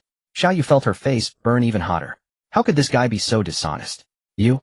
Before she could finish the word, Xiaoyu felt a hot breath on her face. Her hands went weak. This guy was actually serious. Wu Ming suddenly pinned her down. Feeling the weight of his body pressing on her, she couldn't move or struggle. Xiaoyu's eyes widened in disbelief. As a warm, moist sensation spread her vision, blurred, her body went limp, and it felt like the water in her brain was boiling. Can't breathe. It hurts. Xiaoyu sat on her bed with her legs together, hugging herself in distress. The door locked behind her. She swallowed hard, her face still burning at the thought of what had just happened. Even though she had been friends with Wu Ming for over a decade, they had never been this close. This was practically negative distance, wasn't it? What do I do? I can't show my face anymore. We were sworn brothers. How dare he? That was my first kiss. Ever since I turned into a woman, Wu Ming has become so much worse. At first it was just teasing and flirting, maybe a little touchy-feely, but now, he actually kissed me. There's no way he actually likes me, right? I used to be a guy. How could he even bring himself to do it? This must be a nightmare. I must be having a bad dream after watching that horror movie yesterday. If I just sleep, when I wake up, nothing will have happened. With that thought, Xiaoyu pulled the blanket over her head, looking like a frightened ostrich. The numbers on the digital clock ticked away one by one. I can't take it anymore. I can't sleep at all. This isn't a dream, so why am I lying to myself? I regret it so much. Why didn't I fight back? Probably because I couldn't, right? After all, he pinned me down and held me there. Xiaoyu touched her burning cheeks. Why should I feel so ashamed? Why do I feel a little happy? Why do my cheeks flush so easily? Is it because my boat is different now that I'm a woman? I feel like my personality is slowly changing and becoming more and more feminine. It's so annoying. I just want to sleep and never wake up. Aya. Even with her eyes closed, she could see Wu Ming's familiar face. Frustrated and embarrassed, Xiao Yu sat up, grabbed the gray wolf plushie from last night, and started hitting it. How dare you kiss me? How dare you kiss me? Take that. Take that. After a while she grew tired and calmed down, brushing a strand of hair behind her ear. How am I supposed to face Wu Ming now? Two knocks came at the door. Come eat. Hearing that familiar voice, Xiao Yu just wanted to pull the blanket over her head and pretend she hadn't heard anything. Why does that bastard act like nothing happened? His nerve is incredible. She glanced at the clock. It was almost time for class. Resigned, Xiao Yu crawled out of her room and saw Wu Ming sitting alone at the dining table, quietly eating breakfast. She wanted to say so much, to yell at him, to question him, to so many things. But after replaying the scene 1,000 times in her mind, she still couldn't utter a single word. The morning was silent. Junli still hadn't returned. Maybe she had already gone to school. Xiao Yu and Wu Ming ate in silence. When her milk ran out, Wu Ming refilled it for her. Once she accidentally brushed against his hand and jerked back in fright. The silence stretched on as they walked to class, neither daring to speak first. When they arrived, Xiao Yu, who usually sat next to Wu Ming, chose to sit in Chu Zhen's seat instead. A bewildered Chu Zhen ended up in Xiao Yu's old spot, leaving Xiao Yu and Wu Ming separated by the mountain that was Little Fatty. Old Wu, did you and your Yu have a fight? Chu Zhen whispered in Wu Ming's ear, while Little Fatty leaned into the three of them huddled together. Xiao Yu ignored them, not wanting to get involved. Since she wasn't by the window anymore, she pulled out her phone to message Junli. She had gotten her QQ number earlier. Xiao Yu, you there, Lily? Junli, yeah. Junli, how are things with you and my brother? Without me as a third wheel, you must be making fast progress. I'm telling you, my brother's a blockhead. Without me, this family would fall apart. Xiao Yu, speechless. JPG, angry. JPG, Xiao Yu, so you're the one who led the wolf to the door. Junli, he isn't this so we can have a little kid to play with sooner? Junli, spill it, how are things progressing? Xiao Yu, it's a long story. Junli, curious. JPG, Xiao Yu, he kissed me. Junli, that's it. Xiao Yu. What do you mean that's it? Isn't that serious enough? Junli, we're all adults here. I even bought you guys condoms, strawberry flavored, and all you did was kiss. Xiao Yu, you're done, Lily. You're dead. They'll get you within 3 days. Xiao Yu, wait for me on Shenyang Street. Wait to pay for my first kiss. Junli, first kiss. But my brother said. Xiao Yu, said what? Junli, nothing typo. After chatting with Junli for a while, Xiao Yu felt much better. She shrank back and stole a glance at Wu Ming, only to find him staring straight at her. Startled, she cowardly hunched her shoulders and hid in Little Fatty's shadow. Sigh. I can't figure out what Wu Ming is thinking at all. Is he feeling awkward too? What was going through his mind back then? Noticing that Wu Ming had finally stopped looking at her, Xiao Yu propped her chin on her hand and stared blankly at the teacher giving the lecture. The teacher is really into the lesson, but hardly anyone is paying attention. Aside from a few top students, the prodigies, the geniuses, the demons, the immortals of studying. Most of the class was secretly on their phones, and a few were just lounging around, probably out of battery. Finally, class ended, and the room burst into life. Some huddled in groups, others went about their daily routines. A few students flashed a peace sign at each other, an invitation to go smoke. Xiao Yu didn't smoke, but after seeing it so often, she knew what it meant. Bored, Xiao Yu rested her head on the desk and unlocked her phone, scrolling to the novel she had been following. Lately, she had been hooked on a story called Transformation, about me becoming a girl. But the author was a chronic procrastinator who kept disappearing to get crispy fries at the dock. I wish I could lock the author in a dark room and make them update day and night. Just then, Little Fatty and Chu Zhen headed off to the bathroom arm in arm. The pure bond of male friendship, she supposed. The seat next to her was vacated, and someone immediately sat down. Xiao Yu turned to look. Unsurprisingly, it was Wu Ming. What? With so many words pent up inside her, Xiao Yu couldn't help but speak first. About this morning. I'm sorry. Wu Ming looked like a child who had done something wrong. To be honest, Xiao Yu didn't really hate him for kissing her forcibly, but his apology now inexplicably stirred a surge of anger within her. You don't need to apologize. Consider it something I owe you. Seeing her like this, Wu Ming propped his face on his hand and stared at her until she felt a little creeped out before saying, Are you angry? I'm not angry. All right. With just those 2 sentences, Wu Ming got up and returned to his seat, then lay down as if playing on his phone. For some reason, Xiao Yu grew even angrier at his inaction. She felt like an innocent maiden who had been taken advantage of only for the scoundrel to refuse responsibility. If they weren't at school, she would have slapped him across the face. Even though she had once been a man, she was now a pure woman. To be taken advantage of like this and have him try to brush it off with a simple apology was unacceptable to Xiao Yu.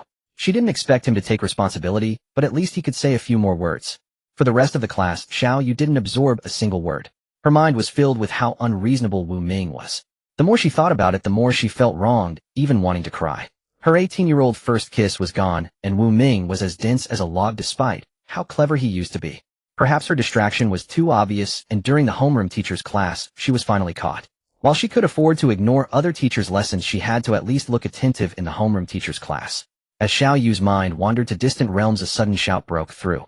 Xiao Yu, stand up and tell me what the 3 major laws of quantum mechanics are. Seeing no response, the homeroom teacher repeated the question, thinking she hadn't heard. Snapping back to reality, Xiao Yu shot up, staring blankly at the teacher. Luckily, the chubby classmate beside her secretly wrote a hint on paper. The 3 major laws of quantum mechanics. Oh. The 3 major laws of quantum mechanics are superluminal speed, cosmic non-gravity, and cosmic theology. Fortunately, Xiao Yu had always been a good student, so she avoided embarrassing herself again. Sit down. Pay attention in class. Okay, thank you, teacher. After sitting down, Xiao Yu felt her mind clear considerably. She thanked the chubby classmate who felt a bit shy and waved his hand, saying it was just a small favor. I'm trapped in mental exhaustion, Xiao Yu thought. Wu Ming has always been good to me. Why am I acting like a lovesick girl stuck in a dead end? Once she sorted out her thoughts, Xiao Yu felt a weight lift off her shoulders. She immersed herself in studying, thinking, I love studying. Studying makes me happy. Grabbing her phone, she took advantage of the homeroom teacher's distraction to open QQ and send Wu Ming a message, idiot. Then she locked her phone and set it aside, focusing on the lesson without glancing at Wu Ming, afraid to see his expression. During the next break, Wu Ming stayed obediently in his seat without saying a word to Xiao Yu. Yet she could still feel his occasional gaze. What a fool. Getting dumber and dumber. A complete fool. After silently cursing Wu Ming countless times in her mind, Xiao Yu opened her textbook to preview the next lesson. In the past, she would never have believed she'd bother previewing. But to be fair, ever since becoming a woman, she felt her academic performance had improved significantly. She could easily grasp complex formulas and concepts as if they were already etched into her mind, just waiting to be triggered. Time flew when she was studying. Before she knew it, the sun was setting and school was over. Watching the history teacher leave the classroom after the last lesson, Xiao Yu grabbed her phone and headed out. Before she could take 2 steps, her wrist was caught. Xiao Yu. Hearing Wu Ming's familiar voice, Xiao Yu ignored him this time and yanked her hand away. Perhaps he hadn't expected her reaction, as his grip was loose, and she easily freed herself. Watching the beautiful figure recede down the corridor under the sunset, a faint, delicate fragrance lingering in the air, Wu Ming simply gazed after her without giving chase. Old Wu, what's wrong? Had a fight with your Yu? The chubby guy casually draped an arm over Wu Ming's shoulder. Beside them, Chu Zhan kept glancing over curiously, but remained seated still in the middle of a game had started during class. It's nothing. Wu Ming sighed, gently brushing off the chubby guy's hand, and walked into the distance under the glow of the setting sun, his silhouette tinged with loneliness. Old Chu, do you think all relationships are like this? Constantly fighting over nothing? Depends on the person, I guess. And the situation. It's complicated. You wouldn't get it even if I explained. Isn't that the same as saying nothing? If you knew, why ask? I've chased 18 goddesses, 18, and not one of them said yes. You'd better head back to Gotham. Batman's looking for you all over the world. Walking alone on the desolate sidewalk surrounded by the constant flow of cars, Xiao Yu watched the office workers rushing home to cook after work and the elementary school students skipping home, probably eager to catch the latest episode of their favorite cartoon. She felt as if she belonged to a different world, unable to blend in. Her life had changed forever, unlike before. Unconsciously, Xiao Yu found herself on a vaguely familiar small street. Gazing at the bustling scene ahead, with colorful neon lights flickering, she realized it was the entertainment district. That street was lined with internet cafes, bars, and KTVs. Whenever Xiao Yu was in a bad mood, she used to come here with Wu Ming to game. She still remembered when they were underage and the owner would get them fake IDs to rent computers, costing them a few extra yuan each time. Come to think of it, I haven't been to an internet cafe in ages. Ever since I bought my own laptop, I haven't been back. I kinda miss it. With the intention of reminiscing about her lost youth, Xiao Yu walked into the street. Most of the shops were still the same, except the foot massage parlors had changed hands several times. Arriving at the familiar internet cafe, Xiao Yu looked at the latest game posters plastered outside and felt a profound sense of change. The shop was the same, but the person was no longer the same. Just as she took a step forward, her eyes were involuntarily drawn to the bar next door. She realized she had never been to one. Pausing for a moment, Xiao Yu resolutely turned and walked into the bar. Xiao Yu glanced at the signboard. This bar is literally named Bar. How delightfully rustic. Though her heart raced with apprehension, she pushed open the transparent glass door and stepped inside, thinking, I've never been to a bar before. This is a chance to broaden my horizons. Having never entered a bar, Xiao Yu's first impression was the dimness. Overhead spotlights cast beams downward, and at distant tables patrons chatted. A few glanced at her as she entered before resuming their conversations, though a handful stole lingering glances. In a corner of the bar, a youth with dyed blonde hair was picking at a fruit platter. He glanced up habitually at the newcomer, then did a double take, his gaze fixed on Xiao Yu. "Young master." The middle-aged bodyguard in black attire and sunglasses prompted him. The blonde youth snapped back to reality. "Oh, it's nothing." Yet his eyes kept darting toward the girl who had just entered. Xiao Yu walked nervously to the bar and took a seat. The bartender, a middle-aged man with a mature demeanor, looked to be in his 40s. His presence exuded steadiness, sophistication, and a touch of world-weariness. He offered a faint professional smile that oddly made Xiao Yu feel a strange warmth. "What would you like to drink, young lady?" His voice, a magnetic baritone that seemed mismatched with his appearance, gave Xiao Yu a subtle sense of dissonance. She felt he belonged in a wartime drama rather than behind a bar mixing drinks. Is there anything non-alcoholic or with very low alcohol content?" Xiao Yu knew her limits well. She had an inexplicable tendency to black out at the mere touch of alcohol, making it impossible to drink casually in public. "First time in a bar, young lady." The man didn't mix a drink, but asked an unrelated question. "Yes," Xiao Yu admitted, then added after a moment, "Handsome uncle." "All right, just a moment." For some reason the man's demeanor made Xiao Yu feel at ease and close as if he were an elder. He nodded and began a dazzling display of bartending, leaving Xiao Yu mesmerized. Amazing. Having never been to a bar before, Xiao Yu was witnessing acrobatics for the first time, bottles tossed into the air spinning like a juggling act. It was truly an art form. Watching the bartender work was a pleasure in itself beyond the drink. "Hello, beautiful." A slightly frivolous voice broke her trance. Xiao Yu noticed a young man with a third eye tattoo on his forehead approaching. She had been so absorbed in the bartender's skill that she hadn't seen him coming. His outfit, bean shoe skinny pants and a bright red onesie suit, made Xiao Yu mentally scream LOL. She had seen countless videos of such spirited youths online, but never in real life, thinking it was just a gimmick. Yet here he was. The spirited youth sat down beside Xiao Yu with uninvited familiarity. "Hey sis, am I handsome?"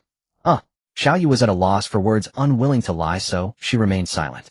Just then the bartender finished mixing a drink, sliding a small glass of pale yellow cocktail toward her complete with a straw. Xiao Yu quickly thanked him and took a cautious sip through the straw.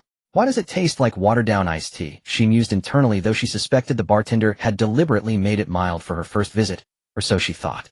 "Boss, give this beauty a 4 Loco on my tab," the spirited youth declared, pointing at Xiao Yu. But the bartender ignored him, continuing to wipe the counter. "Hurry up. Are you deaf?" The youth grew impatient and urged again. This time the bartender looked up at him, paused, then began mixing the drink. Xiao Yu thought she saw the youth shiver under the man's gaze, though from her angle, she could only see the bartender's profile. While waiting, the youth scrutinized Xiao Yu with a look that made her skin crawl, as if she were merchandise. "Hey sis, wanna come have some fun?" "Not interested." "Oh, your voice is sweet enough to melt my heart." "Sunset 1,000 miles, you've left your mark on my soul." The cheesy pickup line made Xiao Yu nauseous, especially coming from someone in a onesie suit. She wanted to get away. Seeing her aloofness, the youth bombarded her with more corny lines, but Xiao Yu remained unmoved, not even glancing at him. Frustrated, but holding back, he noticed the bartender had finished mixing the drink and pushed it toward him. "What are you giving it to me for? Are you blind? I told you to give it to her." The bartender ignored him, picking up a wine glass to polish. The spirited youth wanted to snap back, but noticing the bartender's muscular frame barely concealed by his loose uniform, swallowed his words. He glanced at his own slender arms and legs, and decided not to escalate. "Hey sis, try this, my treat." The youth slid the newly mixed drink toward her. Xiao Yu, absorbed in her phone, sipped her watered-down iced tea, completely ignoring his advances. "So this is a bar. Great, never coming again," Xiao Yu thought, planning to leave after finishing her drink. Undeterred, the youth moved closer and reached for her, but she dodged swiftly. She had been keeping an eye on him. Having lived 18 years as a man, she was confident in her appeal and could see through his intentions. She had stayed only because she thought he wouldn't dare try anything in a crowded place. "Oh, feisty, huh?" The youth signaled behind him, and 3 more men stood up from a nearby table wearing blue, white, and black onesie suits. If not for their unappealing looks and third-eye tattoos, Xiao Yu might have thought they were a knockoff Power Rangers team. They swaggered over, arms draped over each other's shoulders. Sensing danger, Xiao Yu rose to leave. Only a fool would stay. "Hey, don't go have a drink with us." One in a yellow onesie suit blocked her path. They encircled her with jeers. The ringleader in red reached out to grab her clothes with a lecherous grin. A sudden shout startled Xiao Yu, let alone those young thugs. They turned to see a blonde-haired youth approaching them. The leader, a thug in red, grabbed a bottle from a nearby table and pointed it at the youth, warning, "Kid, I suggest you wise up and don't cause trouble." "Do you know who we are?" "The Heavenly Eye Gang." But the blonde youth ignored him entirely. As he neared, he took a running start and kicked the thug squarely. The thug, caught completely off guard, didn't even finish his curse before being sent flying, crashing into a table behind him. Beer bottles clattered to the floor, shattering into pieces. The thug groaned on the ground, then seeing his companions frozen, roared, "Are you blind? Get him! Beat him to a pulp." The remaining thugs snapped out of it, grabbing chairs, tables, and bottles as they charged, intent on mobbing this reckless blonde. The blonde youth seemed trained in martial arts. He remained calm amid the onslaught. He deftly dodged several blows, swept two off their feet with a leg sweep, then kicked another flying. Suddenly a thug grabbed him from behind, and as the others scrambled up, weapons raised, the youth stomped hard, leaned back, and kicked the one in front, then flipped the one holding him over his shoulder. The patrons who had been chatting and drinking moments ago now scattered in chaos, some pulling out phones to record. The red-clad thug knocked down earlier got up and saw his underlings being utterly dominated. Muttering useless, he grabbed a fruit knife from a table and lunged at the blonde's back. Just as the knife was inches from the blonde's back, a powerful hand clamped down on his wrist, the force making him shriek in pain. The fruit knife slipped from his grip and landed squarely on his own foot, unleashing a scream more harrowing than a banshee's wail that echoed through the bar. Ah! Startled by the piercing cry, everyone turned to look, even the thugs on the floor. They saw a middle-aged man in black wearing sunglasses gripping the red-clad thug's wrist while the fruit knife was embedded in his foot. His already bright red shoes were now stained even more vividly by the spurting blood. "Leave the young master. Get lost." The voice from the man in black was as flat as still water, devoid of emotion, yet it sent an involuntary chill down everyone's spine. The thugs who had been beaten by the blonde youth scrambled up, staring in fear at the man and the blonde. Seeing the thugs frozen in terror, the blonde youth spat, "Can't you hear? Get lost while I'm in a good mood." The thugs snapped out of their stupor and fled in panic, abandoning their leader. Each wished they had been born with extra legs to run faster. "Tch, bullies who prey on the weak," the blonde muttered as they fled. He then looked at the red-clad thug, now released by the man, and clutching his foot, sobbing in agony. The blonde crouched before him, sneering, "And who do we have here?" "Just a nobody." The thug, drenched in cold sweat, had his painted heavenly eye smeared. Facing the blonde's taunts, he lost all his earlier arrogance, grinding his teeth to spit out, "I was out of line. Let me go? I want dare again." The blonde let out a dry chuckle. "Get lost. If I see you causing trouble again, I'll beat you every time." The thug kowtowed in apology, banging his head 3 times before limping out. Faintly, his curses to his underlings could be heard outside. With matters settled, the blonde youth clapped his hands, scanned the crowd, and suddenly flashed a bright, sunny smile. "Sorry for the scare, everyone. Let me apologize. Tonight all drinks are on me, Xiao Ming. Drink up." Instantly, the once silent bar erupted in thunderous applause, cheers, and shouts. The DJ even cranked up a pounding rock track, and the place became a scene of revelry. Someone in the crowd shouted, "Long live young Master Xiao," and soon everyone joined in, their voices echoing through the bar. The blonde youth just smiled and said nothing. Afterward, the blonde exchanged a look with his bodyguard, who nodded, and went to the bar to discuss compensation with the bartender. Xiao Yu, however, stood frozen, feigning calm, though she knew she was paralyzed by fear, unable to move, desperate to escape. "Bars are terrifying.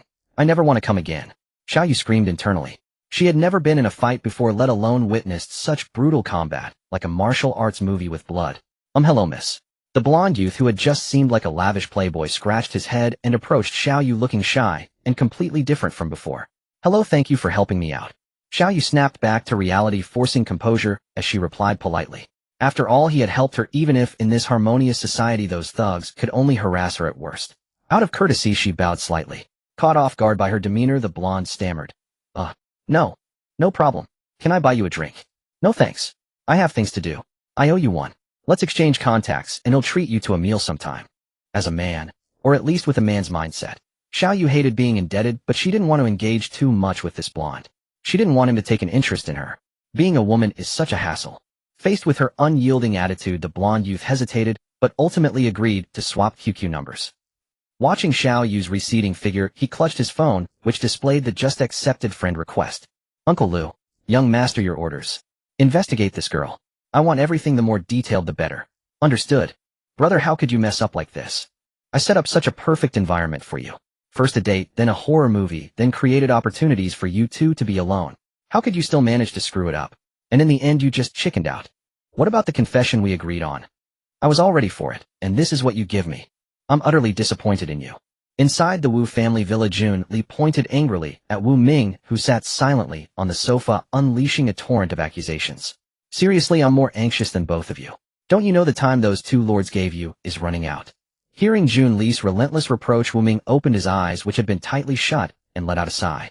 Alas! Seeing Wu Ming's dejected state, Jun Li grew even more furious.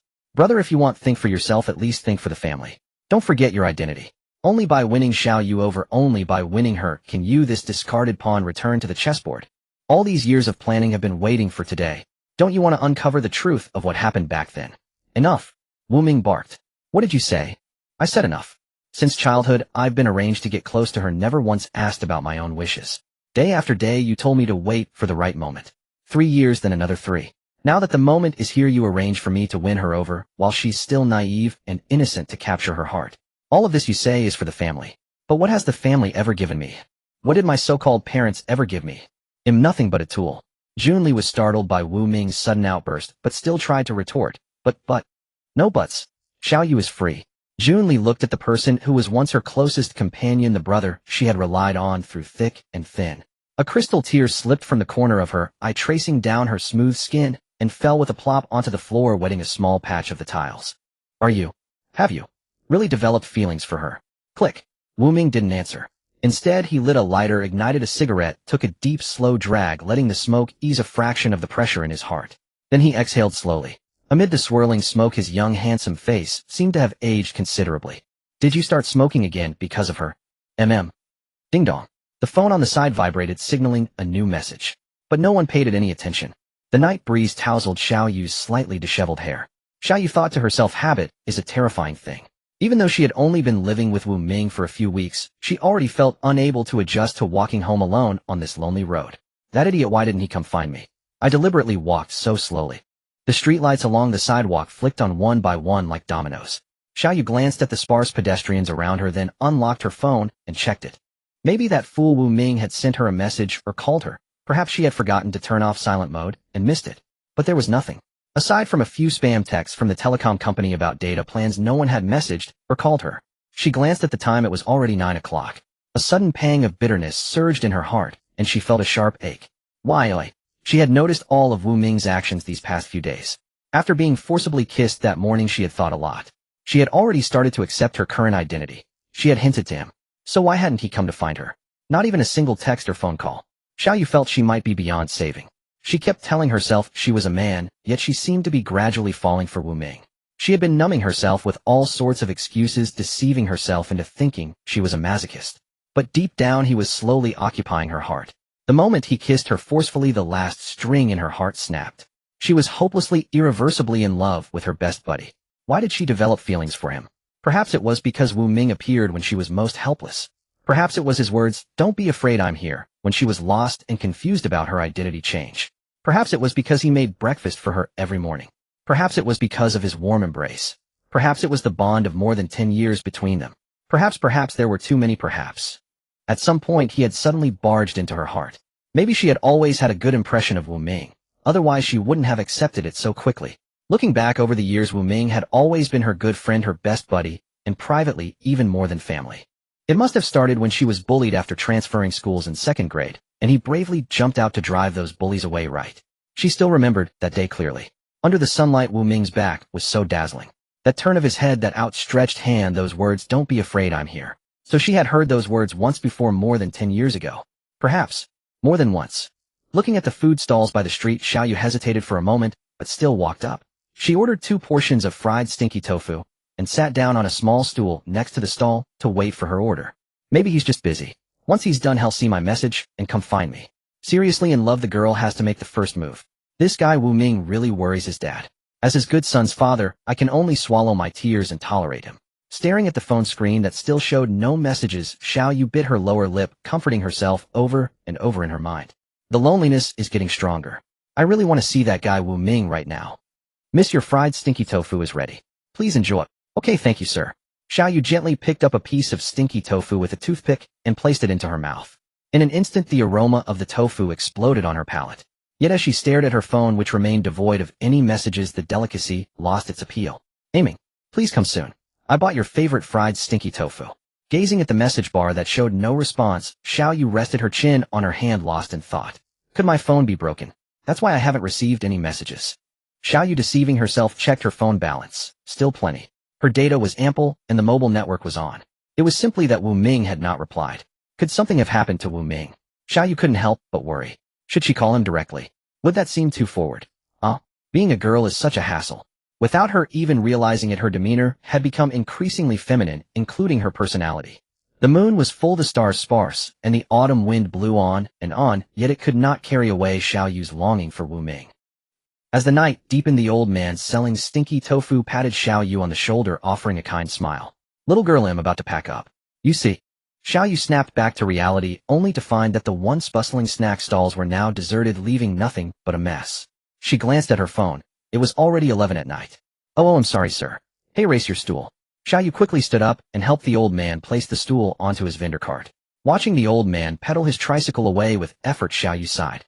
In her hands, she held 2 boxes of packed fried stinky tofu. Wu Ming. Xiao Yu walked home alone. The night wind was chilly, causing her to shudder involuntarily. Rubbing her nose, which was now numb from the cold, Xiao Yu quickened her pace home. It wasn't because she felt cold and wanted warmth, but simply because she longed to see Wu Ming. Her heart was pounding, and she yearned to confess her feelings to him. This time she would take the initiative. For the first time, the way home feels so long. I wish I could grow wings and fly back. As for why she didn't express her feelings on her phone, such an important matter had to be said in person.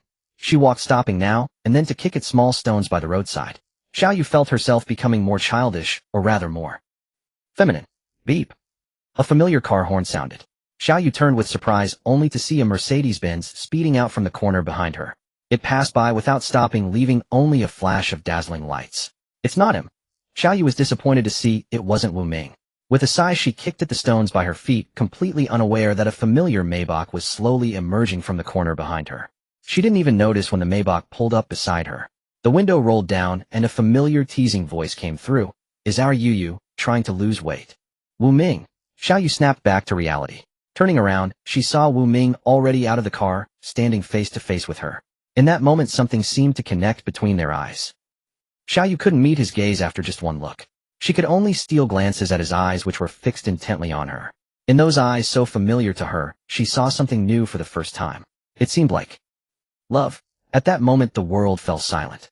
She didn't ask why he was so late, nor why he hadn't replied to her messages. All she wanted was to look at him. Looking at Wu Ming's somewhat handsome face, Xiao Yu felt as if several Godzillas were rampaging in her heart. Her mouth felt sealed shut by superglue. She couldn't utter a single word. The resolve she had built up began to waver.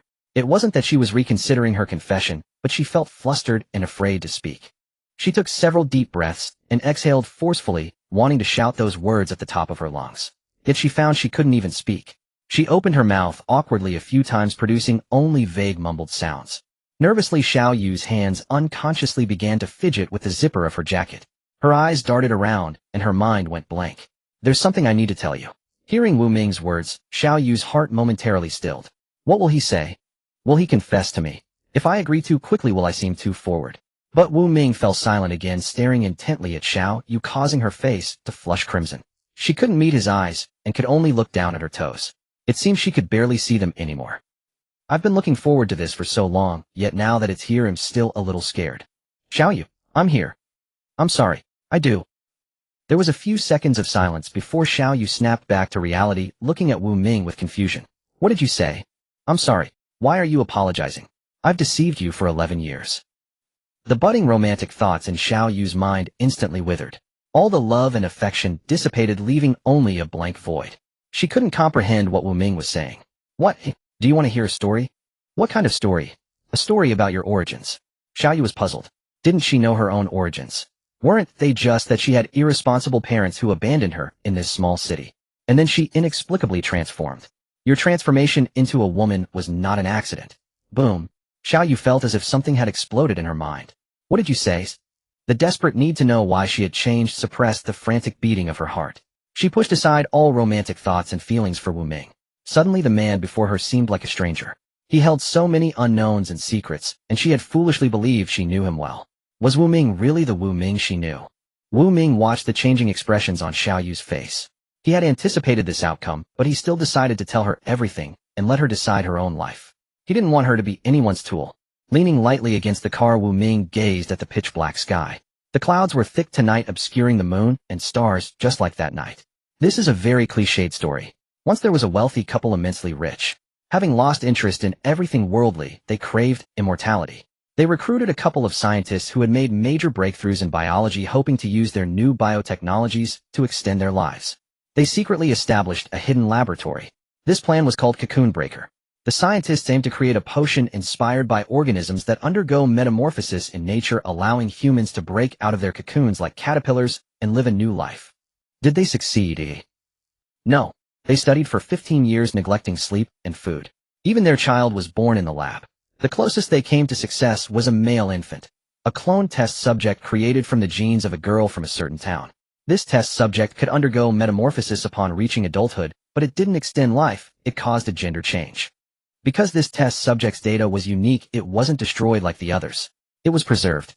Later, as they continued their research and unraveled the mysteries of life, they found a hint of immortality. Perhaps heaven was jealous. The next day, a massive explosion occurred in the lab.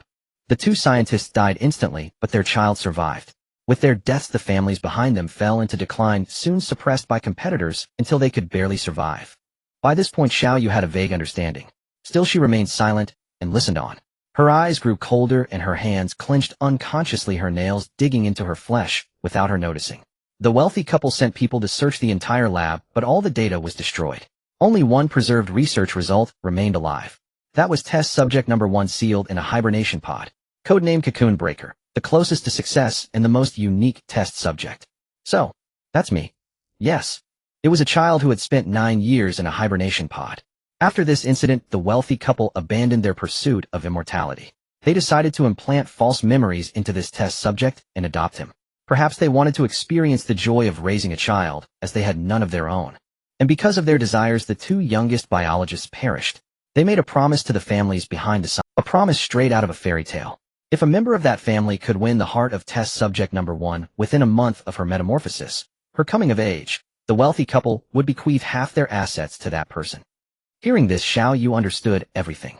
She couldn't believe it, but looking at Wu Ming's resolute face, she had to accept it as truth. No wonder her memories before the age of 9 were so vague and felt unreal.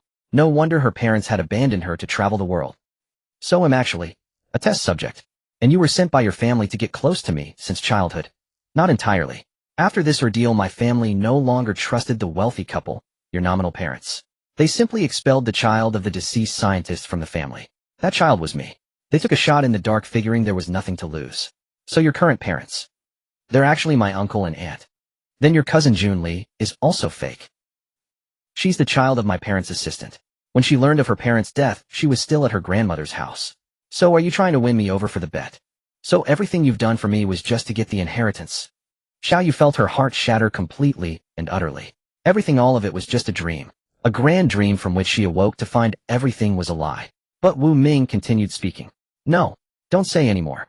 So everything is a lie, isn't it? No. Xiaoyu felt her heart shatter into pieces, cold and desolate. 2 streams of clear tears flowed down her cheeks and into her mouth. So this is what tears taste like when you're heartbroken. Bitter. Xiaoyu felt her vision flickering between darkness and light, as if someone were constantly toggling a switch, her mind a chaotic blur. Her body swayed unsteadily, her breathing labored, as though everything around her was collapsing. Suddenly, a pair of strong hands caught her just as she was about to faint.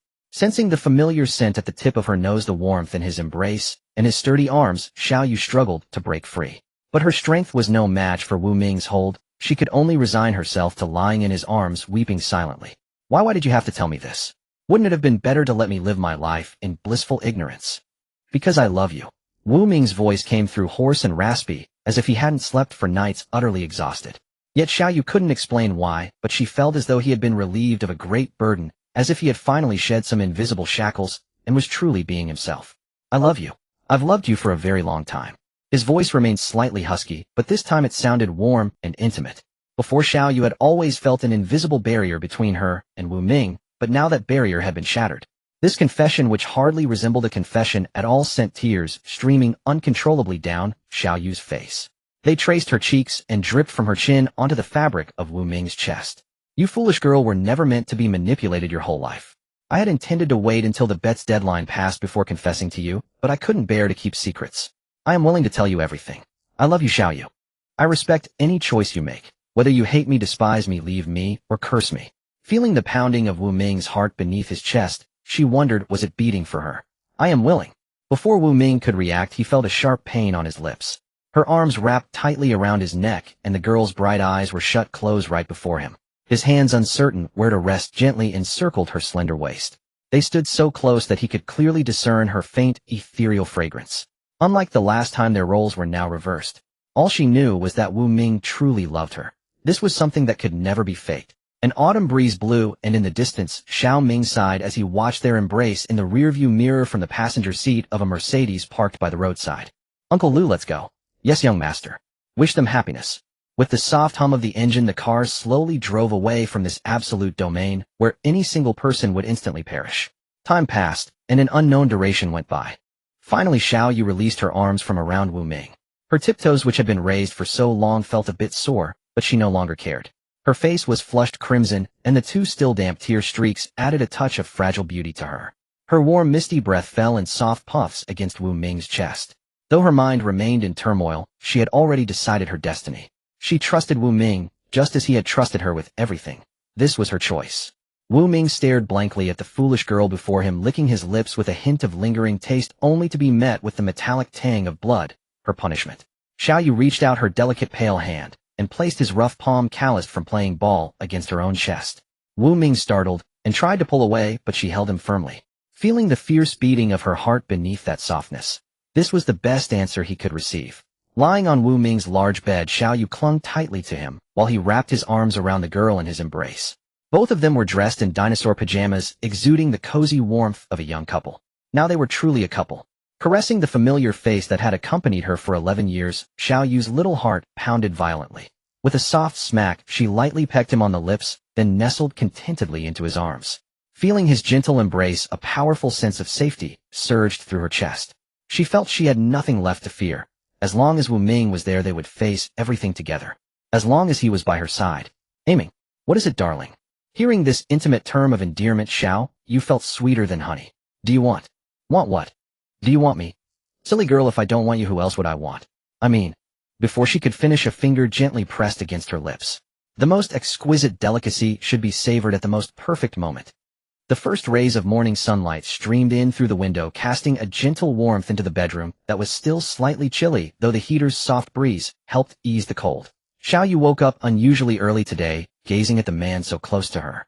As they had slept in each other's arms, their heads were nearly touching, and a stray lock of hair fell unruly by her ear.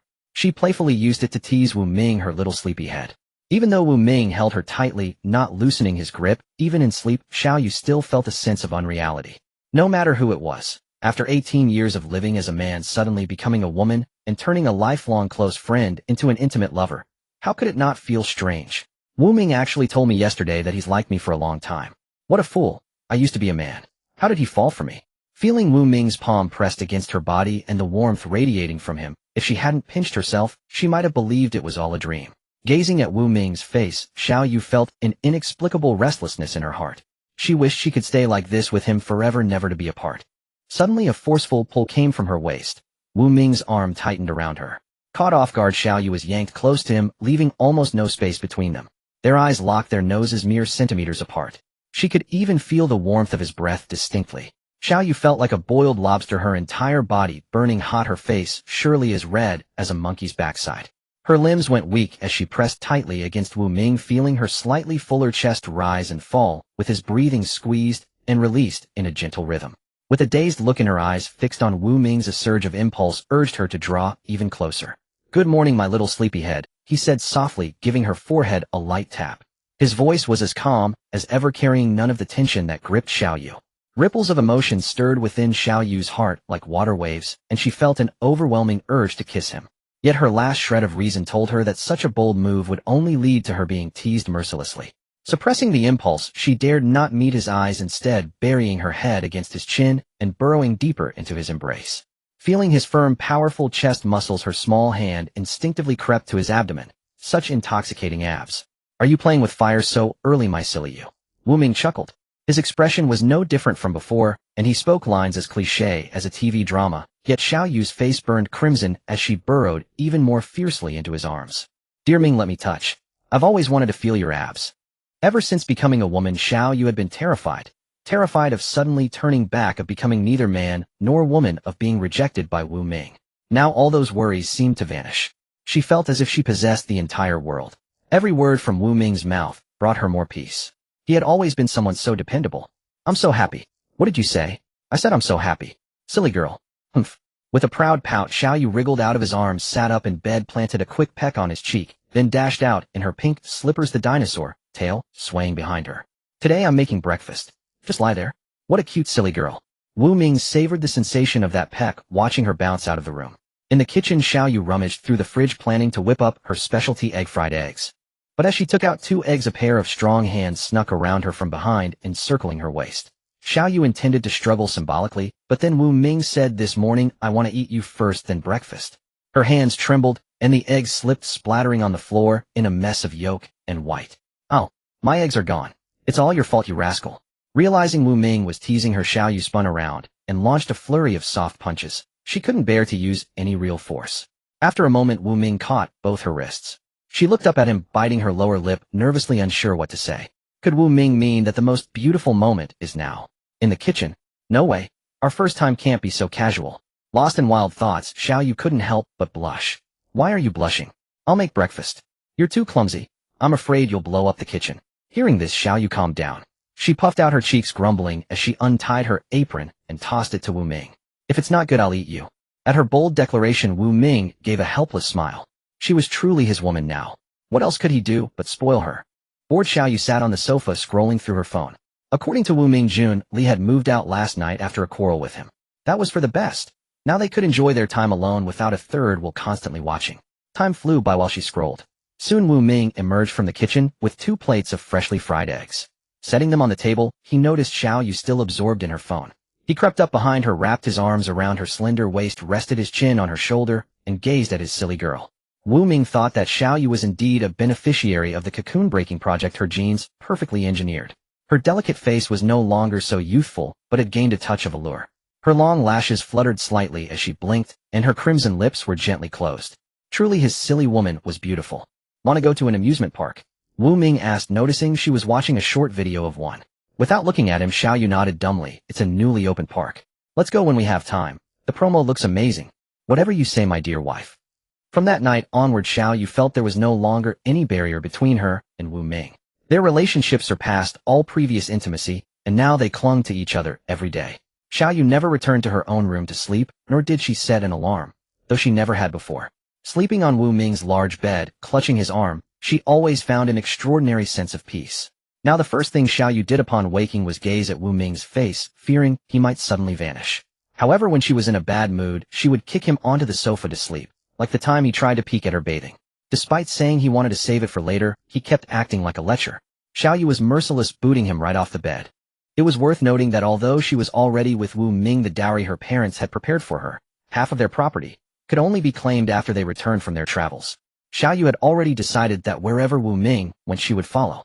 Though she was confident in her own beauty and in Wu Ming's loyalty, what if some vixen tried to seduce him? How could she let someone else steal away the son she had raised with such care? Now when they dined out, Xiaoyu no longer insisted on paying for Wu Ming. In the past, she would secretly transfer money to him to split the bill, but now Wu Ming always insisted on covering it. Seeing his filial devotion, she reluctantly agreed.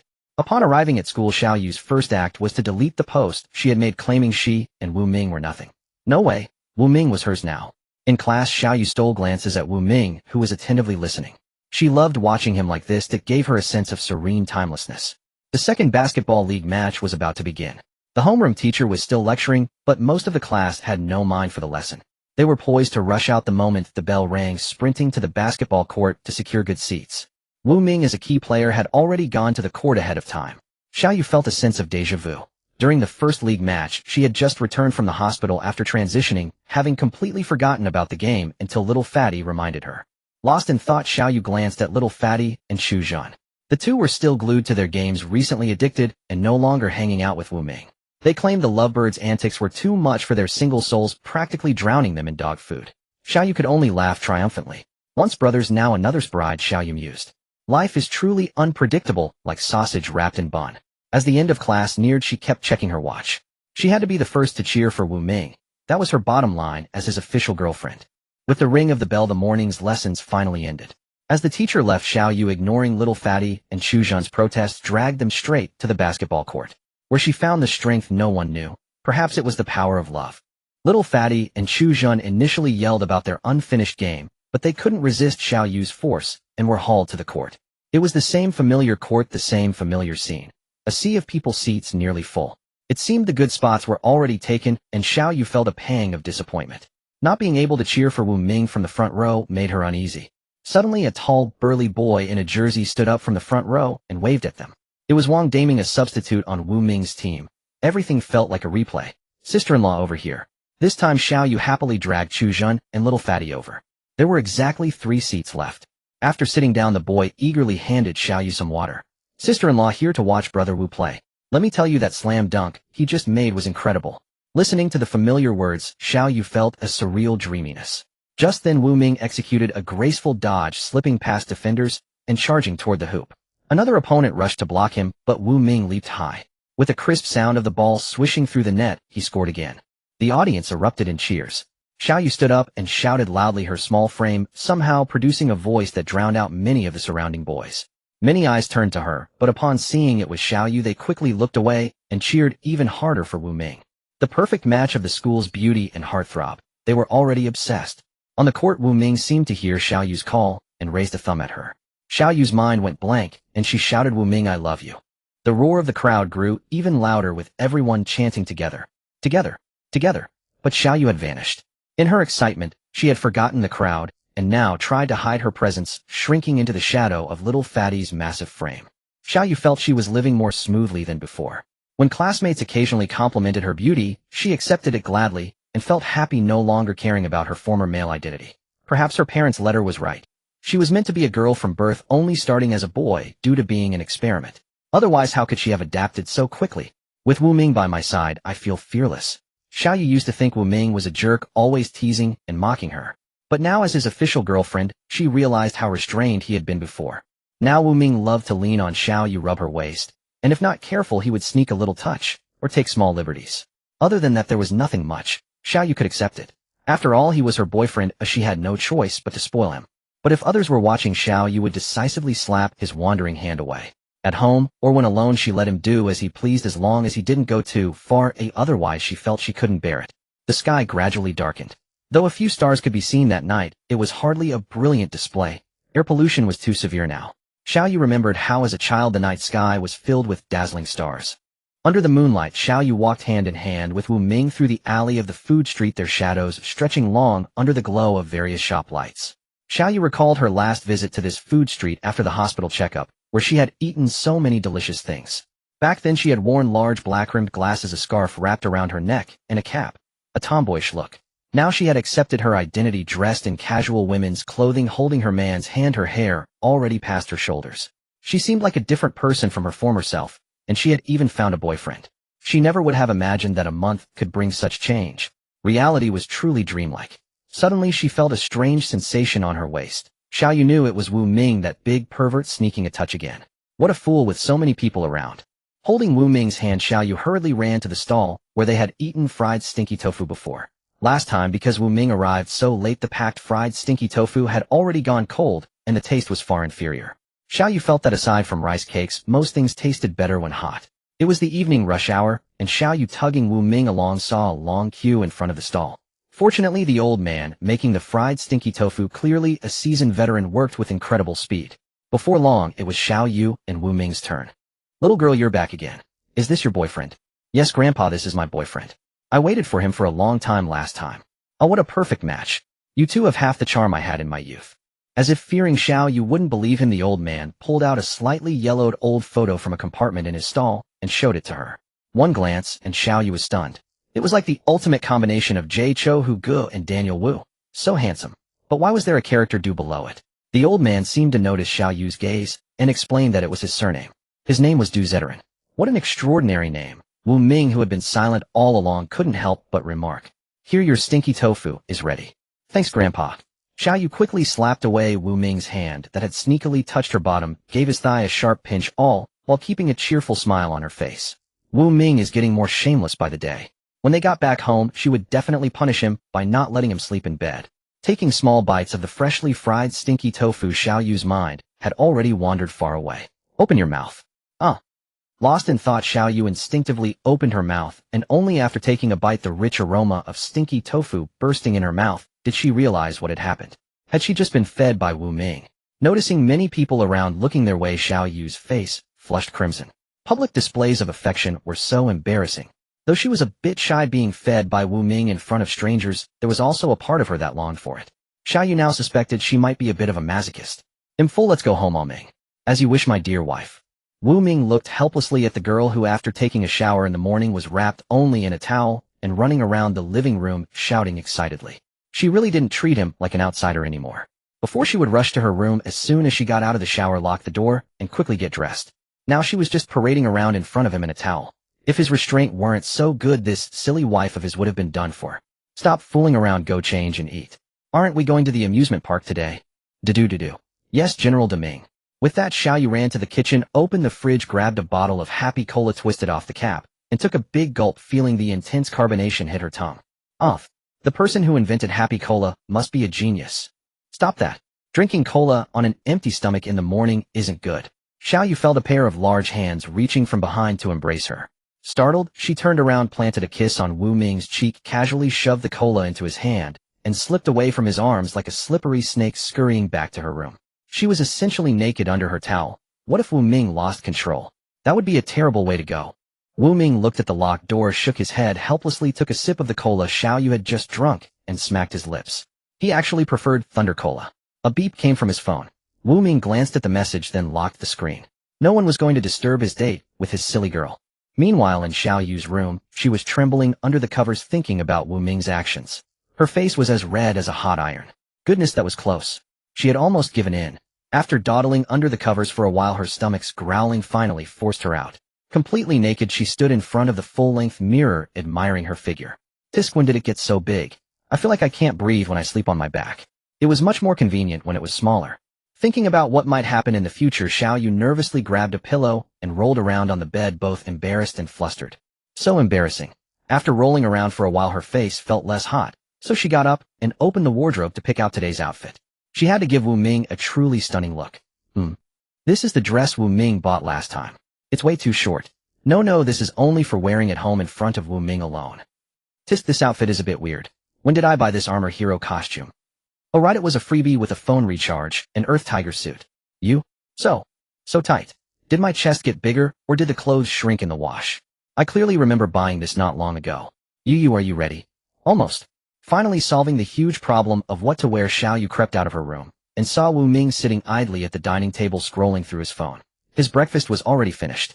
Seeing Wu Ming hadn't noticed her, Xiao Yu stealthily crept over, trying to make no sound at all. Let me secretly see what good stuff Wu Ming is looking at. Black stockings, white stockings, fishnet stockings. Seeing Wu Ming looking so serious, Xiao Yu thought he was reviewing something important. Instead, he was browsing a shopping website for these weird things. She swore she would absolutely, definitely never wear them. Pretending not to have seen anything, Xiao Yu silently slipped away from Wu Ming's side. She did not want to be forced into wearing such embarrassingly revealing items. In the Maybach, Wu Ming looked at Xiao Yu in the rearview mirror, dressed in a black and white casual outfit. The exposed collarbone was exquisitely beautiful. Truly his wife. And today she had even worn a black skirt, rare for her, with leggings underneath. She used to be very resistant to skirts, preferring pants. You look pretty cute like this. Do I look good, oi? Noticing Wu Ming's gaze, Xiao Yu leaned forward deliberately and asked, "Don't come near me, I get dizzy from. You know." Huh? Xiao Yu looked at Wu Ming with a puzzled expression, then glanced down at herself. This guy. Guess he's sleeping on the couch again tonight. The newly opened amusement park wasn't far from Xiao Yu's residence. After a half-hour drive, they arrived at their destination. Stepping out of the car, Xiao Yu felt a bit overwhelmed by the bustling, crowded scene. At a single glance, she could see no fewer than several hundred people at the park's entrance. So many people. It's the weekend after all, and it just opened. The promotion has been vigorous, so it's understandable that it's popular. You're right, but I think spaghetti should be mixed with 42 concrete, otherwise it would affect the radiation intensity. What? Oh, nothing, just a slip of the tongue. Xiao Yu scratched her head awkwardly. She had been watching too many meme videos lately, and the words just rolled off her tongue. They'll go find a parking spot. There are too many people, and the nearby spaces are all taken. Wait for me here. They'll buy some oranges and be right back. Okay, dear husband. Seeing Xiao Yu's playful smile, Wu Ming responded with a heartfelt grin before driving off to find parking. The sun gradually climbed higher, casting a warm glow. So boring. Why is Ming taking so long to park? Xiao Yu sat listlessly on a bench by the roadside fiddling with her hair in a lackluster manner. To be honest, ever since she became a woman her hair quality had improved significantly. What was once dry and split was now smooth and lustrous. Although it was messy in the morning from bad sleep posture, a single brush stroke made it neat and tidy, so convenient. She used to worry that long hair would be hard to manage, but it seemed she had been overthinking it. Oh, they're selling candied hawthorns. Bored, Xiao Yu spotted a small cart not far away laden with candied hawthorns. She had a huge craving for sour things, and candied hawthorns were her favorite. Without a second thought, she dashed over. "Hello boss, how much is one stick of candied hawthorn?" The seller was a very young woman around 23 or 24. Seeing a customer, she was first stunned by Xiao Yu's beauty but quickly recovered and named the price. 5 yuan per stick, pretty lady. So expensive. Xiao Yu had thought it would be about 2 or 3 yuan per stick, the usual price she had paid before. She hadn't expected it to be so pricey here.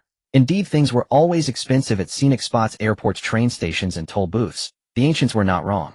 Seeing Xiao Yu's hesitation, the young vendor guessed she found it too expensive and quickly added, "There's a promotion now. 8 yuan for 2 sticks. Although Xiao Yu still thought it was a bit much since they were out having fun, spending a little money was fine. She was about to pull out her phone to scan and buy 2 sticks, one for her and one for Wu Ming. Just then a frivolous yet somewhat familiar voice rang out. "Ill-treat this lady to the candied hawthorns and give me one too." Xiao Yu looked over and saw a young man with dyed yellow hair. Wasn't that Xiao Ming whom she had met at the bar last time? "What a coincidence, you're here to play too." Out of politeness, Xiao Yu greeted him. "Yeah, what a coincidence. Are you here alone? I'm quite familiar with this place. Want me to show you around?" Xiao Yu was about to decline, but someone else beat her to it. "No need. My silly Yu is quite shy around strangers, so we won't trouble you." Xiao Yu turned around and saw Wu Ming walking over. For some reason, she felt a tense atmosphere in the air. "Boss, 2 sticks of candied hawthorn. The money has been transferred." Ignoring everyone else, Wu Ming walked over, took 2 sticks, handed one to Xiao Yu, and as she looked on in bewilderment, grabbed her hand and led her away. Xiao Yu wanted to say something, but seeing Wu Ming's stern expression, she lowered her head, nibbled on the candied hawthorn, and obediently let herself be led. Still, she turned back and gave Xiao Ming a slight wave, so as not to seem rude, leaving Xiao Ming and the vendor holding out the candied hawthorn in awkward silence. Xiao Ming didn't take the candied hawthorn. He stood there staring blankly at the departing pair. "Young master, are you alright?" Xiao Ming's bodyguard and driver Uncle Lu appeared out of nowhere, looking at his young master with concern. "I'm fine. Not in the mood to play anymore today." With that, Xiao Ming walked off into the distance, his silhouette somewhat dejected. Uncle Lu sighed, took the 2 sticks of candied hawthorn from the vendor, paid, and hurried after him. "Ah, the young master is good in every way except for this habit of liking married women." Inside the amusement park, Xiao Yu followed Wu Ming like a little shadow. Looking at his cold face, since earlier, she licked the sugar residue from the corner of her mouth. "Ah, Ming, are you jealous?" "No." Hearing his icy tone and smelling the strong scent of vinegar in the air, Xiao Yu thought, if this wasn't jealousy, what was? She had never realized Wu Ming was such a jealous person. "Wow, it's so sour in the air. Who knocked over their vinegar jar?" "Oh, it's my little Wu Ming. I can smell the vinegar, don't deny it." Hearing this, Wu Ming suddenly stopped. Xiao Yu, who was following closely, wasn't paying attention and bumped straight into his back. "Ouch!" Rubbing her bumped head, Xiao Yu unconsciously puffed out her cheeks. Looking up, she saw Wu Ming had turned around and was staring at her, his gaze fixed on her lips. Glancing around at the many people in the amusement park, she blushed and whispered, Ming, can we do this kind of thing somewhere private? There are so many people here. It would be so embarrassing." But Wu Ming ignored her, just kept staring. Suddenly, he reached his hand toward her chin. Xiao Yu was so startled, she closed her eyes. "Oh my god, kissing in public like this is way too mortifying." But after a few seconds, the anticipated sensation didn't come.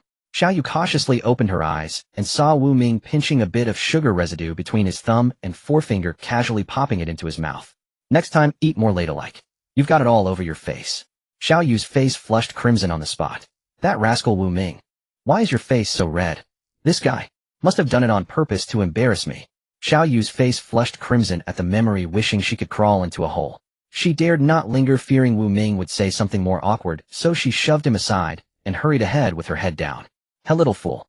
Wu Ming pulled out his phone and snapped a few photos of Xiao Yu's retreating figure, then caught up in a few strides. His legs were much longer, so he easily overtook her, then deliberately slowed his pace to wait for her, like an adult teasing a child. "Where are you going?" "Huh?" Xiao Yu looked up blankly at Wu Ming.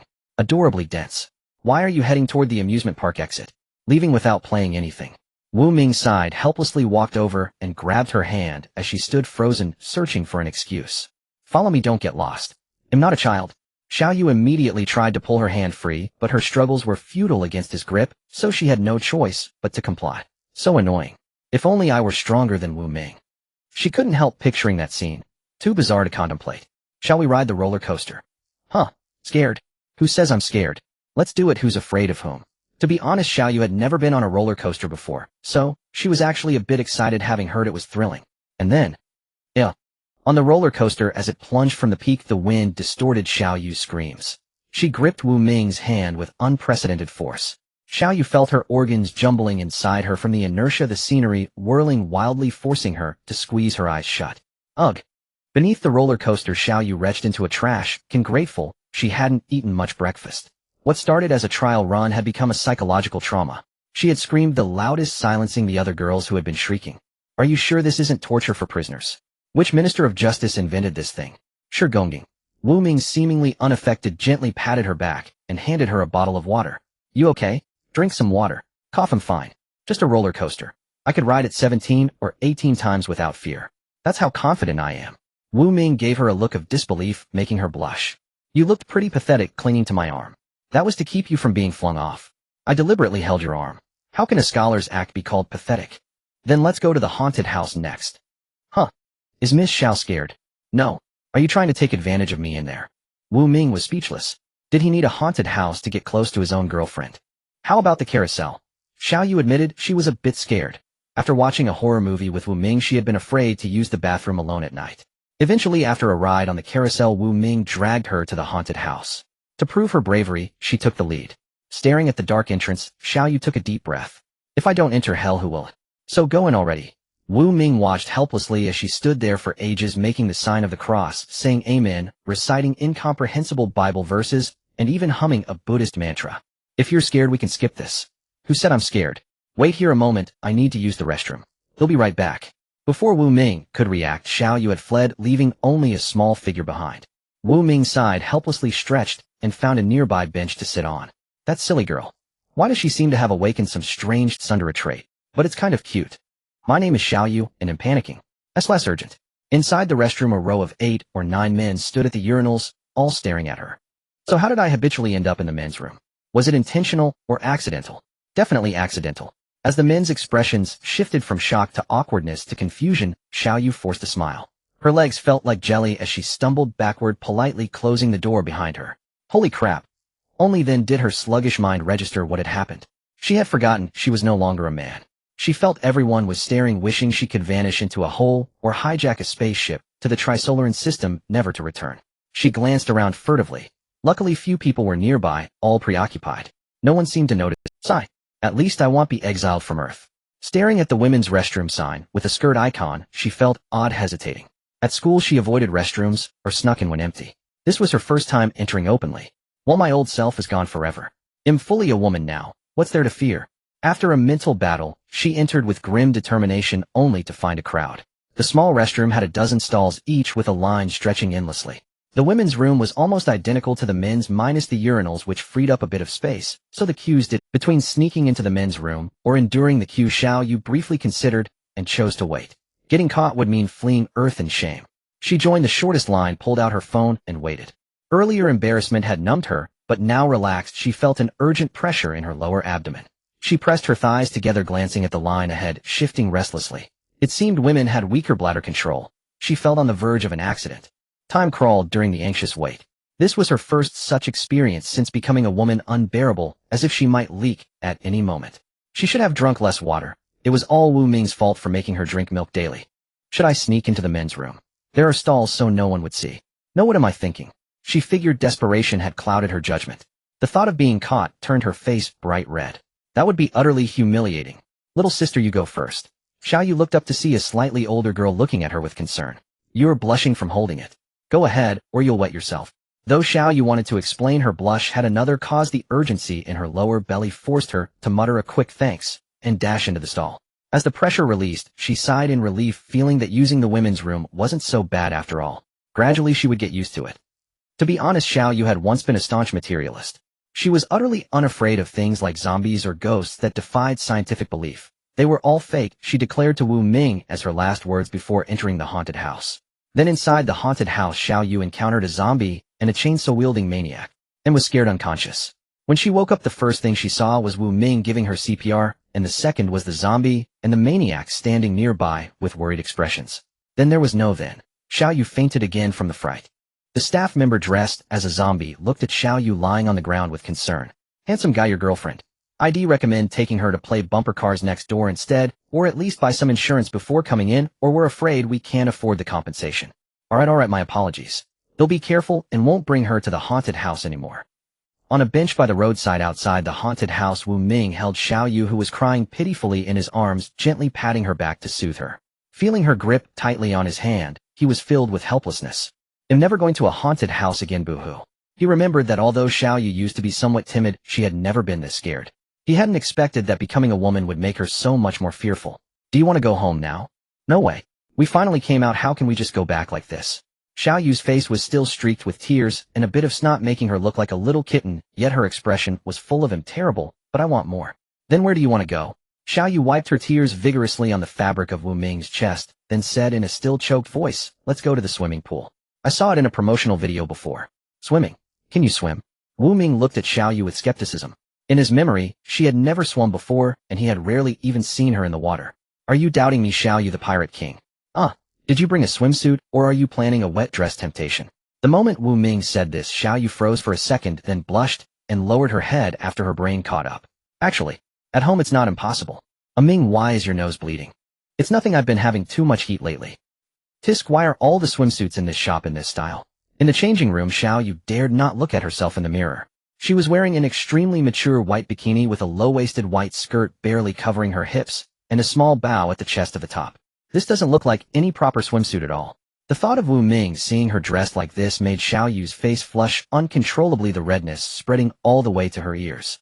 Meanwhile, by the pool, Wu Ming stood bare-chested, revealing his muscular abs and pectorals, wearing black swim trunks. Occasionally strange glances were cast his way, mostly from women, but a few from men as well. Wu Ming ignored all these odd looks, his mind full of wondering what kind of swimsuit his Yu would wear. This was the first time he would see her in a women's swimsuit. Wu Ming. Wu Ming turned his head at the sound, and saw Xiao Yu approaching, wrapped tightly in a bath towel. What's this? Didn't you wear anything? Get lost. What are you thinking? Xiao Yu blushed and kicked Wu Ming, but since she wasn't wearing shoes, the kick didn't hurt him at all. In fact, she felt he seemed a bit excited, probably just her imagination. Then why are you still wrapped in a towel? I am a bit embarrassed. Women's swimsuits are really too much. It's fine, all the other women here are wearing swimsuits. One more won't make a difference. Hearing Wu Ming's less than comforting words, Xiao Yu took a few deep breaths, as if letting go of something very important. Alright, I'll show you then. With that, she unwrapped the towel. Wu Ming gazed at her smooth skin, the slight hint of cleavage, and her long, shapely legs, all paired with Xiao Yu's shy expression. But, I've got my money's worth. Wu Ming, why are you bleeding from the nose? Thank you, my dear wife, for letting me see this beautiful sight in my lifetime. My life is complete. Ming, what nonsense are you talking about? Watching Xiao Yu sit on the edge of the pool, without getting in, Wu Ming felt helpless. So why come to the swimming pool if you can't swim? Who says you can't come to a swimming pool if you can't swim? Faced with Xiao Yu's stubbornness, Wu Ming could only keep telling himself that this was his own wife, and he had to spoil her. Are you laughing at me? I'm not. You were definitely laughing at me, I saw it. I was just thinking of something happy. What happy thing? Did your wife give birth? Yes. Wu Ming trailed off as he saw Xiao Yu's increasingly hostile gaze, and quickly corrected himself. No. You are laughing at me. That's so mean. Xiao Yu was furious, and the consequences were severe. She wildly kicked the water with her feet, sending splashes everywhere and drenching Wu Ming's face. Be careful, don't fall in. Impossible, my balance is amazing. As she spoke, Xiao Yu stood up, then slipped and fell into the pool. Damn it, I can't swim. Ouch. Don't kick wildly. It was then that Xiao Yu realized she was being held by Wu Ming in the water. Feeling the rough touch of Wu Ming's large hands on her skin, Xiao Yu was filled with a deep sense of security. Thank goodness for this good son. Well, now I should call him husband. Nice figure. Hearing Wu Ming's sudden comment, and feeling his mischievous hands, Xiao Yu's face flushed bright red. Don't move. There are people here. Let go. Alright, I'll let go. No. If you let go, I'll never forgive you, never. No. Don't touch there. That. You can't do that. You can't. Touch that place. Are you a pervert? Aboard the Ferris wheel, Xiao Yu gazed at the scenery outside, sighing in admiration. Truly, when I stand at the peak, I see all mountains at a glance. The ancients did not deceive me. Wu Ming, why aren't you saying anything? My eyes hurt. I don't want to talk. Xiao Yu pouted at Wu Ming, whose face bore two perfectly symmetrical panda eyes. Serves you right for touching where you shouldn't. You really went hard. Who else would dare marry you besides me? What did you say? Oh, nothing. I said I want to marry you. Really? Xiao Yu slowly approached Wu Ming, gently cupped his cheeks, and gazed into his eyes. Those moist large eyes seemed to shimmer with an indescribable fondness. They were so close that even the faint warmth of their breaths could be clearly felt. When did Xiao Yu get so forward? Wu Ming's heart began racing as she drew nearer. He thought to himself, is this silly girl about to turn the tables? It should be me marrying you. My dear Ming wife. Watching Xiao Yu run off to admire the view and snap photos incessantly, Wu Ming sighed. Such a little fool. This is all just empty talk. Time for a lesson. A few days without discipline, and you're climbing the roof. Stop it, you jerk. Where are you touching, you big pervert? Xiao Yu struggled relentlessly, yet still found it hard to escape Wu Ming's grasp. No, hey. You're hurting me. I was wrong. You're the head of the household, okay? Wu. On a secluded gravel path within the amusement park, Xiao Yu clutched her chest, a few strands of hair dangling and caught in her mouth, without her notice trailing behind Wu Ming with vacant eyes. Still dare to rebel? Wu Ming turned to see Xiao Yu's utterly defeated expression, a faint smirk curling at the corner of his mouth. Kings and nobles arise from the common stock. Xiao Yu will dare again next time. Tisk, next time I'll beat you to a critical injury, and see if you still dare to speak such nonsense. Xiao Yu shuddered at these words, flushed red, and shot Wu Ming a venomous glare. You have no martial ethics. No restraint. I was ambushed. How can a scholar's affairs be so crude? Seems the lesson wasn't enough. No. There's a pervert. Help. You dead pervert, don't touch me. By the time they left the amusement park with Wu Ming, night had fallen. The moon had stealthily crept into the sky, usurping the sun's throne. Xiao Yu carried 4 small bags. Souvenirs she had bought, like a bunyered hat that perked up when you pinched its earlobes, cute little stands, and other trinkets.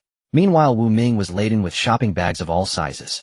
This shopping spree nearly drained Wu Ming's wallet, but it served him right for being so excessive. Wondering how Wu Ming would torment her next, Xiao Yu casually tossed the souvenirs into the car trunk, let out a long, disheartened sigh, and flopped onto the back seat, like a defeated fish having lost all her dreams.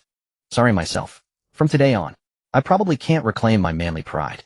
As the Maybach started, Wu Ming glanced at Xiao Yu sprawled in the back seat through the rearview mirror, a smile gradually spreading across his face. Hey Wu Ming, call me husband. No way. You're sleeping on the couch tonight. If you dare come to bed, I'll make sure you never have heirs. Tisk, you're really hard on yourself. What? Xiao Yu didn't catch on. Her slow-witted mind took 3 seconds to process. Bastard. Bastard. Bastard. I'll kill you. Stop fooling around, I'm driving. Xiao Yu felt Wu Ming's words had a double meaning, but she had no proof. Frustrated, she sulked in the back seat, playing on her phone, silently plotting to take down that wicked Wu Ming. Perhaps because they had truly played hard today, Xiao Yu felt her relationship with Wu Ming had grown closer, no longer as restrained as before. Now they finally seemed like a real couple. Just thinking about flirting and teasing made her blush uncontrollably. It feels like the last shred of masculinity I had is being completely devoured by Wu Ming. She glanced at Wu Ming in the driver's seat, only able to see his profile from this angle, and couldn't help but let out a soft sigh. No wonder he's the man I've set my sights on. So handsome from every angle. Wait, what am I thinking? She shook her head vigorously, trying to stop her wandering thoughts, and opened a short video app to distract herself. Seriously, now I can't get Wu Ming out of my head. Watching a girl act cute and coquettish in the video, Xiao Yu imagined herself grabbing Wu Ming's hand, acting spoiled and adorable. Tisk, that would surely disgust him to no end. So she decided to do it. Ming, do you love me? How about summoning your concubine tonight? Since Wu Ming was driving, Xiao Yu put on a sickly sweet, cloying voice she had learned from the video.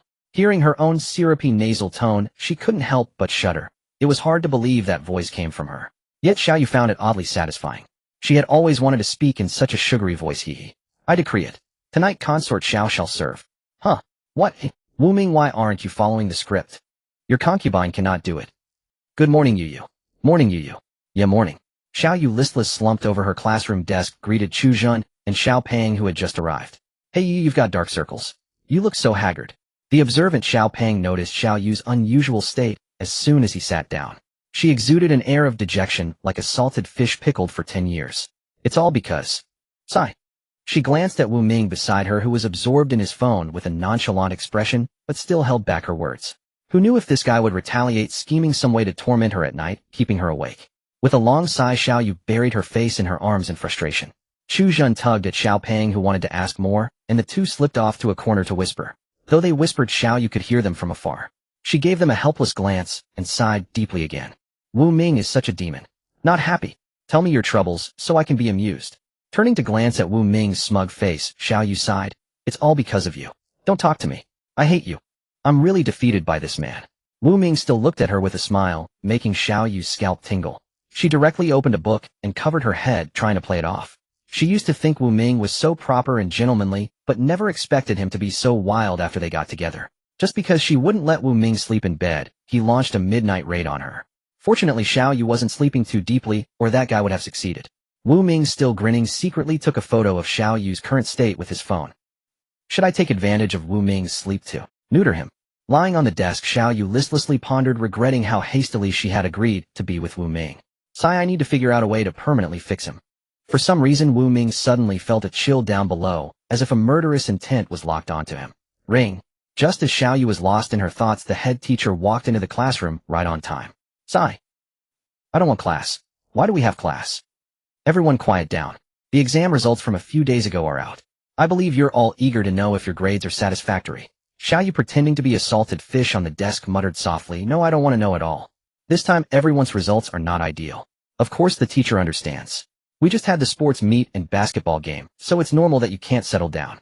However, the teacher must specially call out classmate Xiao Yu. This jolted Xiao Yu awake. She stopped lying down and, feeling the gaze of the whole class, gave an awkward smile. Oh me, I've been called out. Xiao Yu clearly remembered that she knew most of the answers during the exam. It must be Wu Ming's fault. He disturbed her studies every day, made her develop a lovesick brain, and all she thought about was digging wild vegetables. Thinking this, Xiao Yu secretly glanced at Wu Ming, but unexpectedly his gaze was also looking her way. Their eyes met. What's with that smug, victorious expression on Wu Ming's face? Hey, is it that funny to see me embarrass myself? Sleep on the sofa again tonight. Let's just say, although you are all adults, you still need to control yourselves. Of course the teacher isn't saying you can't date, but you can't neglect your studies because of it. Xiao Yu felt so embarrassed that she could crawl into a crack in the ground. Being scolded like this in public, her face flushed red. It was all Wu Ming's fault. He had been restless lately. Spring must be coming, and he was in heat again, keeping her from sleeping well. The head teacher noticed the strange atmosphere in the class, and even caught a faint scent of single dogs. She cleared her throat twice and skipped the topic, continuing. Next, he'll announce everyone's scores and rankings. I hope those with good results don't become complacent and keep working hard, and those with poor results keep it up and never forget your original intentions. Xiao Yu felt that announcing scores was like reading out a death notice in public. Those without strong mental fortitude might faint from crying on the spot. First place, Wu Ming. Hearing that Wu Ming was first, Xiao Yu wasn't surprised at all. She wasn't the least bit shocked. Wu Ming was a destined protagonist. In a fantasy novel, he would at least be a peerless prodigy who suppresses the ages and dominates the immortal path for eons. But when the teacher announced the second place, it truly baffled Xiao Yu, because the second place was also Wu Ming. Yes, the head teacher not only said Wu Ming's name twice, but emphasized it. What the heck? Did Wu Ming learn the shadow clone technique? There's no other person named Wu Ming in the class. Some students thought the teacher had made a mistake and stood up to remind her. Teacher, you made a mistake. The first place is also Wu Ming. The head teacher glanced at the student with satisfaction, gestured for him to sit down, and then explained. The teacher didn't make a mistake. The second place is Wu Ming. This stunned everyone in the class. Then the head teacher continued. Classmate Xiao Yu, please don't fill your exam paper entirely with your boyfriend's name next time, okay? Alright, this planet is unlivable. Utterly mortified, Xiao Yu slammed her head onto the desk. She swore she had never knocked her head so hard, even during the New Year's countdowns. I wonder if the Trisolarans accept Earth immigrants.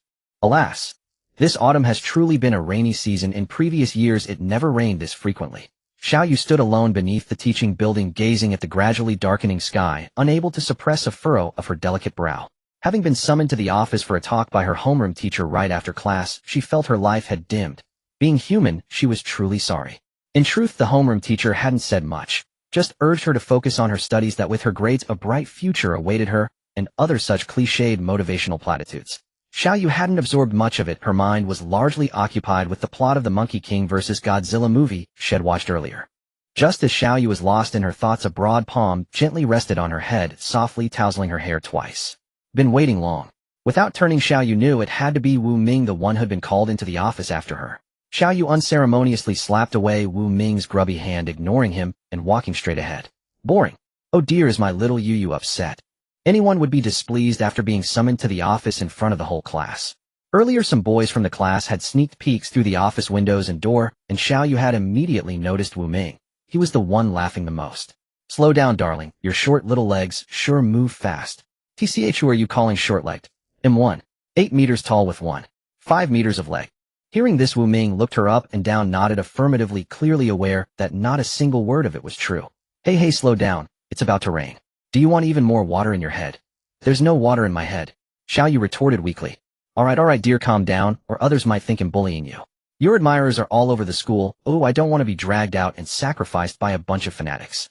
Saying this, Wu Ming grinned mischievously, caught up, took her hand, and headed out of the school, showing no hint of remorse. Come on, I'll treat you to a big sausage. Who wants to eat with you? Humph. Though she said she didn't want to eat with Wu Ming, Xiaoyu, ultimately following her heart, reluctantly tagged along with him to a nearby shop. After all, one needs strength to resist, or rather to study well. Perhaps today's cafeteria food was truly subpar. As soon as Xiaoyu entered the shop, she spotted many familiar faces, the kind you recognize but can't quite name upon closer thought. She casually ordered a serving of grilled meat with rice, glanced at Wu Ming, who had obediently sat down and was patting his thigh to signal her to sit there, and decisively took her tray to another table. Xiaoyu. Just as she was plotting revenge on Wu Ming for the evening, she suddenly heard Chu Zhen's voice. Looking up, she saw Chu Zhen and Little Fatty. Perhaps because Wu Ming was sitting in a dark, secluded corner, they didn't notice him. After ordering 2 meals, they walked straight toward Xiaoyu. What's up, bro? Chu Zhen and Little Fatty were long accustomed to Xiaoyu's brash greeting style. They sat down across from her with ease, feeling a bit cramped, but not choosing to sit on her side. Yu, why are you alone? Where's Wu Ming? Did you two have a fight? They were all close friends, so it was natural for them to ask about Wu Ming. But the moment Xiaoyu thought of him, her expression soured. You two didn't really fight, did you? Xiaoyu couldn't bring herself to say that Wu Ming had been getting handsy with her every night lately, yet when she called his bluff, head back down, leaving her mentally drained. So she just nodded and silently ate her rice. In truth, it wasn't that she was unwilling. She had known Wu Ming for over a decade, and in the end she chose him, deciding to entrust everything to him. By the way, Yu, do you know Wu Ming's birthday is coming up? Huh, really? I hadn't noticed. Thinking back, it seems she had rarely paid attention to Wu Ming's birthdays over the years, whereas he always bought her gifts for hers. Lowering her head, nibbling at the rice in her bowl, Xiaoyu's mind wandered elsewhere. She had probably been too reliant on Wu Ming, always losing her temper with him. Setting aside minor issues, he was always the one who treated her best. Have I been too much? You go ahead and eat. Oh, we're heading back to the dorm. It's about to rain. Little Fatty and Chu Zhen ate quickly and were now getting up to leave. Stay safe. Glancing at the half-full bowl of rice, Xiaoyu felt she had no appetite, her mind solely occupied with Wu Ming's upcoming birthday. Usually whatever she wanted, Wu Ming would provide, whether when she was a man or now as a woman. Letting out a sigh, she grabbed a napkin and stood up to leave. Aren't you going to finish? Wu Ming was already standing behind her, having appeared unnoticed. Even if you're in a bad mood, you need to eat properly, or you'll get low blood sugar. Xiaoyu felt like snapping back with none of your business, but after a moment's thought she simply said, I'm not hungry. Let's go home. The Maybach sped along the rain-soaked road, raindrops pattering against the windows, rendering the outside scenery dreamlike and surreal, yet so familiar. In the back seat, Xiaoyu scrolled through various shopping apps on her phone, wanting to buy Wu Ming some gifts. But she seemed to have no idea what he wanted. What a failure she was as a girlfriend. New to being a woman, she was truly sorry. After pondering for ages, she finally realized her mind was full of water, so she decided to just ask Wu Ming directly, giving up on thinking. Amy. What's up, darling? Is there something you really like? Wu Ming didn't even need to think before replying. I like you, silly. Stop it. I mean, is there a gift you really want? You are the best gift I could ever have. By the time Xiaoyu and Wu Ming got home, it was already 7 in the evening. After showering and changing into a pink dinosaur pajama set, Xiaoyu leaped onto the sofa, pulled Wu Ming's arm around her waist, and snuggled close to him, leaning against his shoulder while scrolling through her phone. At some point, she had grown fond of being held in Wu Ming's arms, feeling an overwhelming sense of security. Are you hungry? If you didn't eat enough, I can make you a late-night snack. Hearing Wu Ming's caring words, Xiaoyu felt both touched and guilty. She had even been sulking at him. Lately, her mood had been increasingly irritable. Was her period coming again? I'm not hungry. Aiming, could you open a bag of fries for me? Without needing further words, Wu Ming picked up a nearby bag of chips and tore it open gently, careful not to disturb Xiaoyu, who was leaning on his shoulder. This small gesture warmed her heart. Open wide, here comes the little flying stick. Seeing Wu Ming like this, Xiaoyu couldn't help but laugh, taking the fry and his finger into her mouth. Is it good? Anything you feed me is good. Saying this, Xiaoyu reached into the bag Wu Ming held, pulled out a fry, bit half of it, and mumbled through pouted lips, Wu. Little flying stick.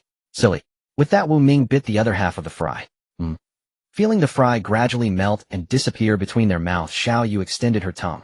Her tongue was tightly entwined by Wu Ming's stronger, more forceful one, sending a tingling numbness through her body, yet her arms clung tightly to his neck. Before long, Xiao Yu was drenched in a fragrant sweat, her breathing growing heavy.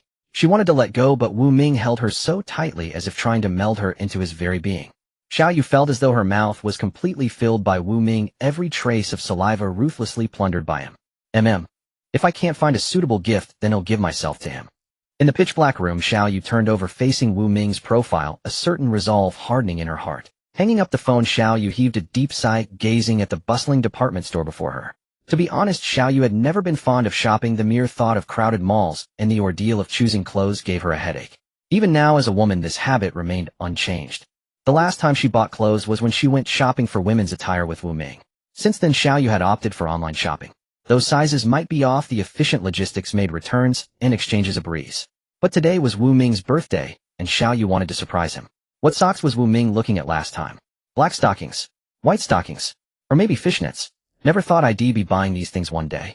It feels like my integrity has shattered into pieces, impossible to piece back together. Humph. Taking a deep breath, Xiao Yu stepped into a women's clothing store with the determination of a martyr. Hello, welcome. Can I help you? As soon as she entered, a saleswoman greeted her warmly. I'd like to see some stockings. Certainly, this way please.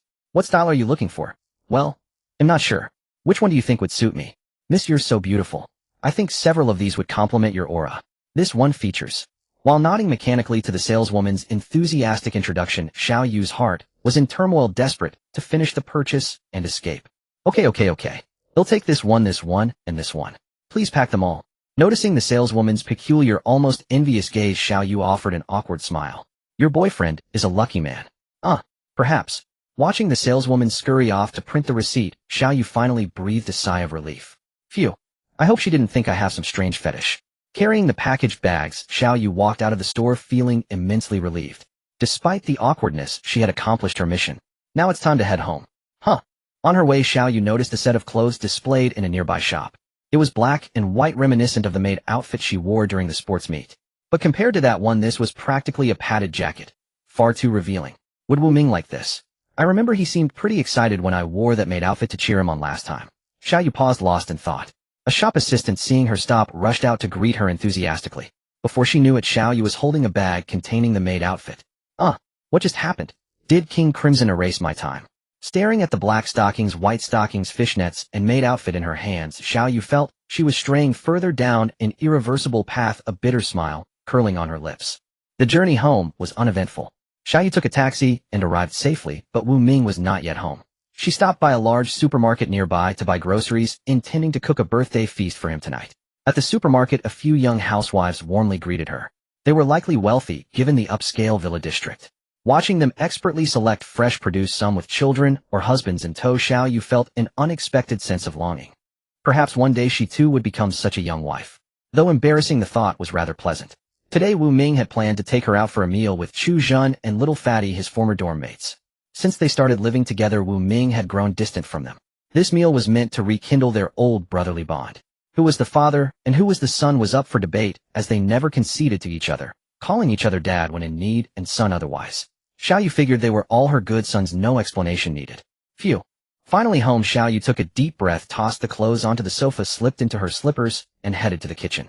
Today was Wu Ming's birthday, and it struck her that this was her first time celebrating it with him. A pang of guilt hit her. Suddenly remembering she hadn't ordered a cake, Xiao Yu quickly opened a yellow kangaroo app and ordered a 2-layer birthday cake, 10 plus 8 inches, for about 200 yuan. Then, donning an apron, she prepared to cook. Nothing, not even a kitchen explosion, would stop her today. Skillfully taking a cabbage from the bag, she grabbed a small basin, tore off the leaves, cut off the roots, and tossed them into the trash. Rinsing them carefully, Xiao Yu felt cooking was quite simple. At least washing vegetables was easy as long as she ignored the cabbage she accidentally dropped into the trash. Self-indulgently slicing the meat into thick, thin pieces, Xiao Yu felt her culinary skills had improved. Not even a decade of filleting fish at a supermarket could match this level. After waging a third world war in the kitchen, Xiao Yu stared at the black, unrecognizable objects on the plate, abandoning any thought of tasting them. One bite might send her straight to another world. Perhaps tonight they'd have braised beef, chicken, mushroom stew, or pickled cabbage. At least those just needed boiling water. What? Not nutritious. Add an egg. What? Not healthy. Add some greens. Indeed, the essence of cooking was to return to basics. The pinnacle of culinary art was simply brewing a bowl of instant noodles. Expertly tearing open the lid of the instant noodle cup, sprinkling in the seasoning, and adding hot water, all that was left was to wait. Time was the best chef capable of creating perfectly chewy noodles. Ding dong, the cake must be here. Xiaoyu pattered to the door in her slippers. Sure enough, a delivery man in a yellow kangaroo uniform stood outside. Hello. The delivery man was visibly stunned at the sight of Xiaoyu, then blushed slightly before continuing. Your cake. Please give a good review. Okay, thank you. Take care. With a polite send-off, Xiaoyu took the fairly heavy cake. Now everything is ready except for Wu Ming. Oh, I still need to change into the maid outfit. Gosh, how embarrassing. Which stockings should I wear? The numbers on the electronic clock on the wall changed one by one as Xiaoyu lounged listlessly sideways on the sofa. Her long, slender legs, now wrapped in pristine white stockings, added an air of pure inviolability. Why isn't Wu Ming back yet? It's so late already. Ding dong. Is that Wu Ming back? With a snap, Xiaoyu sat up from the sofa. Glancing at the 2 buckets of instant noodles on the table, now long cold, it seemed she could only accompany Wu Ming through a birthday with nothing but a cake. Arriving at the door, Xiaoyu didn't open it immediately, but chose to peek through the peephole first. Wu Ming usually carried his keys, but who else could it be at this hour? Peering through the peephole, she saw Wu Ming standing outside with a blank expression. Oh, it really is Wu Ming back. Xiaoyu decisively swung the door open. Welcome home, Aiming. Do you want to eat first, take a shower first, or eat me first? Xiaoyu, her face burning with embarrassment, uttered this shamelessly flirtatious line. Wasn't it that Wu Ming wanted to see her in a maid outfit and white stockings? Today she would fulfill both his wishes. Huh. Watching Wu Ming walk in with that same blank expression, Xiaoyu's previously flushed face cooled somewhat, and her overheated mind calmed a little. Did something upset you, Aiming? But Wu Ming still ignored her, simply closing the door on his own. Just as Xiaoyu was growing puzzled, Wu Ming suddenly turned around. His eyes frightened her. They were wild, beastly, like a predator poised to strike. Slap. Unprepared, Xiaoyu was yanked over her back, slamming hard against the door. Before she could even cry out in pain, Wu Ming slammed a palm against the door beside her. Staring at his familiar face, Xiaoyu inexplicably felt a sense of strangeness. Aiming. Now fully calmed, Xiaoyu finally caught the almost tangible reek of alcohol on him. Have you been drinking, Aiming? He'll get you a glass of water. As she tried to move, Wu Ming pressed against her, pinning her tightly to the door. Feeling a slight sting on her neck, Xiaoyu's mind went completely blank. Is Wu Ming this drunk? Sensing his increasingly bold hands, Xiaoyu didn't know whether she should resist. Aiming, are you drunk? Let me go first, I'll get you some water. But Wu Ming still gave no response, instead biting down on her collarbone. Xiaoyu cried out in pain. She tried to struggle, but her hands were so weak, devoid of strength. She felt as if she were melting into a puddle, all her energy draining away. No way. Aiming, are you serious? Facing the dire situation, Xiaoyu suddenly felt a flicker of fear for some reason. Yet no matter how she struggled, it was futile. Like a vampire parched for centuries, he bit fiercely into her swan-like slender neck. Xiaoyu had never felt so sensitive before. Now beads of sweat were forming on her forehead and tears kept welling up at the corners of her eyes. At the brink, Xiaoyu finally realized how terrifying Wu Ming could be. She hadn't been prepared at all. Even using all her strength, she couldn't push him away an inch. Instead, her resistance made him even rougher, like a furious predator angered by its prey's defiance. Suddenly, Xiaoyu felt a lightness all over. Wu Ming had lifted her up. Feeling the frantic heartbeat beneath his disheveled clothes, she had never been so terrified. Trapped, she wanted to struggle again, but Wu Ming simply carried her step by step toward the sofa. Thud. Thrown onto the sofa, Xiaoyu tried to shield her chest, inching back into the corner. Aiming, snap out of it. With tears glistening in her eyes, she stared at this beast. Sensing the scorching breath of the beast before her beating against her neck, Xiaoyu felt her body grow softer and softer until her last ounce of strength was gone. The tears at the corners of her eyes reflected the lit candles, the last flickering light of the birthday cake. With a pain that pierced her very soul, the light in Xiaoyu's eyes slowly faded. A single murky tear slid down her cheek, dripping onto the wooden floor with a soft patter, forming a tiny splash that mirrored the frenzied Wu Ming. Xiaoyu had never imagined that this day would come so suddenly, so dramatically. Dawn broke. The sky outside the window was a vast expanse of cerulean, unmarred by a single cloud.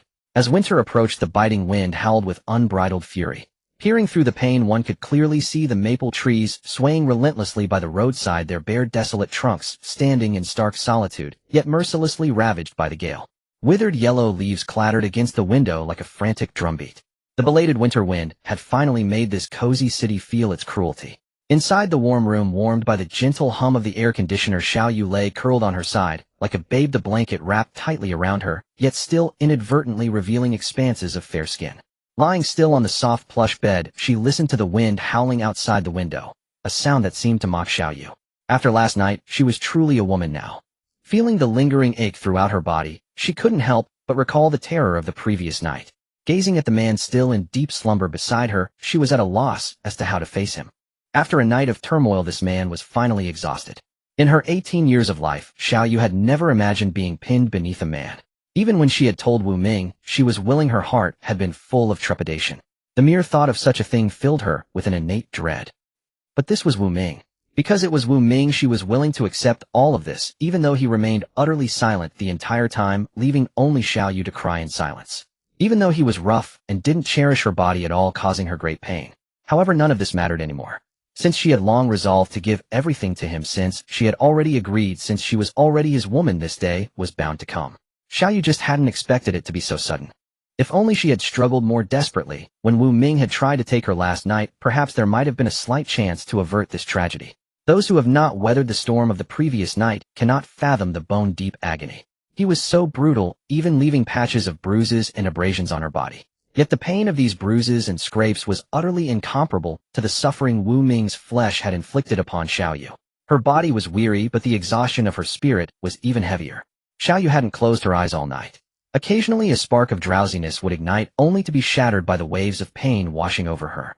Waking to see Wu Ming's familiar yet strangely alien face, her heart would tremble, and the nightmare of the previous night would jolt her fully awake. In his sleep, Wu Ming's eyebrows twitched slightly. Then he opened his sleep-laden eyes, a trace of confusion lingering in his light brown irises. You're up early today." Wu Ming's voice was still so magnetic and gentle. But Xiaoyu didn't respond with her usual lively cheerfulness. Tears shimmered in her beautiful limpid eyes. When she spoke, her originally sweet rounded voice had become slightly hoarse. "Morning. What's wrong?" Wu Ming still had no idea what had happened. Last night he had been drinking with his buddies Little Fatty and Chu Zhan and had accidentally had too much. He had woken up here. Seeing the tears welling in Xiaoyu's eyes, a sudden realization dawned on Wu Ming. He gently reached out his hand, but accidentally touched Xiaoyu's skin. As if shocked, he withdrew it. Seeing the single trail of crystalline tears, she could no longer hold back. How could he not understand what he had done? Sorry. It's okay. I was willing." Xiaoyu forced a strained smile, but inadvertently her collarbone marked with deep purple bite impressions was revealed. Looking at Xiaoyu's exquisitely perfect face, Wu Ming felt something inside him slowly melt. "Wait for me." He gently lifted the blanket, pulled on the pants he had tossed aside the night before, and remained bare-chested, exposing his muscular torso. Wu Ming looked at the faint scratch marks on his body. The implication was unmistakable. He bent down to carefully tuck the blanket around Xiaoyu, ensuring not a hint of her figure was exposed. Then Wu Ming straightened his spine, which had never been bowed, and walked out without a word. Moments later, Wu Ming silently re-entered, carrying a basin of warm water. He gently opened the blanket, and the sight of the patches of bruises and abrasions made his heart shudder repeatedly. Especially seeing Xiaoyu's small face still trying to force a smile, Wu Ming wished he could stab the version of himself from yesterday twice. He himself hadn't expected to do such a thing. His heart was filled with both remorse and a trace of sweetness. From today, no, from last night onward, Xiaoyu was completely his woman, the woman he would protect with his life. He gently wiped the remaining grime and bloodstains from Xiaoyu's body with a towel. His movements were so tender, slow, and meticulous, a stark contrast to the beast he had been the night before. From start to finish, Xiaoyu did not speak another word. She just quietly watched Wu Ming clean her body. It was already fine. She was already his. "Does it hurt?" Wiping the largest abrasion, Wu Ming asked softly. "It doesn't hurt." Watching Wu Ming do all this for her, Xiaoyu's heart was filled only with sweetness. The pain was already forgotten. Yet the slight furrow of her delicate brows betrayed that she was not as relaxed as she appeared. What is it?" Looking at the elf-like girl before him, Wu Ming swore that no matter what she asked, he would do it for her. This was the fundamental duty of a most loyal guardian to his princess. "I want to take a bath." Xiaoyu didn't know why, but looking at Wu Ming's face, her cheeks began to burn involuntarily as she said it. Two blushes bloomed on her face like two plum blossoms in full bloom amidst the winter snow. "They'll carry you." Wu Ming said only these words, and ignoring Xiaoyu's slightly resistant yet shy gaze, he lifted her into his arms. The girl's body was very soft, now naked, seeming even more delicate. The lively tomboyish girl of the past seemed to have vanished for good, leaving only the girl named Xiaoyu. Carrying Xiaoyu step by step towards the bathroom, the path was littered with torn fragments of clothing, and even a half pair of white stockings hung over the back of a chair. The candles on the cake on the table had long burned out, leaving only trails of wax flowing over the white cream. It had witnessed everything from the previous night. wild yet poignant. In the bathroom, Xiaoyu lay in the bathtub, the sound of gushing water constantly filling her ears as Wu Ming ran the hot water for her. The thought that she was now completely naked, seen entirely by Wu Ming, brought a flush of crimson to her beautiful cheeks even after enduring the storm of the previous night. Is the water temperature right?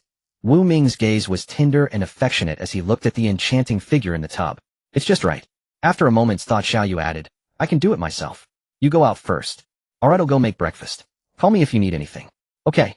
Xiaoyu watched Wu Ming walk out of the bathroom with a gaze as tender as water. He closed the door behind him. She let out a deep sigh. Looking at the large patches of bruises and broken skin on her body, the sting of contact with the warm water made her furrow her beautiful willow-like brows. But none of this mattered anymore. A few days of applying some ointment, and it would be fine. What mattered was that she was no longer the Xiaoyu of the past. She had completely bid farewell to that identity with no more attachments. Now she was only Wu Ming's girlfriend, Xiaoyu. As the hot water gradually crept up her body, two glistening tears flowed from the corners of Xiaoyu's eyes. One fell into the bathtub, raising a barely perceptible ripple. The other traced down her cheek and into the corner of her mouth. This time the tears are sweet. Wrapped in a refreshing bath towel, Xiaoyu limped out of the bathroom with some difficulty, the pain distorting her gait. Slurp. Moi. Walking past the corridor with curiosity, she saw Wu Ming sitting at the dining table, noisily slurping a bucket of pickled cabbage and beef-flavored instant noodles, while a breakfast that looked delicious sat on the table. You're here. Wu Ming put down his noodle bowl as soon as he saw Xiaoyu peek out from the corridor, quickly stood up, walked over, and helped her sit down at the table. Come eat something to replenish your strength. He picked up a small bowl, blew on the spoonful of millet and pumpkin porridge that was still steaming, and brought it to her lips. Taking a small bite of the pumpkin porridge fed by Wu Ming, Xiaoyu felt the pain in her body ease, her eyes fixed on his tender gaze. Ming, what's wrong? Did you burn yourself? No. Xiaoyu looked curiously at the bucket of instant noodles on the table in front of Wu Ming's seat. Wasn't that the one she had soaked last night? Could it still be edible now? I want to eat that. Seeing Xiaoyu point at the noodles he had already eaten from, Wu Ming shook his head, helplessly gently put down the bowl, and picked up the bucket of pickled cabbage and beef noodles. Take one bite. If it's bad, spit it out, okay? Watching Xiaoyu nod obediently, Wu Ming picked up a few strands of noodles with his chopsticks and offered them to her. When Xiaoyu, full of curiosity, took a mouthful of the noodles Wu Ming fed her, her expression immediately darkened. Terrible, absolutely terrible. It was Xiaoyu's first time buying pickled cabbage-flavored instant noodles. She usually ate Wang Shifu or Wahaha brands, and she thought all instant noodles tasted roughly the same. But this mouthful of pickled cabbage beef noodles completely shattered her expectations. Salty, spicy, astringent, stinky, sour. Especially the burst of foul odor that exploded in my mouth like a pair of Hong Kong feet that hadn't been washed in a decade with athlete's foot to boot. It directly short-circuited Xiaoyu's brain, which was already as empty as a bucket of water, and she couldn't help but spit it all back into the noodle bowl. Are you sure this isn't a biological weapon? Xiaoyu found it hard to imagine how Wu Ming could eat it, staring at him with a questioning gaze. Ming, don't you find it disgusting? As long as you made it, I think it's the most delicious thing in the world. Saying that, Wu Ming noisily slurped a few more mouthfuls of the noodles, even drinking a large gulp of the deadly soup. If this weren't her own man, Xiaoyu would have wanted to say a ruthless man. But this was her man. Xiaoyu watched tenderly as this man, so different from last night, wolfed down his food, feeling as if she herself wasn't hungry anymore. Let's go to school together after we eat.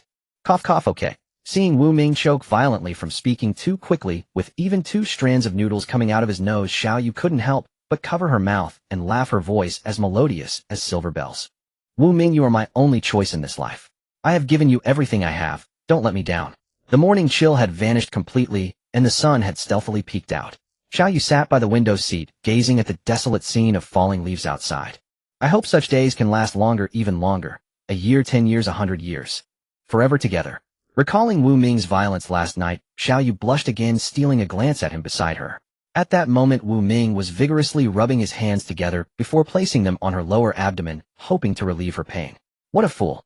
Xiaoyu didn't dislike Wu Ming's silly demeanor. After all, this was their first time. Both had been single their entire lives, and aside from childhood games of love, they had barely even touched a woman's hand. Xiaoyu still remembered that when she first became a woman, Wu Ming had to look up information online, even checking women's products. But having Wu Ming by her side already made her happy enough, as she couldn't feel anything else. Bored, Xiaoyu gently patted Wu Ming's hand to signal him to stop, then lightly held one of his hands, intertwining their fingers. With her other hand, she took out her phone, snapped a photo, and set it as the wallpaper. Not bad, our hands look pretty good together. One big, one small, one darker, one lighter. Opening the school forum, which she hadn't logged into for a long time, Xiaoyu wanted to see what new stunts the gossiping crowd had been up to. Sure enough, the gossipers never had a quiet day, coming up with all sorts of antics. For example, a freshman from class 23 had issued a challenge to eat with his nose. A sophomore was live streaming a confession to a goddess. There was also a rather clickbaity title shock. The ID card and its copy of Chujun from Dorm 110, a boys' building, were found in a deck of playing cards. Skimming through these antics, Xiaoyu casually posted the picture of her and Wu Ming's intertwined fingers on her personal space on the forum with the title, "Family Who Gets It. The school heartthrob has been caught by me." Soon the gossipers who smelled the drama flocked below, building a dense tower of comments. "I'm the first to grab a spot. I'm crying. Who is so bold to dare touch my goddess man? Upstairs, that's the goddess herself. Oh, never mind. Jealous, no. I'm shipping this hard. 99. With my blessings, get married soon." Xiaoyu smiled faintly at the well-wishing comments, feeling a sense of belonging. Edge. Noticing a new notification on her phone. Asia's Queen Shu Yun's concert in Little Bear City starts tomorrow. Ming. Call me husband. Husband. What is it, my dear wife? Let's go to the concert later, the one by the super popular Chu Yun. Sure thing, my dear wife. Winter is coming. Indeed, before we know it, the new year will be upon us. Xiaoyu stealthily took a large sip of the milk tea from Wu Ming's hand, then pretended nothing had happened, puffing her cheeks as she nodded. Just out of school, Xiaoyu and Wu Ming were sitting side by side in a milk tea shop sipping their drinks. Wu Ming turned his head slightly, gazing at the howling wind outside the glass door. The weather is getting more extreme now. Winters are colder, summers hotter. Mom, whatever my husband says is right. Hearing Xiaoyu's indistinct voice, Wu Ming looked down and caught her awkwardly meeting his gaze, having just stolen a sip from his cup. Her cheeks were still puffed out. Xiaoyu, realizing she had been caught, nearly spat out the milk tea mixed with coconut jelly and tapioca pearls, but managed to swallow it all with her face flushed red. Cough, cough, cough. Gently patting her back, Wu Ming gave a helpless smile. Don't you have your own cup? Why do you have to drink mine? I don't care, yours tastes better. Watching Xiaoyu's proud, pouty demeanor, Wu Ming smiled and tightened her scarf. It's cold, take care not to catch a chill. Your period might be coming in a few days. I hope it doesn't come. It's already been delayed a few days. Maybe it won't come at all. It hurts so much.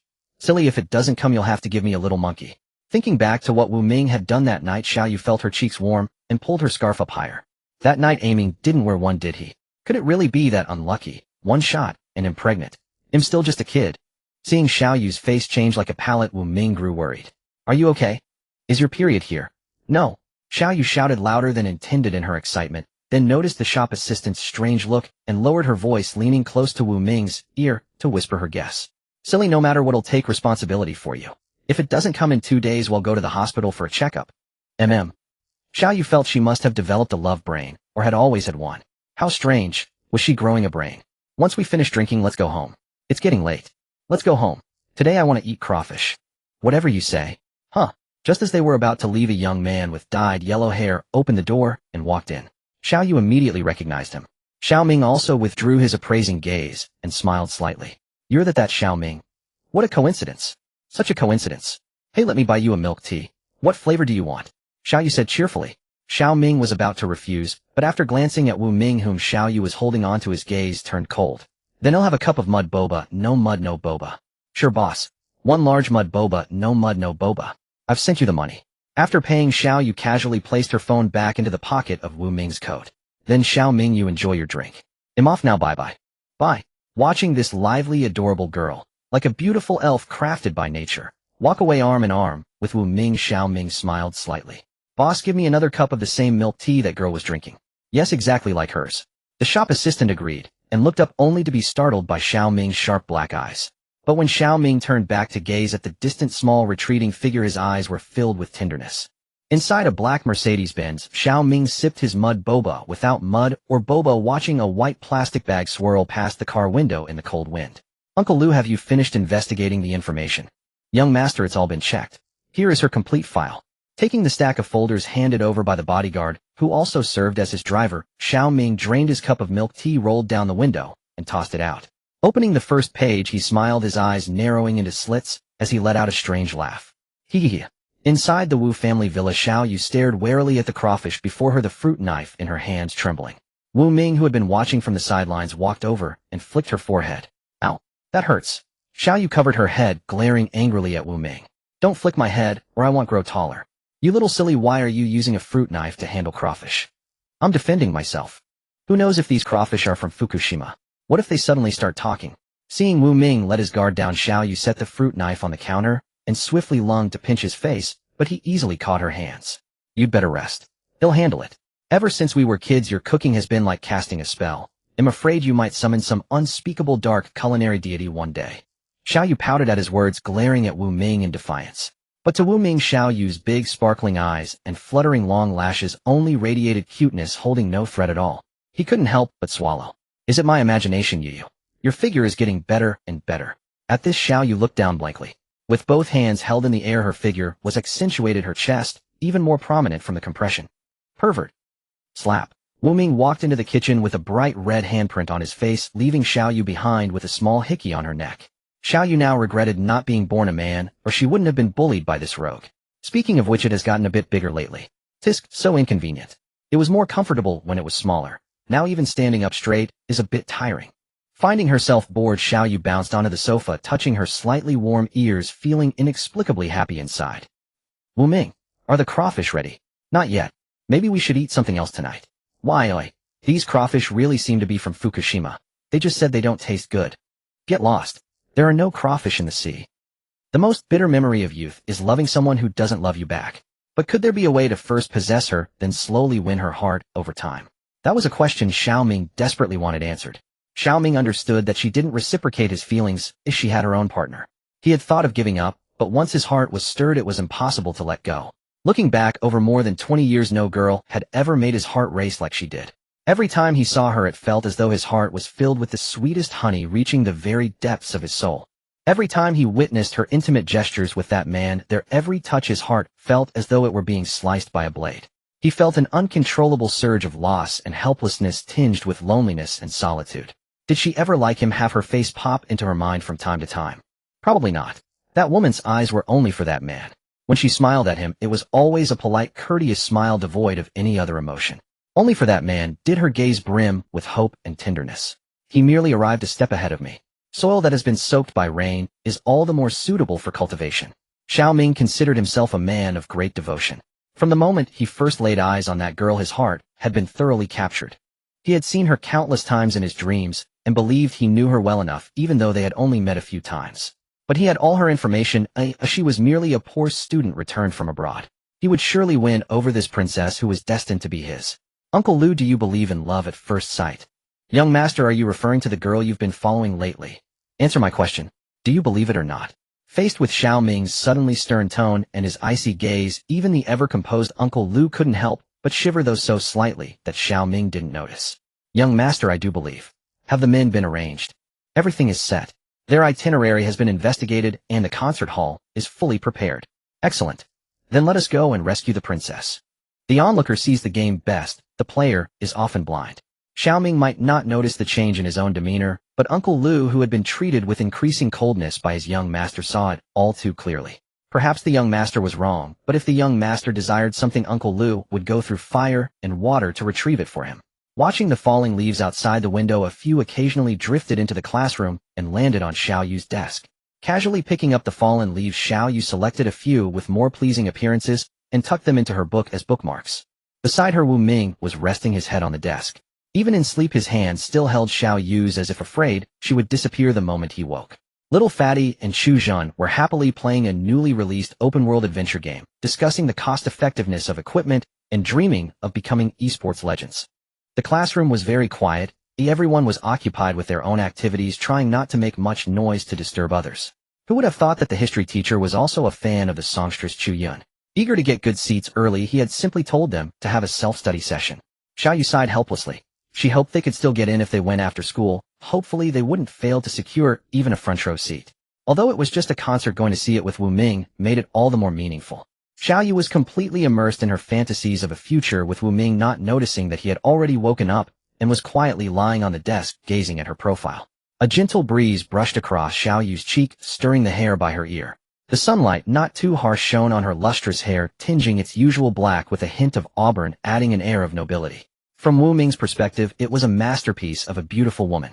Gently lifting his arm, he tilted Xiao Yu's chin up, looking at her bewildered little expression, and couldn't help but reveal a smile. Ming, you're awake. Xiao Yu didn't resist. Instead, she tilted her head to look at this big boy, reached out, and pinched his cheek. It was soft and felt wonderful. Ring, school's out. Let's hurry to the concert to grab seats. Wait a moment. What's wrong? Xiaoyu looked curiously into Wu Ming's eyes, wondering what he wanted. Yu, I have something for you. Suddenly Wu Ming knelt on one knee and pulled a small box from his pocket, holding it up. Xiaoyu covered her mouth in disbelief to avoid losing her composure. Ming, is this a proposal? But am not yet of legal marriageable age. The students who had been milling about noisily after school saw this and gathered around. Seeing Wu Ming on one knee, they immediately erupted in cheers. Some even took photos to post on social media. The school heartthrob proposing was huge news and was sure to go viral. Say yes. Say yes. Say yes. Really, Ming, there are too many people here. So hasty. Xiaoyu thought to herself, her face blushing all the way to her ears, yet her hand still honestly reached out. I do. Hearing this expected reply, Wu Ming seemed to have a weight lifted from his heart. He slowly opened the box and took out a white jade pendant. The scene instantly fell silent, leaving only a petrified Xiaoyu. So you need to kneel on one knee to give a jade pendant. Seeing there was no drama to watch, the crowd dispersed, leaving Xiaoyu standing there blushing with embarrassment. Ming, you tricked me again. Haha, just a little rehearsal. Ignoring Xiaoyu's playful punches, Wu Ming stood up and hung the pendant around her neck. It suits you. Saying this, he pulled out a similar black jade pendant from his own collar. A couple's set. Outside the concert hall, the queue stretched long, blocking normal traffic. Xiaoyu, leaning on Wu Ming's shoulder, stood on tiptoe and looked around curiously. But as far as the eye could see, there were only dense crowds of people, along with teams of fully armed police and military police maintaining order and guiding everyone in an orderly fashion. So many people. At least 10,000. Xiaoyu exclaimed. We'll probably have to queue for a long time. Let's look around nearby first. Sure. Saying this, Xiaoyu skillfully linked her arm with Wu Ming's and headed towards a nearby mall. The concert wouldn't start until evening, and they could enter any time. Waiting until the crowd thinned out would make it even easier. The weather was already cold, but Xiaoyu felt her heart filled with warmth and excitement. Wu Ming's hand was intertwined with hers, and the continuous warmth from his palm kept her small hands warm. Wu Ming, there's a photo booth over there. Let's take one too. Whatever you say. Watching the photographer adjust the lens, Xiaoyu suddenly flashed a mischievous smile and planted a kiss on Wu Ming's cheek. At that moment, the photographer pressed the shutter, freezing the girl's slight shyness and the boy's faint smile on the cold photograph, which seemed to gain warmth because of it. Feeling the warmth of Wu Ming's cheek in this particular autumn, this man made her heart race. It was such a nostalgic autumn. Yet for some reason, Xiaoyu felt a sense of unease in her heart today, as if something was about to happen. Looking up at the camera, then turning her head to glance at Wu Ming's resolute and masculine face, the anxiety in Xiaoyu's eyes gradually dissipated. Whatever happened, fate had the final say. With Wu Ming by her side, she feared nothing. You two, look here. Look at the camera. Let's take another one. Say it with me. 1, 2, 3, cheese. Cheese. As Xiaoyu and Wu Ming shouted cheese under the photographer's direction, with a click and a flash of white light, their heartfelt, sweet, and happy smiles were frozen together with this cold winter in an eternal scroll of time. Everything, the stories of youth, the tears shed, the words spoken, would gradually transform into the most beautiful memories in the days to come. And this frozen moment would, with the passage of time, become a faded old photograph, waiting for the day when someone from the past would pick it up again and quietly admire it, as if crossing time to gaze upon this most beautiful smile. As Xiaoyu and Wu Ming entered the venue with the surging crowd, they truly grasped the meaning of top-tier popularity and an ocean of people. Outside the venue, an uncountable throng wandered, stretching into the distance like a siege of zombies. Inside, a dense sea of heads bobbed and swayed. Fortunately, the diligent police and staff on duty orchestrated the massive crowd with remarkable order, preventing any stampede. Chu Yun was a seasoned singer. Xiaoyu recalled listening to her albums as a child. Compared to today's fleeting idols, the young stars seemed mere mascots. No one could doubt Chu Yun's prowess, and even internationally she commanded high acclaim. This was the primary reason for the concert's explosive popularity. It was said that when Chu Yun toured Little Bear City, even the mayor personally welcomed her, oversaw the concert's arrangements, and ensured the staff were handpicked to the highest standards as a mark of respect for this Asian diva. Rumor had it that the mayor of Little Bear City was also a devoted fan, asking for an autograph upon their first meeting. However, the media did not widely report this, so Xiaoyu dismissed it as mere gossip. Xiaoyu had anticipated the scene's fervor.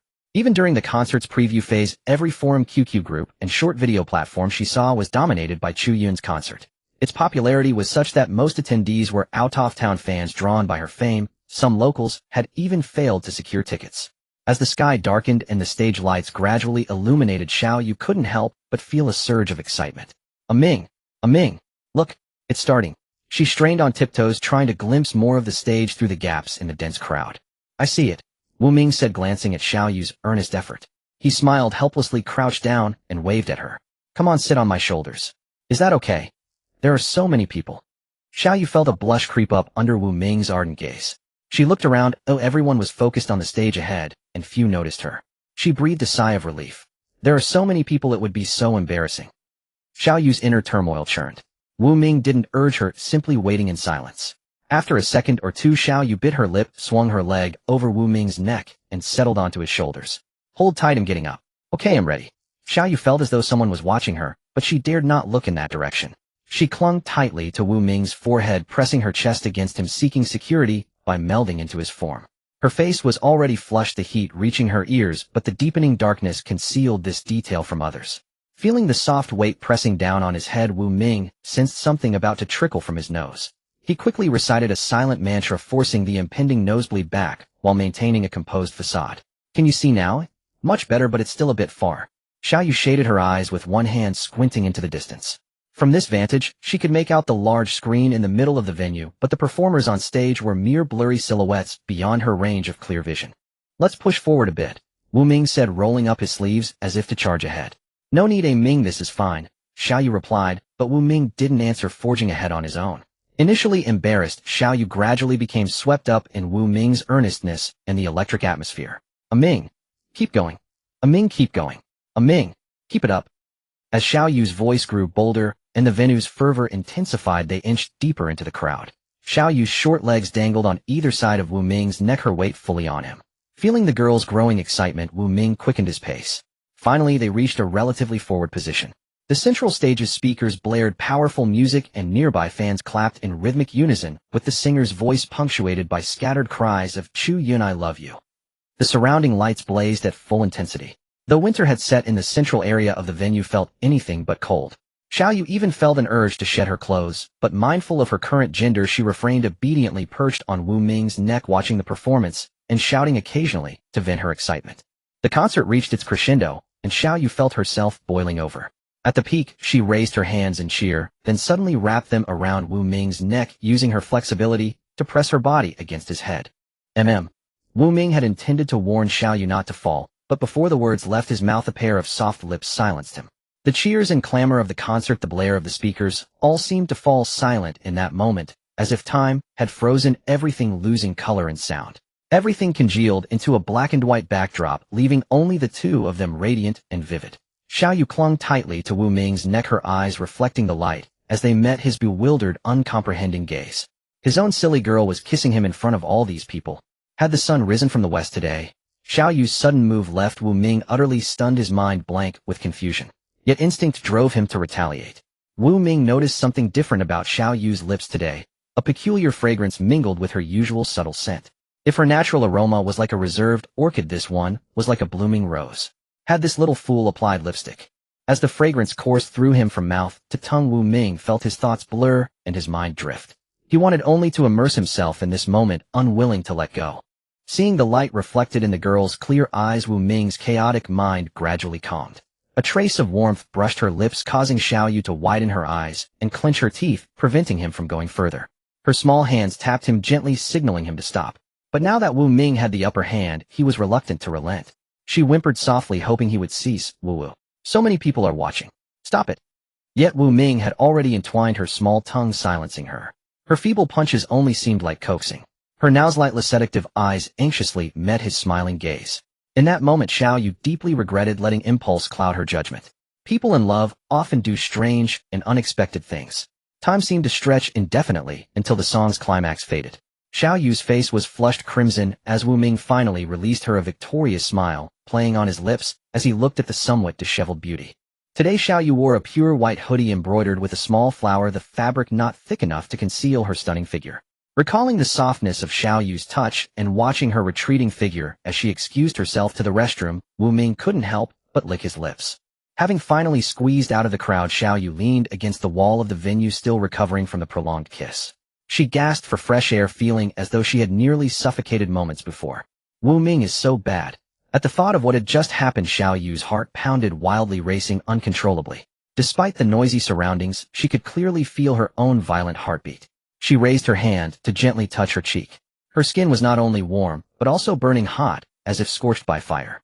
Honestly, she murmured, recalling Wu Ming's deep dark eyes filled with affection, a wave of shyness and panic washing over her. Suddenly, before she could react, a handkerchief was tightly pressed over her nose and mouth. Xiao Yu tried to scream, but a pungent odor surged through the handkerchief into her nostrils. Instantly, her body grew unresponsive, all strength drained away, her mind became dizzy, and her consciousness began to fade. In her final moment before collapsing, Xiao Yu tossed away the white jade pendant she had stuffed in her pocket earlier, because it felt uncomfortable. Aiming. Seeing the prey secured, the masked burly man who had drugged her swiftly hoisted Xiao Yu over his shoulder and walked away as casually as if he were in his own home, without any attempt to avoid attention. The cheering crowd nearby remained utterly oblivious to the incident. Outside the concert venue, a black extended business Ben sat quietly by the roadside. The burly man carried Xiao Yu to the side door, knocked 3 times lightly, and the door opened from within. A pair of large hands reached out to support the unconscious Xiao Yu under her armpits. Working in perfect coordination, they effortlessly brought her into the van. As the headlights illuminated and the engine roared to life, the business van slowly drove away from the street. Only after the van had completely disappeared from sight did a few men in black uniforms approach. Young Master Xiao, the deed is done. What's the next step? On the business van, the masked man spoke gravely into the phone, his tone submissive, reminiscent of a servant addressing a master in ancient times. Excellent. First, destroy everything on her that could be used to track her, then deliver her to this location. I've sent you the address. The familiar voice of Xiao Ming came through the phone, laced with barely restrained excitement. Since he had already made his decision, there was no turning back. Hanging up, the masked man glanced back at Xiao Yu lying still on the rear seat, and smacked his lips. Young Master Xiao wants us to search her and destroy anything that can be traced. Let me do it, third brother. The thug who had assisted inside the van stuck out his tongue and licked his dry lips. But the masked man suddenly cursed. Li Si, do you have a death wish? If you want to die, don't drag me down with you. I have a family, a child, and an old mother to support. Third brother. The thug called. Li Si looked regretfully at Xiao Yu, who lay quietly on the back seat, as if asleep. His mouth felt parched, and his body grew hot. Seeing this, the masked man kicked Li Si. You damn bastard, behave yourself. Forget any improper thoughts you have. This isn't a woman you can touch. She's young Master Xiao's designated goods. If you dare lay a finger on her, even I, Zhang San, won't be able to save you. Zhang San then quickly took matters into his own hands, fumbling in Xiao Yu's hoodie pocket. He pulled out a phone, opened the window, and casually tossed it out. Wearing gloves throughout, he wasn't worried about leaving fingerprints. After checking that the pocket was empty, he returned to his seat, careful not to touch anywhere else. Fortunately, Xiao Yu was wearing a short skirt today and had no pants pockets, or Zhang San wouldn't have had it so easy. Just as he sat back down feeling uneasy, he found some ropes and bound Xiao Yu's hands and feet before finally relaxing. Third brother, we've never seen such a rare beauty. We could have a little fun on the sly. A woman this beautiful, it's totally worth it. Li Si's gaze at Xiao Yu grew increasingly fervent, almost reaching out to touch her. Sleeping with such an exquisite goddess, even losing a few years of life, would be worth it. Shaken by the words, Zhang San's Adam's apple bobbed as he swallowed hard, forcing his head away from the unconscious Xiao Yu. Stop your nonsense. We're robbers, and we have professional ethics. Have some ambition. Once we deliver this goods to young Master Xiao, won't you be able to enjoy as many women as you want? Even the women from that country you're always babbling about. You'll have your fill. Stop shaking our resolve. If you touch her, young Master Xiao won't let us off. With his influence, making us disappear without a trace would be far too easy. Li Si was left speechless by Zhang San's rebuke. Though he wanted to argue, he moved his lips and ultimately said nothing. Turning his head away from Xiao Yu, he leaned back and closed his eyes to rest. Damn it, after this job, I definitely need to unwind properly. This is driving me crazy. Zhang San's own mind was far from calm. His eyes kept drifting to Xiao Yu's face. So beautiful, so exquisite, as if she didn't belong to the mortal world, more like a legendary angel or perhaps a spirit of nature. Gazing at her delicate pink lips, Zhang San felt his heart tremble, yearning to take a fierce bite. The barely suppressed beastly urge kept driving Zhang San closer to Xiao Yu. Finally, his trembling fingers accidentally brushed against her smooth, jade-like calf. In an instant, he pulled his hand back as if electrocuted, biting his own lip so hard that blood trickled out just to suppress the evil thoughts in his heart. Third brother can't hold it in either, huh? I told you we could do it on the sly. Later we'll find a place to change her clothes and clean her up. Young Master Xiao won't know. Noticing Zhang San's action, Li Si pulled up his hood to reveal a lecherous face, grinning as he teased him. Fuck off. Say one more word and he'll break your third leg. Zhang San cursed, kicking Li Si in the thigh. Third brother, you need to be fair. You were the one who couldn't resist first. I just said a word and you hit me. Li Si put on a pitiful look as if he had been greatly wronged. Just then a curse came from the driver's seat. Both of you damn it behave. I'm driving with sweat pouring down my hands and you two are messing around back there. I'm telling you if anything goes wrong this time none of us will make it out of Little Bear City alive. At that moment the young man in the passenger seat dressed like a business elite in a suit who had remained silent all along opened his eyes. We're almost there. Inside the concert venue Wu Ming concerned that Xiao Yu hadn't returned after a long wait sent her a message, but received no reply. With a sense of unease growing he called her phone, but no one answered. A foreboding feeling intensified and he abandoned the concert, pushing his way through the crowd in the direction Xiao Yu had left. After circling along the path Xiao Yu had taken, Wu Ming was suddenly drawn to a small object gleaming white on the ground. He picked it up and stared at the white jade pendant in his hand, deep in thought. This was the pendant he had given Xiao Yu. For it to be lying here, only two possibilities existed. First, Xiao Yu was in trouble. Second, Xiao Yu was truly in trouble. Without a moment's hesitation, Wu Ming pulled out his phone, dialed a familiar number, and rushed out of the concert venue, abandoning all thought of the performance. After a few moments of ringing, the sound of screeching brakes pierced the air as a business van came to a halt in a secluded corner of the suburbs. The driver glanced around cautiously. No one followed right. Zhang San, a hardened criminal with a strong sense of counter-surveillance, finished his check of the surroundings and shook his head. Should be safe. All the surveillance cameras along the route were handled by young Master Xiao. We're in the clear. Why isn't young Master Xiao here yet? He wouldn't sell us out, would he? Li Si, irritable and restless, scanned the empty area, his pent-up frustration clouding his judgment. Wait a bit longer. Maybe young Master Xiao is hiding nearby watching our reaction, the suit-clad leader said in a low voice. The others fell silent, exchanging uneasy glances as time crawled by. The man in the suit glanced at his Rolex gold watch, beads of sweat forming on his forehead, betraying his inner turmoil. He had known young Master Xiao for quite some time and understood his nature. Beneath the facade of a sunny youth lurked a twisted, depraved demon. He remembered the last group of young men in Wangzai shirts whom Xiao had captured. Their teeth and nails were pulled out, they were tortured, and their bodies were disposed of the same night. Suddenly, two beams of light pierced the darkness, the high beams blinding the group. Damn it! My temper! Li Si cursed loudly, ready to storm out of the van, but Zhang Sen quickly grabbed him, reminding him that it was young Master Xiao's car. Li Si's reckless behavior could get them all killed. He had a family to support. With a screech, a black Mercedes-Benz pulled up beside the business van. The driver honked 3 times in a rhythmic pattern as a prearranged signal. Zhang San and his crew stepped out of the van. Young Master Xiao, right on time. Did you bring everything? The suit-clad leader asked with a cruel smile, cutting straight to the transaction. Of course, young Master Xiao. If you have any doubts, feel free to inspect the goods. He added a knowing smirk, one that all men understood, and gestured toward the black business van behind him. I trust your work, came Xiao Ming's familiar voice from inside the Mercedes. Uncle Lu, who had stepped out first, respectfully opened the door for Xiao Ming. As Xiao Ming stepped out of the Mercedes, his gaze turned icy cold. Even the hardened suit-clad leader involuntarily took half a step back, letting out a nervous chuckle to break the tension. Haha, honored by your trust, young Master Xiao. Rest assured you know me. I'm a man of principle. I swear I didn't lay a finger on that girl. I'm smart enough not to risk my neck for money. Are you sure? Absolutely sure. If you don't believe me, check for yourself. If we touched a single hair on her head, you can chop off my head without me blinking an eye. You have a way with words, I must admit. I'm convinced again. Alas, Uncle Lu, give them the package. Yes, young master. Uncle Lu retrieved a black metal briefcase from the trunk of the Mercedes, its weight evident from the effort required.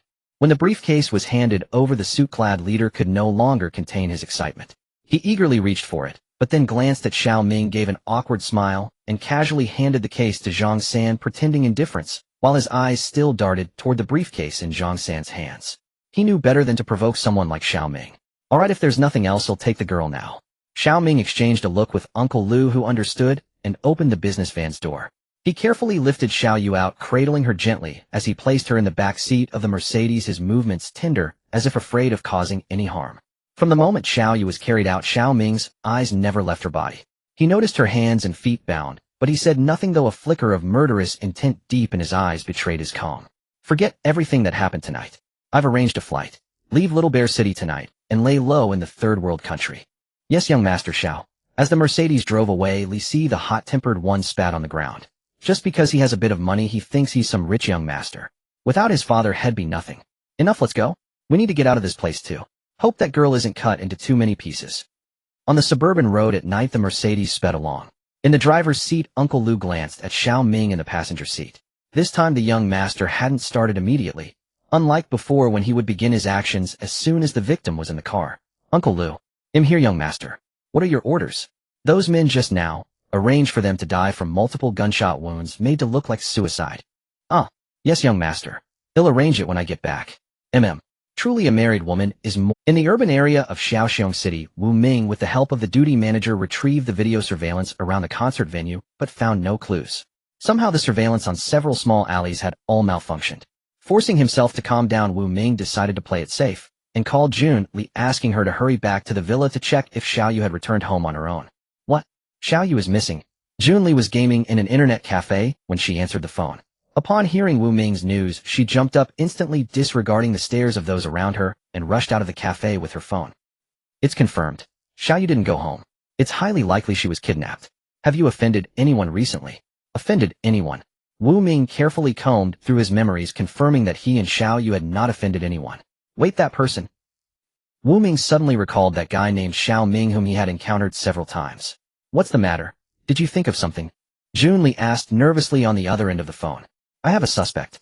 I've already contacted Xiao's parents. They should be able to locate the experimental number inside Xiaoyu. You need to come to this location to meet me right now and also contact the police.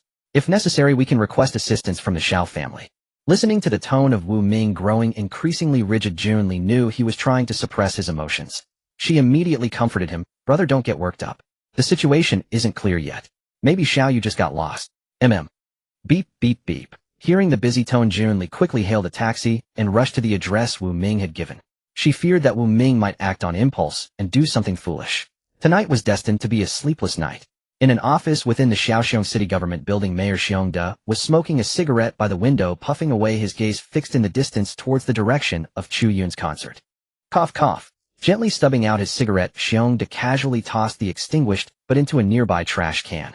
Returning to his desk, he contentedly unscrewed his thermos, revealing a few goji berries inside, and took a satisfied sip. One must admit to aging. When you reach middle age, you have no choice but to soak goji berries in your thermos. He took another sip of tea, savoring it in his mouth, when suddenly his phone on the desk rang. Xiongde glanced at the incoming number. It was his private line. After all, as mayor, he usually used his official line. This private number was known only to a few close associates and a handful of important figures. Picking up the phone and glancing at the caller ID, Xiongde shuddered and quickly swallowed the tea in his mouth before answering the call. "Hello, what can I do for you?" Xiongde tried to make his tone as gentle as possible, his sycophantic attitude enough to make anyone who knew him drop their jaw in shock. "Help me find my daughter. She has gone missing in the area under your jurisdiction. I've sent you the details." After saying this, the other party hung up with a click. Listening to the beep, beep, beep of the busy tone, Xiongde was momentarily stunned. "Daughter? When did the Xiao family have a young lady? Wait, could it be that one from last time?" Xiongde suddenly realized what was happening. He hastily grabbed his coat, draped over the chair, and rushed out. This was the Xiao family's princess. If she was missing and couldn't be found, he might as well resign as mayor. Just then the mayor's secretary Xiong Er walked in, and seeing the mayor's flustered state, asked, "Mayor, it's so late, is there an emergency?" "A major crisis. Hurry, urgently mobilize all police forces in Shaoxiong City. Everyone to the office for an emergency meeting. Even if they're asleep, get them up." Xiongde threw on his coat haphazardly, ignoring the cold outside, and rushed out, his tone filled with urgency. Although he didn't know what had gotten into the mayor, it was clearly no small matter. Secretary Xiong Er wasted no time and immediately began contacting subordinates to trigger an emergency response. That night, all exits from Shaoxiong City were strictly inspected, and police cars with flashing lights patrolled the streets and alleys, all in search of a young girl. On a small overseas island, a handsome middle-aged man with sword-like eyebrows, starry eyes, and black hair interspersed with a few white strands hung up the phone, his expression grave. This was Xiao's father, a man who once dreamed of immortality, but now only wanted to savor the meaning of life. The beautiful woman beside him gazed at Xiao's father, anxiously wanting to ask, but not knowing how. After struggling for a while, she finally spoke. "Honey, what did the lab say?" "Our child's code locator hasn't been used for too long.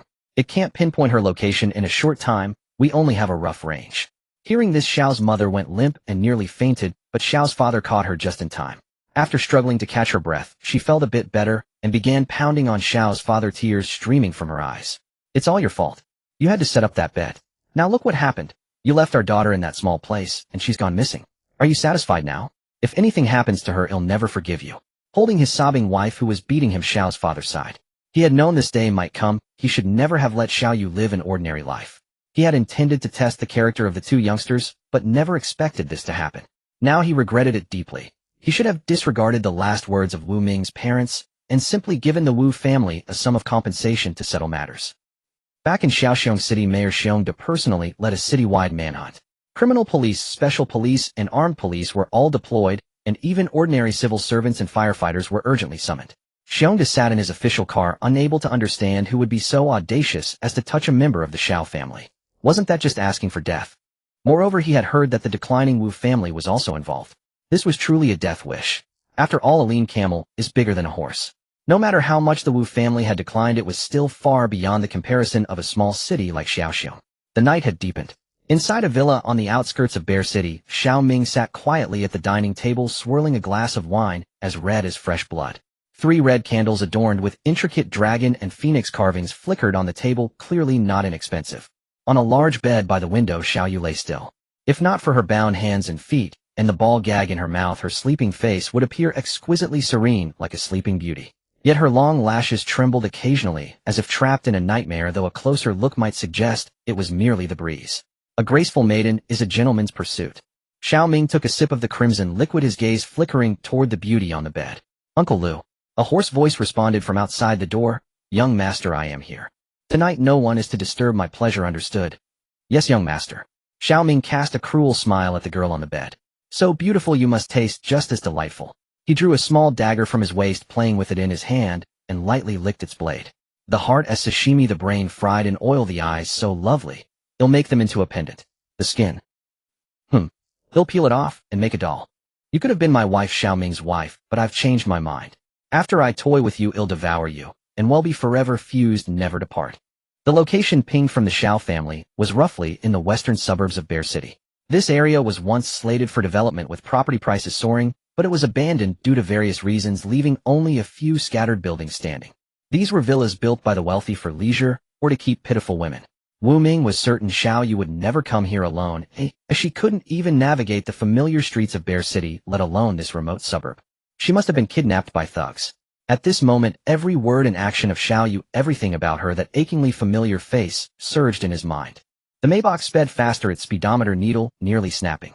In the passenger seat, Junli worried deeply for Xiao Yu's safety, but she was more concerned about Wu Ming. He was too anxious, rushing ahead alone before the police had assembled. If danger struck, his volatile emotions could lead to disaster. The Maybach charged forward against the wind.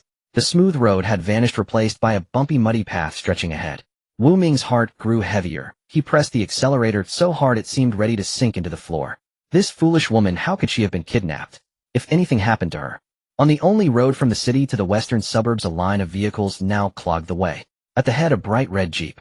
Mayor Xiong De smoked heavily, the ashes at his feet piling up. Mayor, what's going on? Why mobilize the entire police force? Secretary Xiong Air edged closer, asking cautiously. Alas. I received a call from Xiao Kong. His daughter has gone missing in our Bear City.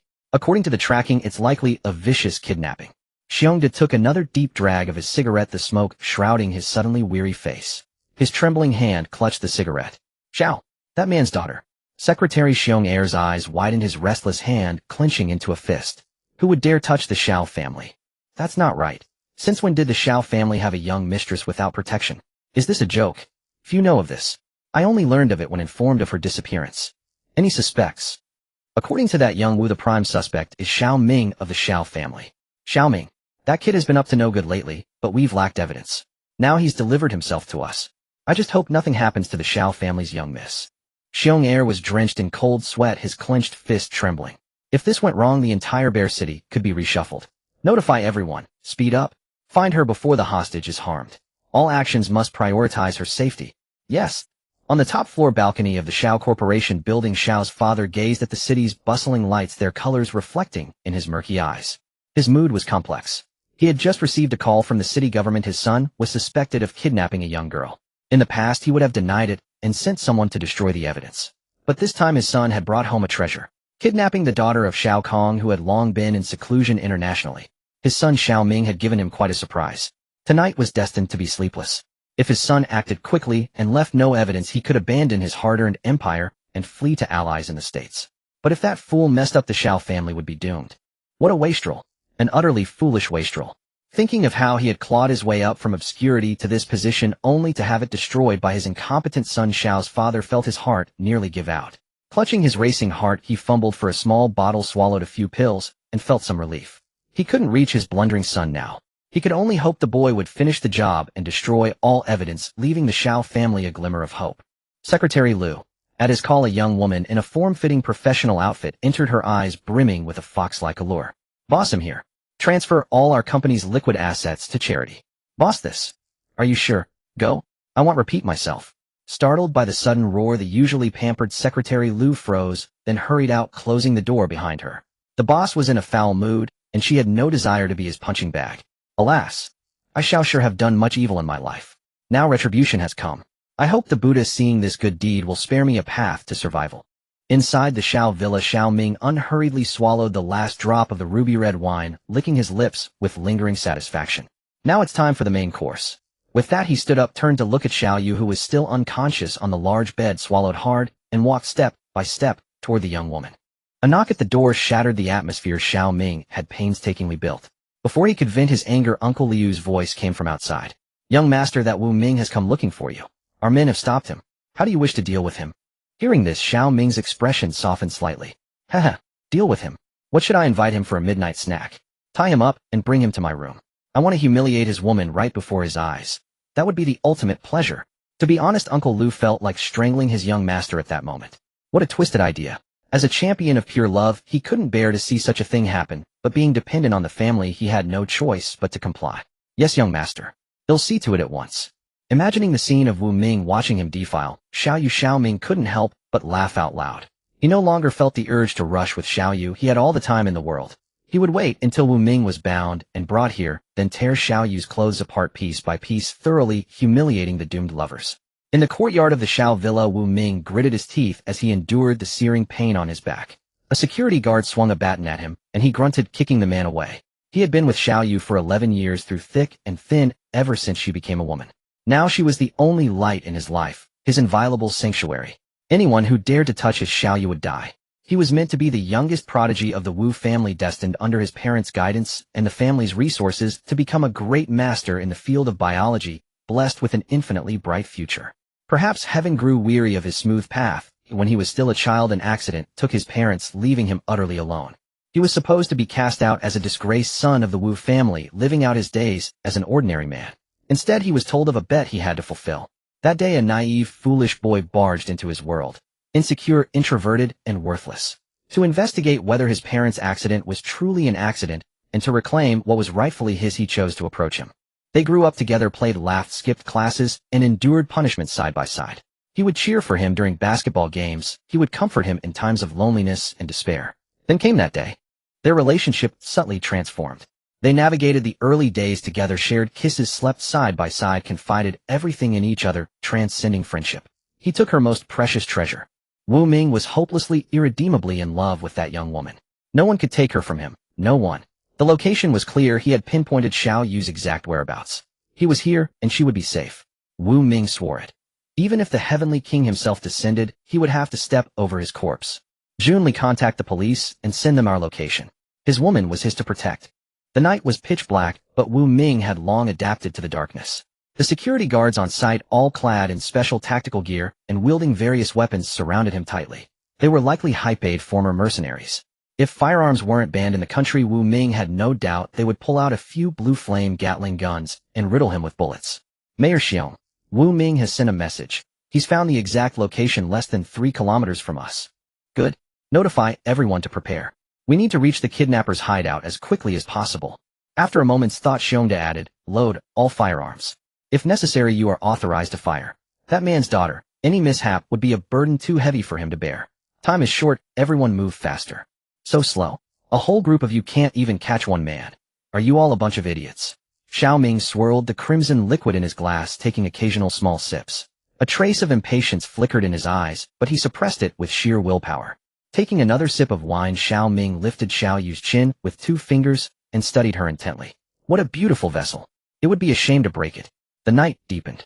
Xiao Yu's eyelashes fluttered slightly as she gradually regained consciousness.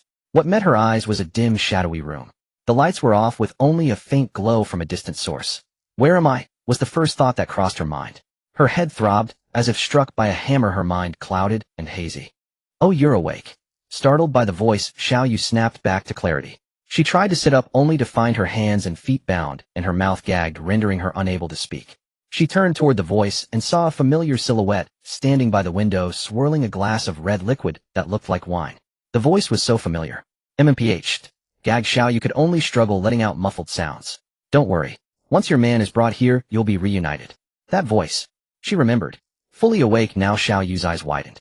That mop of yellow hair, it was Xiao Ming. Though she wanted to scream to ask why he had tied her up, all that came out were futile muffled cries. Don't worry, it'll be over soon.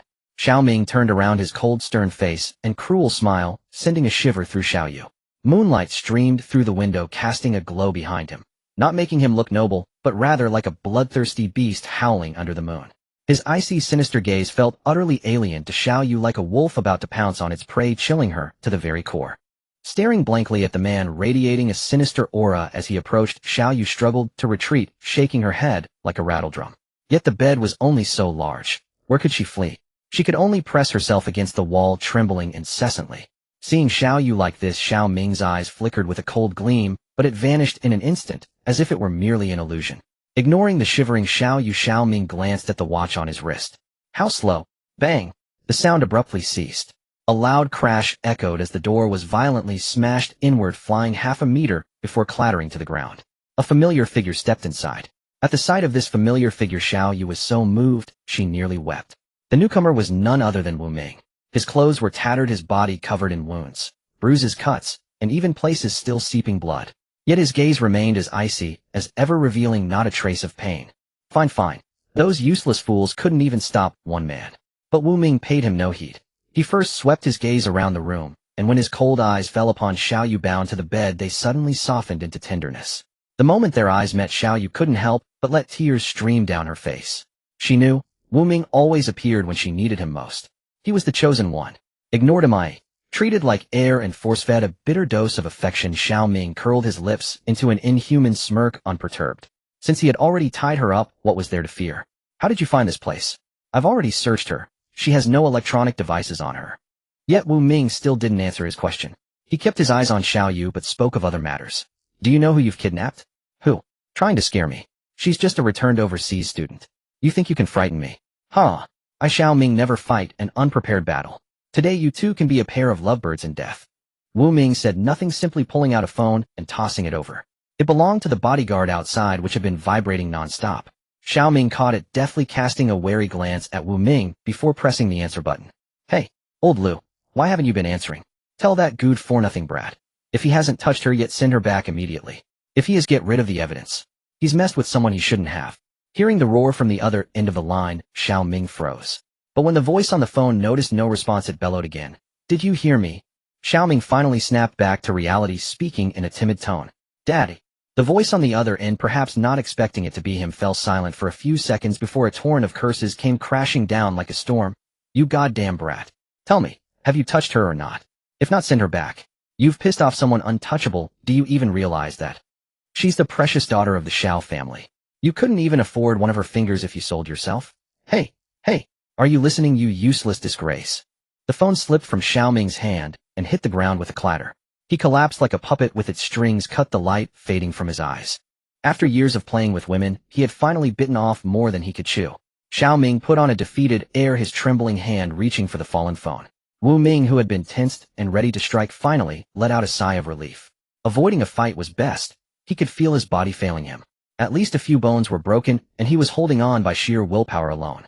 He stepped toward the bed, ready to rescue his princess.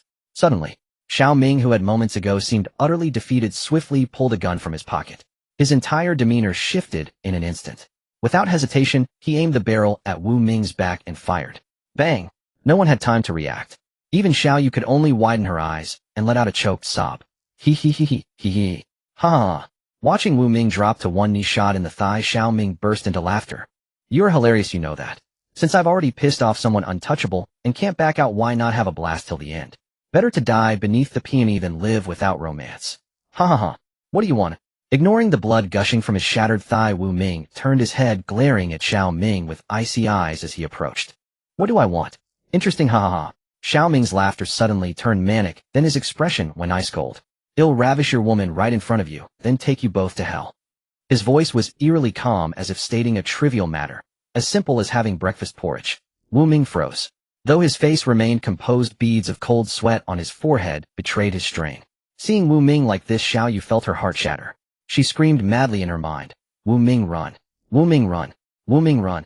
As Xiao Ming drew closer, Xiao Yu kept her eyes locked on Wu Ming, inching toward him like a caterpillar. Even in death, she wanted to die by his side. Such a touching love story. TSK. Wu Ming desperately wanted to stand up and beat Xiao Ming to a pulp, but his leg betrayed him. The slightest movement sent pain piercing to his marrow.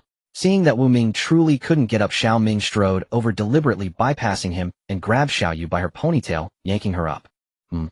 How fragrant. Feeling Xiao Ming's tongue slither across her face, Xiao Yu showed no reaction. Her eyes remained fixed on Wu Ming, tears streaming down her cheeks. In her heart, she screamed and roared, "Don't mind me. Run, Wu Ming. Run. Wu Ming, run. You're Wu Ming, right? You don't want anything to happen to your precious Xiao Yu, do you?" Hearing this, Wu Ming glared fiercely at Xiao Ming. "Touch her again, and ill." Hearing Wu Ming's gritted threat, Xiao Ming only laughed. "I'll touch her, I'll touch her, I'll touch her. What can you do about it?" Feeling her clothes being torn, Xiao Yu's eyes burned with pain. She wasn't afraid of being humiliated, but Wu Ming couldn't die. Bang! No one saw what happened. In an instant, Xiao Ming was tackled to the ground, pinned beneath Wu Ming. Caught off guard, the gun clattered aside. Then came a flurry of countless punches. Aura, aura, aura, aura. Wu Ming's face, already cold, now seemed frozen solid as he punched Xiao Ming's face expressionlessly, blow after blow, causing blood to spill from Xiao Ming's mouth and nose, forcing him to swallow his shattered teeth. Xiao Yu, who had thought everything was over, also dried her tears and laughed through her sobs, her tears turning into tears of joy as she watched her man beat this scoundrel. Everything seemed to be over. Bang! A gunshot rang out. Wu Ming's movements halted as he watched the blood gradually soaking his chest. Gurgle, gurgle, gurgle. Xiao Ming, having somehow retrieved the gun, let out a chilling laugh through his broken teeth. Died. Bang! Another gunshot. An irregular bullet hole appeared in Xiao Ming's head, and he was incapacitated. Outside the door, Mayor Xiong, who had arrived just in time, was panting heavily. Having run at the forefront despite his nearly 200-pound frame, he had exerted all his potential. Good, I made it. Huff, huff. By then the others had also arrived, staring in prolonged silence at the scene inside the room. Wu Ming lay motionless like a statue on top of Xiao Ming's corpse, his arms hanging limply. Secretary Xiong rushed in, first untying Xiao Yu's restraints. Just as he was about to offer words of concern, Xiao Yu stumbled out and embraced Wu Ming from behind. Wu Ming's body finally collapsed into Xiao Yu's arms, his chest heavily stained with blood that had soaked through the white fabric. His somewhat clouded eyes stared straight at Xiao Yu. Even though he tried his best to keep them open to see the girl before him, his beloved, more clearly, his waning strength made his eyelids heavier and heavier. Yu? Aiming him here, aiming. You'll be fine, just hold on a little longer. Someone call 120. Faced with Xiao Yu's tearful cries, everyone present remained silent. Only Secretary Xiong pulled out his phone to call for outside rescue. Yu, listen to me. Hearing Wu Ming's increasingly weak voice, Xiao Yu was already sobbing uncontrollably. I'm here, go ahead, I'm listening. Mustering his last strength, Wu Ming slowly raised his weak right hand, gently caressing Xiao Yu's cheek and wiping away her tears. From now on, when I'm gone, no one will wipe your tears. You have to be strong. No, you'll get better. You won't die. You're the protagonist. Hearing Xiao Yu's already hoarse voice, a tear rolled down Wu Ming's cheek. In the next life, I will marry you. With those words, Wu Ming's outstretched right hand fell limply, and his head drooped weakly to one side. No, Wu Ming, wake up. You said you'd take responsibility for me. I don't want you to die. I don't want a next life. I want you to live. I only want this life. Wu, I don't want you to die. Apart from Xiao Yu's cries, only the heavy breathing of the others filled the room. They could only remain silent. The bullet wound was in the chest, right where the heart was. There was no way he could survive. They had no choice but to stay quiet. When you cry, try not to let your snot drip on my face.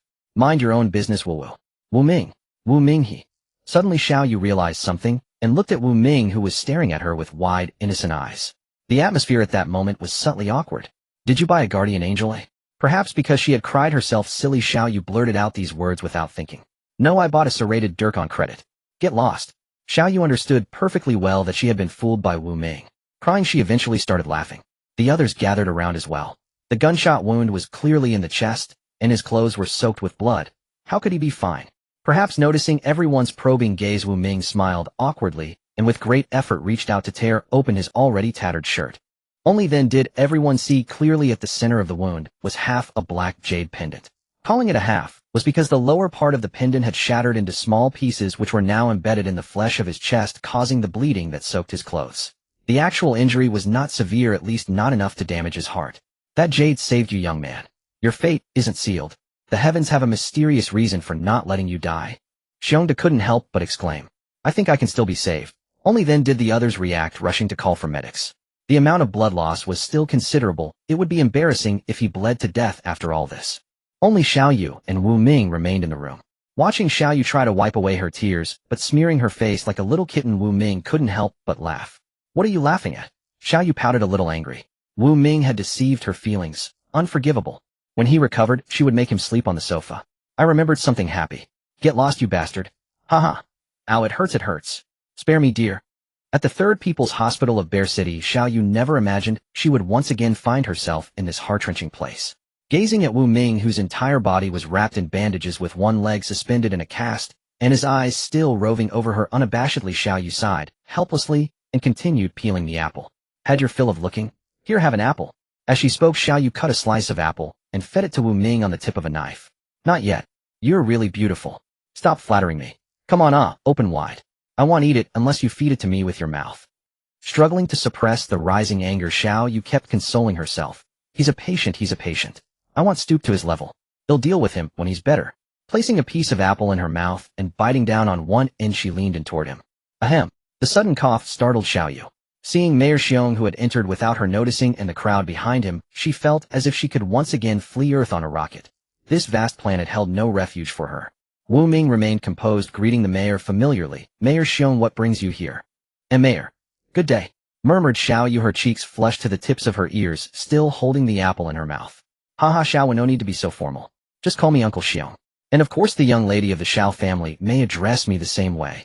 Seeing the kindly expression on Xiong Da's face, Xiao Yu couldn't help but breathe a sigh of relief. Perhaps things weren't so dire. She might yet remain on Earth without being exiled from the planet. Mayor Xiong mobilized the entire city's police force last night searching for you. He went to great lengths. You owe your presence here to him, Wu Ming explained at the opportune moment. Hearing this, Xiao Yu quickly stood up and bowed deeply to Mayor Xiong. Thank you for your help, Mayor Xiong. I'm truly sorry for the trouble. Oh no, don't be polite. Xiong Da hastily helped Xiao Yu up, a fine sheen of cold sweat breaking out on his forehead. He dared not accept a bow from the Xiao family's heiress. Ahem, I just came to check on Xiao's condition. On inspection. Since everything's fine, I'll be on my way, ha. Seeing Xiong Da rise to leave, Xiao Yu got up to see him out. But then, as if recalling something, he turned back. Oh, one more thing. Yesterday, we ran a checkup on Xiao. The results are in. The sedative used had no side effects, so you can rest assured. Her health is fine except for one matter. As he spoke, Xiong Da took a paper document from his secretary and handed it to Xiao Yu, who accepted it promptly. What's this? Good news. We'll be off now, ha. No need to see me out. Watching Xiong Da scurry away, Xiao Yu didn't even have time to see him off before the door closed from the outside, leaving her to return to her seat. This mayor is different from the one on TV. So warm and approachable. Curious, she sat down and opened the file to read, but the more she read, the tighter her brow furrowed. What does it say?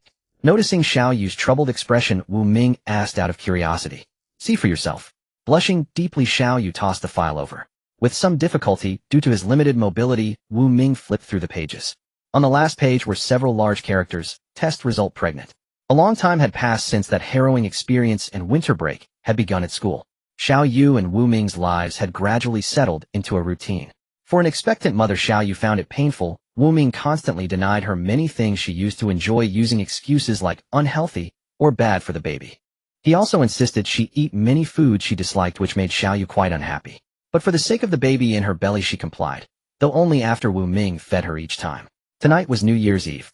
Xiao Yu and Wu Ming sat on the sofa watching the Spring Festival Gala's new skit, Armored Warriors vs. Mutant Crayfish. Leaning against Wu Ming's shoulder, Xiao Yu stole a few glances at him, confirming that he had likely fallen asleep. He said he'd stay up with me for New Year's Eve, but he's already asleep from exhaustion. What a letdown. Peeking once more to ensure Wu Ming was truly asleep, Xiao Yu flashed a triumphant smile and reached for a bag of chips on the coffee table. But suddenly a pair of warm, large hands pinched her cheeks. No more snacks. You've already eaten too many today. It's not good for the baby. Reluctantly, Xiao Yu withdrew her hand. Ouch. That hurts. You're such a meanie, Ah Ming, setting a trap for me. Furious, Xiao Yu glared at Wu Ming, but he remained nonchalant, engrossed in the TV show. I'm so mad, and you won't even respond. Fine. You're sleeping on the couch tonight. As if just noticing her pitiful gaze, Wu Ming affectionately patted her head. Be good. Just hold on a little longer. Once the baby's here, it'll be fine. How much longer? About half a year, give or take. Realizing Wu Ming was teasing her, Xiao Yu put on an angry face, pouting and turning her head away, refusing to acknowledge the rascal. Speaking of which, I haven't seen Mom and Dad in a while. They didn't come back this New Year's Eve. Aren't I here with you, you little fool? Go away. You won't even let me have chips. You're a big meanie. Stay away from me. You're not allowed in bed tonight. Ow. Don't touch me. Bad. We're an old married couple now, with a child on the way. Why are you still so shy, you little fool? Who's an old married couple with you? Don't touch me. Ow. Careful, it'll bite you. Alright, I give in. The wife is the boss, the wife is number one. That's more like it. From now on you have to treat me and the baby well, earn money to support us. Hold my hand and spend the rest of your life with me, got it? Got it, my dear wife. Love you the most, MWA. I love you too, you fool, Ming. Ding dong. Fool Ming, go answer the door. Coming right up, my dear wife. Uncle. Aunt. What should you call us now, you silly boy? Dad? Mom. Xiao Yu had once heard a saying many times. It takes 10 years of cultivation to share a boat, and 100 years to share a bed. And now she was about to step into the wedding hall with her beloved. On the small island that was once the site of Wu Ming's parents' laboratory, her birthplace, there was no trace of its former desolation. The island was covered in flowers and greenery, and the seated guests chatted and laughed. Today Xiao Yu wore a phoenix coronet and a bridal veil. Through the gap beneath the red veil, she could see Wu Ming's hands trembling with nervousness. It should have been amusing, but all Xiao Yu felt was happiness. Finally this day had come. She had waited so long. Scenes she had only ever seen on television were now unfolding in her own life. Dressed in a bright red wedding gown, marrying the one she loved most, Xiao Yu felt tears welling up in her eyes. It was supposed to be a joyful day, yet the tears fell unbidden. It's sweet. The auspicious hour has come. First bow to heaven and earth. Second bow to the parents. Husband and wife bow to each other.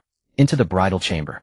Amid the cheers of the guests, Xiao Yu instantly recognized the loudest voices. They belonged to Chu Jun and Little Fatty, those two clowns. The end. 3 years had slipped by in the blink of an eye. The cafe finally emptied of customers, and Xiao Yu let out a heavy sigh of relief.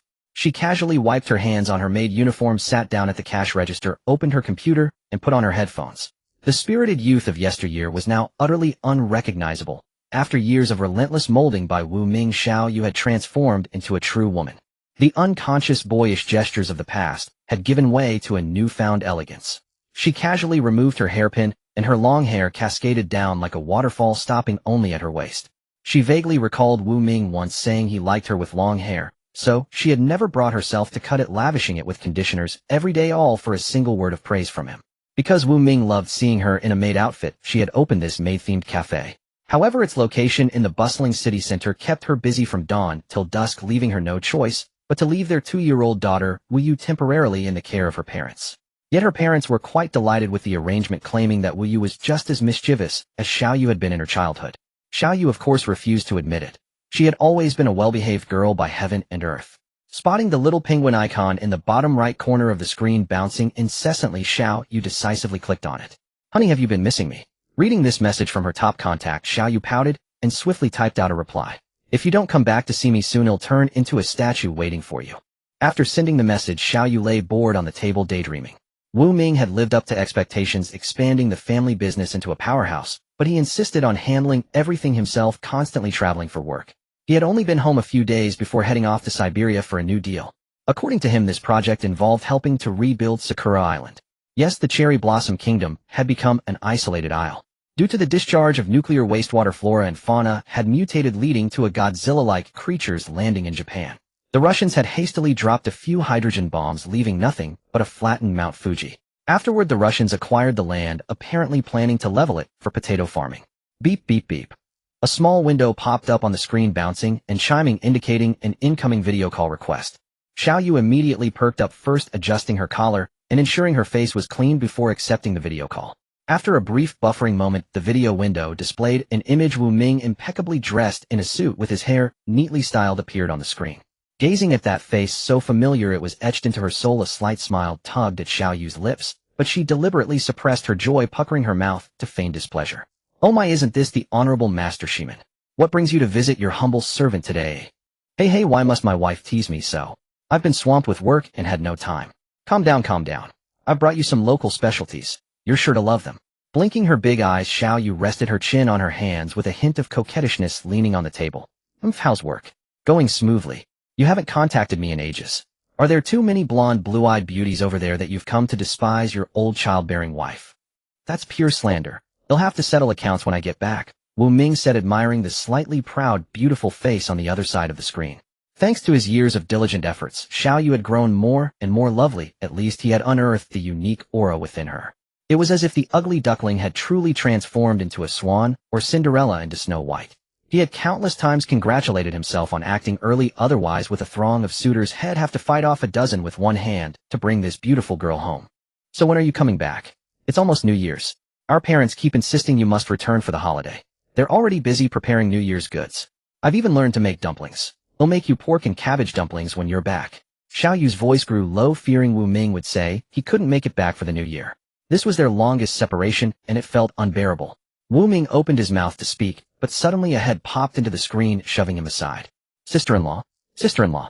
Don't worry. Even if I have to tie him up in a sack, I'll drag him back for New Year's. Hearing Jun Li's familiar flippant tone, Xiao Yu perked up and greeted her. Since Wu Ming had taken over the family business, Jun Li had become his secretary and assistant, often traveling with him. Every time they returned, she would rush to hold Wu Yu. In 3 years, aside from gaining a bit of weight and a touch of baby fat on her face, Jun Li had hardly changed. Time seemed unable to leave its mark on her. Xiao Yu, however, was different. If she had once been a maiden, she was now a fully qualified wife. This was evident from the curves straining the fabric of her chest, a testament to Wu Ming's efforts. It hadn't been so noticeable before, but now she had grown to at least a C cup, requiring a whole new set of lingerie. She took a sip of the coffee beside her, sweet with the bitterness almost entirely masked. Yet she loved this taste much like her life now. Watching Jun Li scold Wu Ming on her behalf on the screen, Xiao Yu covered her mouth with a light laugh. Such a wonderful life. How's our daughter now? Finally shaking off Jun Li, that little imp, Wu Ming adjusted his suit and gazed affectionately at his wife on the screen. So you remember we have a daughter. She calls daddy when you're not around. Now she's almost treating Chu Zhan and Xiao Peng, who drop by occasionally, as her father. I'm afraid if you don't come back, they'll have to remarry. Thinking of their daughter, Xiao Yu couldn't help complaining. I'm sorry, my dear wife. Once this project is finalized, I'll hand everything over to Jun Li and come home to spend our honeymoon with you. Rolling her eyes at him, Xiao Yu muttered, that's more like it. Huh. Jun Li's bewildered voice sounded off-screen. Wait, how did I become a tool? But the young couple, lost in their own world, paid no heed to the single woman's protests. I should be back in about half a month. I've prepared a special gift just for you, my wife. So soon. Though she missed him terribly and longed for his early return, hearing the definite news left her a bit unsettled. Her palms grew sweaty and she couldn't meet his eyes, so she changed the subject. What gift have you prepared for me? It's a secret. No sooner had he spoken than Jun Li's face filled the screen again. Sister-in-law, don't believe him. He caught a giant Siberian hamster and plans to bring it home. Xiao Yu blinked. If my husband wants to keep it, then keep it. He'll always support you unconditionally. That's my wife, so good. Wu Ming laughed and shoved Jun Li aside. Oh, by the way, honey. What is it, dear? If there's a next life, I still want to marry you. Silly, this life has just begun. Don't talk nonsense. Who would have known that Wu Ming, the CEO of the world-renowned Hutie Group, could be so foolish? But this side of him would forever belong only to Xiao Yu. The melodious chime of a bell drifted from afar. Xiao Yu turned to look out the window. It was the large clock atop the RT Mart, which rang every hour on the hour.